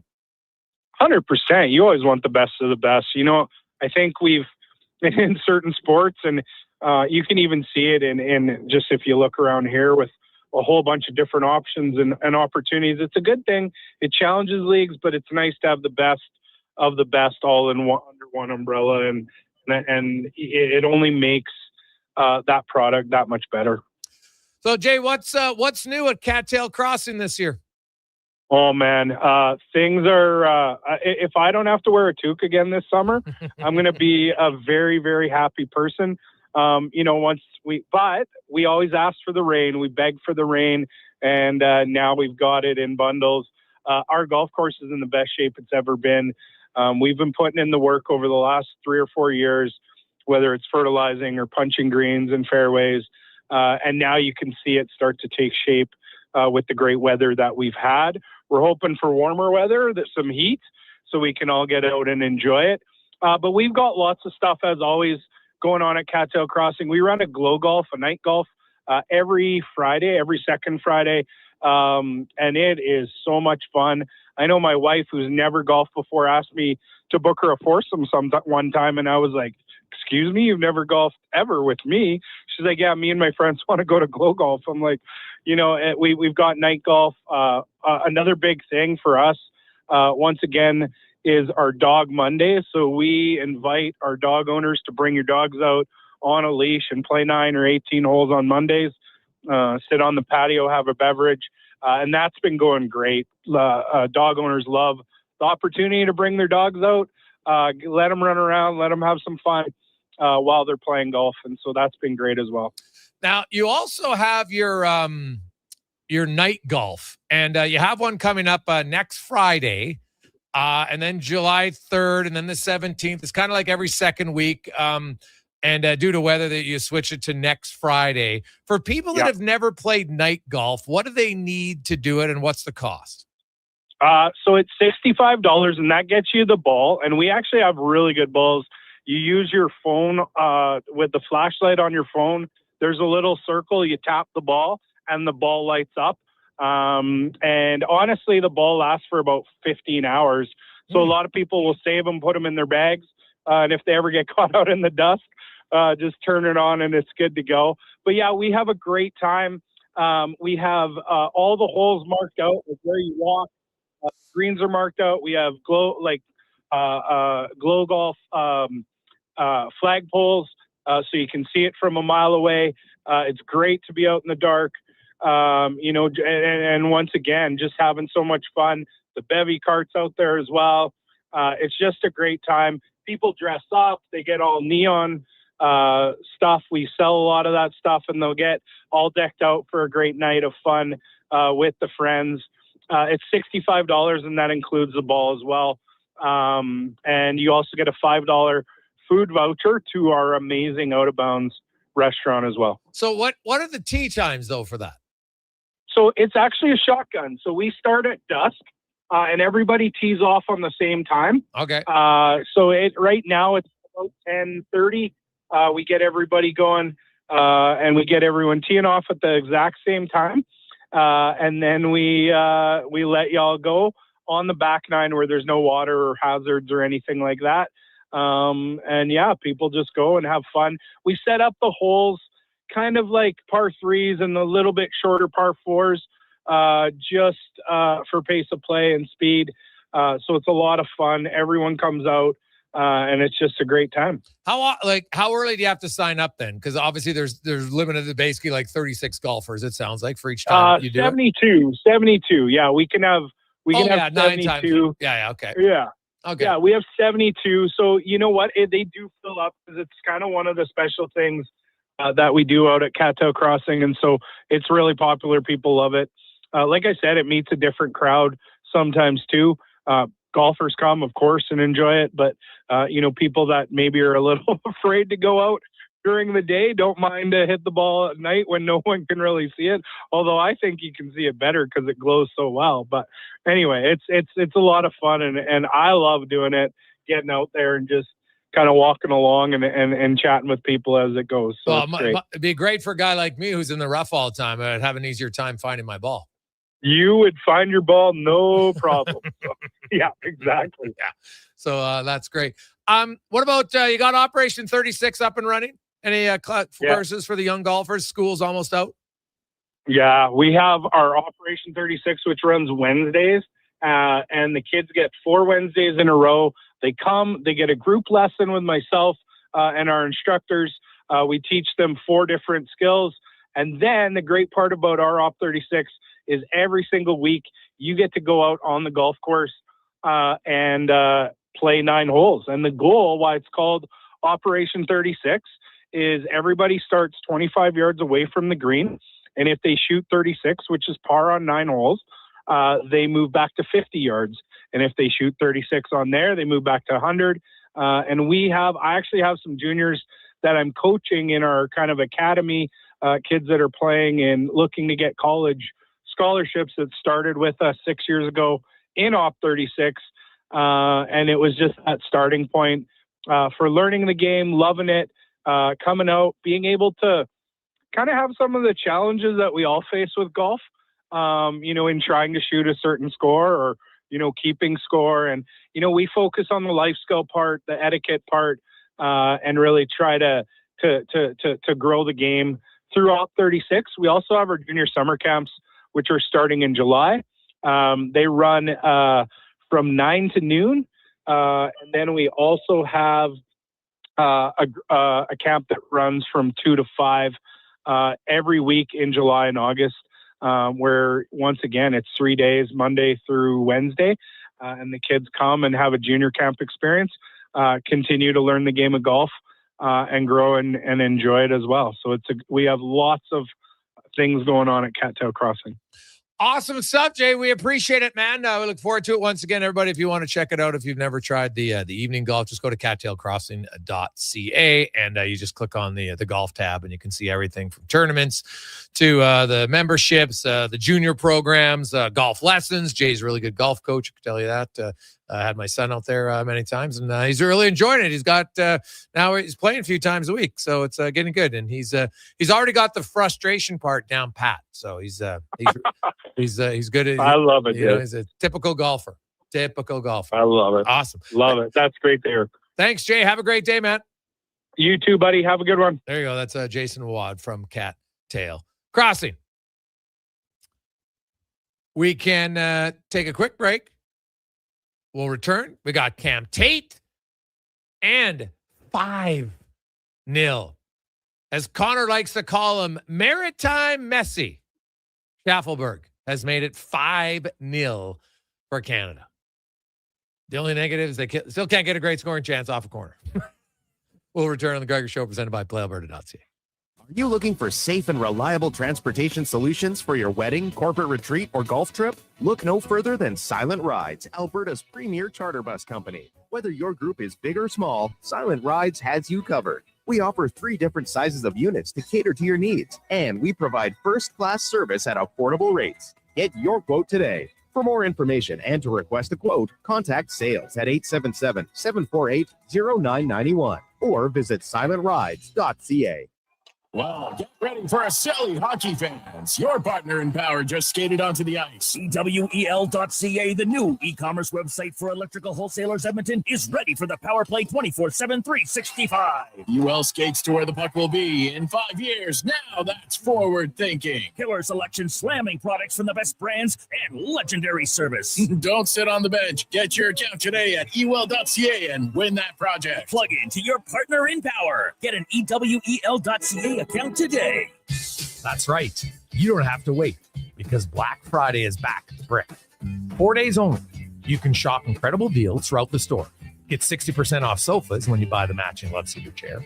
Save 25% off bedroom and dining furniture and get up to 40% off select mattresses. Some exclusions apply. See in-store for details. Hurry in. These Black Friday deals end Monday. Shop in-store or online at thebrick.com. The Brick, saving you more. We just dropped a massive payload at NISQ4. It's time to unload some deals at the Truckload of Savings event. If you've been waiting to upgrade, we've backed up the savings with unbeatable offers on our toughest Fords. Right now, haul away exactly what you need and take advantage of massive price drops across our entire lineup, including the legendary Ford F-150 for the job site or the weekend getaway. Shop the Truckload of Savings at nisqford.ca. Nisq Ford, above expectations. The Lawnmower Hospital.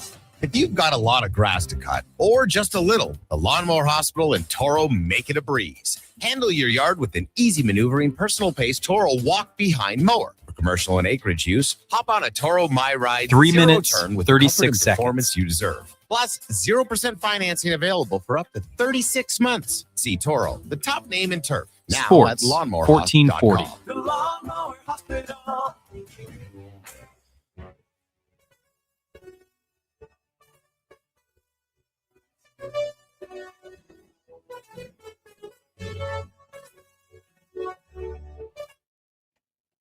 Portions of this hour brought to you by CanTorque, made in Canada, made for Canada, where extreme isn't theoretical. Find your solution at CanTorque.com. The Jason Gregor Show, the best of Edmonton sports talk and beyond. This is Sports 1440. Presented by PlayAlberta.ca, Alberta's only regulated online gambling website.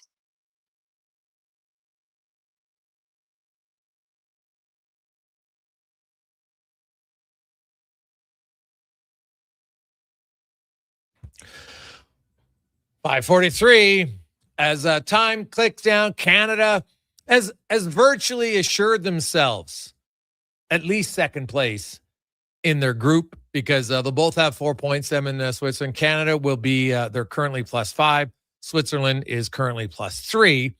And you have Bosnia, they are -3, and Qatar is -5. So even if one of them wins and gets to 4 points, Canada would have to lose by a lot to Switzerland, and one of those teams would have to win by a ton. So it looks like second place, all but assured now, minimum for Canada, but still a really good chance. Obviously, you want to win your group because then you face a lower seed.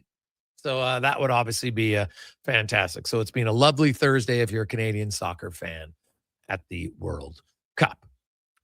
Let's get to Cam Tate in the 2-minute warning, brought to you by Legacy Heating and Cooling, home of the no payments, no interest for 1 year on your AC unit. Stay cool all summer. LegacyHeating.ca. Here is the man, the myth, the legend, Cam Tate. His words come to life in the 2-minute warning. 3 minutes and 36 seconds in, Joel Quenneville had not said a single word about hockey. That was the full length of his opening remarks at his introduction as head coach of the Anaheim Ducks. Quenneville opened by thanking the NHL for allowing him to return to coaching. He then addressed the Kyle Beach abuse scandal that occurred during his tenure with the Chicago Blackhawks. He called what happened unacceptable and wrong, and said that had he known the full details at the time, he would have acted swiftly. The coach described his 4 years away from the game. During that period, he said he met with professionals to better understand abuse and to develop as a leader. He issued an apology to Beach and stated that player safety would be a priority throughout the Anaheim organization from top to bottom. I hope others can learn from my misactions, Quenneville said. He did not discuss the team's power play, penalty kill, or line combinations. He made no reference to the playoffs or to winning a Stanley Cup. The remarks focused entirely on personal accountability and the events in Chicago before he opened the floor to questions. The introduction comes as another coach with a documented history of conduct concerns prepares to return to the league. 3 minutes, 36 seconds. The NHL has cleared Mike Babcock to coach, and multiple reports indicate the Edmonton Oilers are expected to hire him. A press conference is anticipated to follow any official announcement. Babcock has faced scrutiny over his treatment of players and staff during previous coaching stints. Those questions have followed him throughout his time away from the bench. The contrast between the two situations is now part of the league's broader conversation about coaching accountability. Quenneville used his opening remarks to address his past directly before taking a single question about the game. How Babcock chooses to handle his own introduction remains to be seen. When he steps to the podium, the question is whether he addresses the concerns surrounding his record, and what, specifically, he decides to say. 3 minutes and 36 seconds. It can say so much, or raise more concerning questions. 2-minute warning. Sports, 1440. Good memory, Cam, and that'll be something to monitor when it happens. I would assume the press conference would be Monday or Tuesday. Most teams arrive, or some teams fly out Tuesday night. Some Wednesday to get to Buffalo, of course, for the draft. I will say I'm a fan of having the draft back. Having the teams there, cities there. I think that's just better for everybody. When you have I know that the teams right now you'll still have some at home, but you're sending someone there. I wonder if they get back to having it again. I know it's being discussed and debated on. There is, it's a special day for the players, no doubt. And, having more people with the organization there, I can see, why it's a benefit. Now, on the other hand, I can understand why the organizations feel, hey, we can have bigger conversations, maybe more vocal conversation. Because sometimes if you're sitting at your table, you kind of got to whisper, hey, come, you know what I mean? Because the other table's literally 5 feet from you. So I understand it from that vantage point. I don't know if there's a happy medium that you could do at all, but either way, it's a big thrill for the players, and I'll be curious to see, like in any draft, historically, we've seen it. If you go back to the Jeff Carter trade that happened on the Wednesday, it was members Carter and Richards, and in a very short period of time, those two trades. And since then, we've seen players get traded at the draft leading up to it. Not so much on the Friday night of round one, but more so the Wednesday, Thursday, and then again on Saturday when you get to the second round. And okay, you know what? We're trading this guy for a second rounder, or we're just trading for other players. So I think there'll be a fair amount of movement. Now, how much is, I can't sit here and say with any assertion. I think there's more cap space, which means teams are more willing and able to make some moves. Just because I think in cases before, teams would have liked to make trades, but there was really no way to make the salary cap work for either side. And now, though, there is. So I think we could see a fair amount. I like it.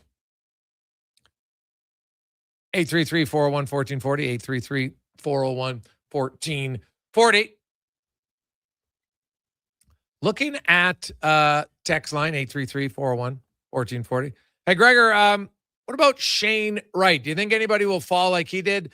Well, he ended up going to number 4. He was never like a lock salt. Like, I don't see McKenna falling to number 4 for sure.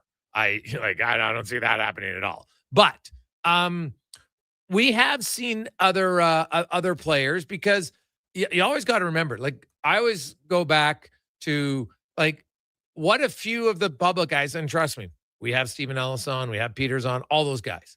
And they're even the first one to admit, Craig Button's done it, right? He puts out his list, and he puts out his list based on his viewing. And he admits, he goes, that's me. Another scout on another team could totally disagree with me. And it doesn't make either one of us necessarily right or wrong, because you don't really know for a few years. But I do remember the most recent one probably would have been when Sider went 6th, and everyone was like, what? And it turned out to be a great pick by the Detroit Red Wings. We've seen some guys, fall a few spots.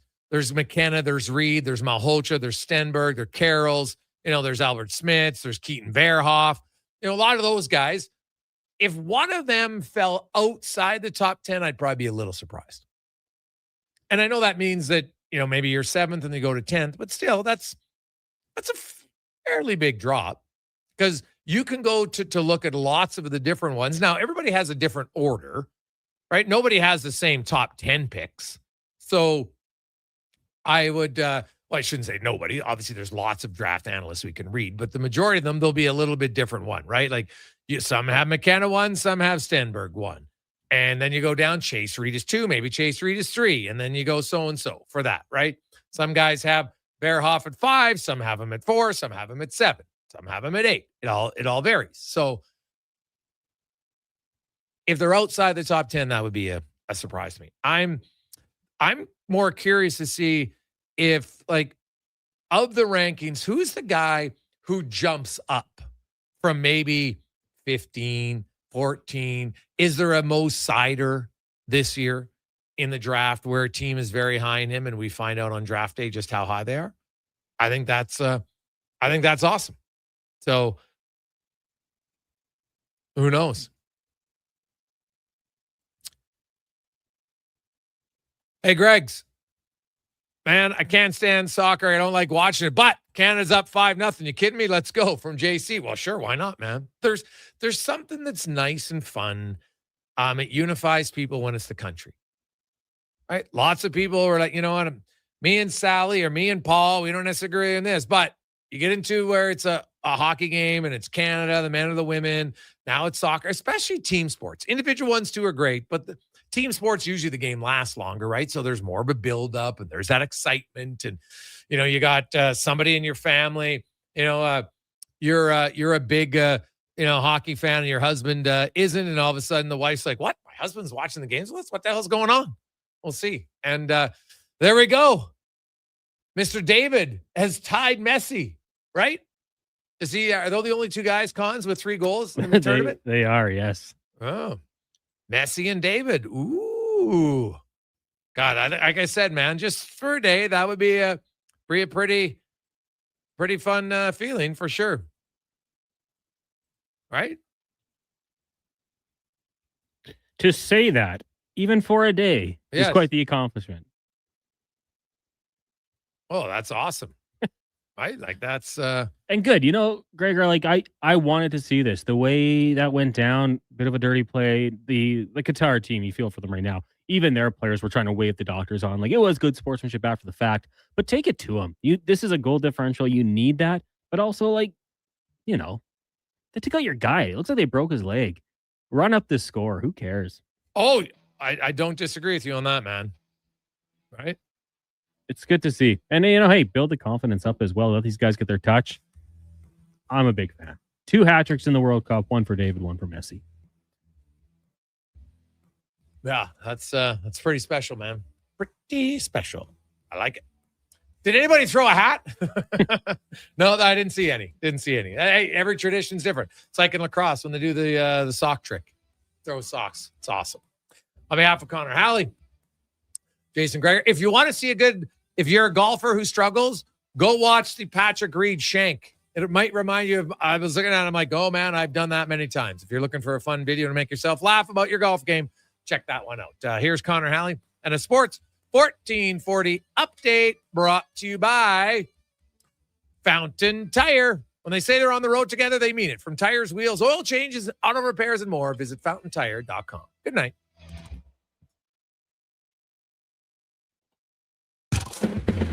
This is a Sports 1440 update. In case you missed it, the Edmonton Oilers signed goaltender Connor Unger to a one-year contract, two-way worth $850,000. Unger spent last season with the Comets, Gargoyles, and Solar Bears of the East Coast League, also appearing in 13 games with the Condors. Mike Babcock has been cleared to coach again in the NHL League, announcing that an investigation into Babcock, as requested by the Players Association, has been completed, allowing the 63-year-old to return to the NHL for the first time since 2023 after an offseason stint with Columbus. At the World Cup, Canada right now leading Qatar 6-0 in extra time. Jonathan David with 3 goals in this one. Ismail Konya left the game in the 56th minute with a lower body injury. Elsewhere, Czechia, South Africa, 1-1 draw, while the Swiss got past Bosnia and Herzegovina by a score of 4-1 tonight at 7. Mexico and South Korea from Guadalajara. Major League Baseball today, Vlad Guerrero went yard for the Blue Jays as they defeat the Red Sox 4-3. Also the Guardians over the Brewers 4-2. Twins drop the Rangers 9-3, and the Orioles fall to the Mariners 3-0. Right now, Mets lead the Phillies 3-2 in the fourth. Heading into the fourth, the Yankees and White Sox tied at 1, and in the first, card to the Royals 2-1. Later tonight, just one game in Sacramento. Athletics taking on the Angels. At the U.S. Open, round 1 action through 13. Dustin Johnson and Wyndham Clark both 4 under par. You've got Sam Stevens, Matt Fitzpatrick, and John Rahm at 2 under. When it comes to Canadians, Corey Connors -1. Sudarshan Yalmaraju is +3, while Ben Silverman and Nick Taylor both 4 over. That'll do it for us here on the Jason Gregor Show. Coming up next, Fox Sports Radio. Live local coverage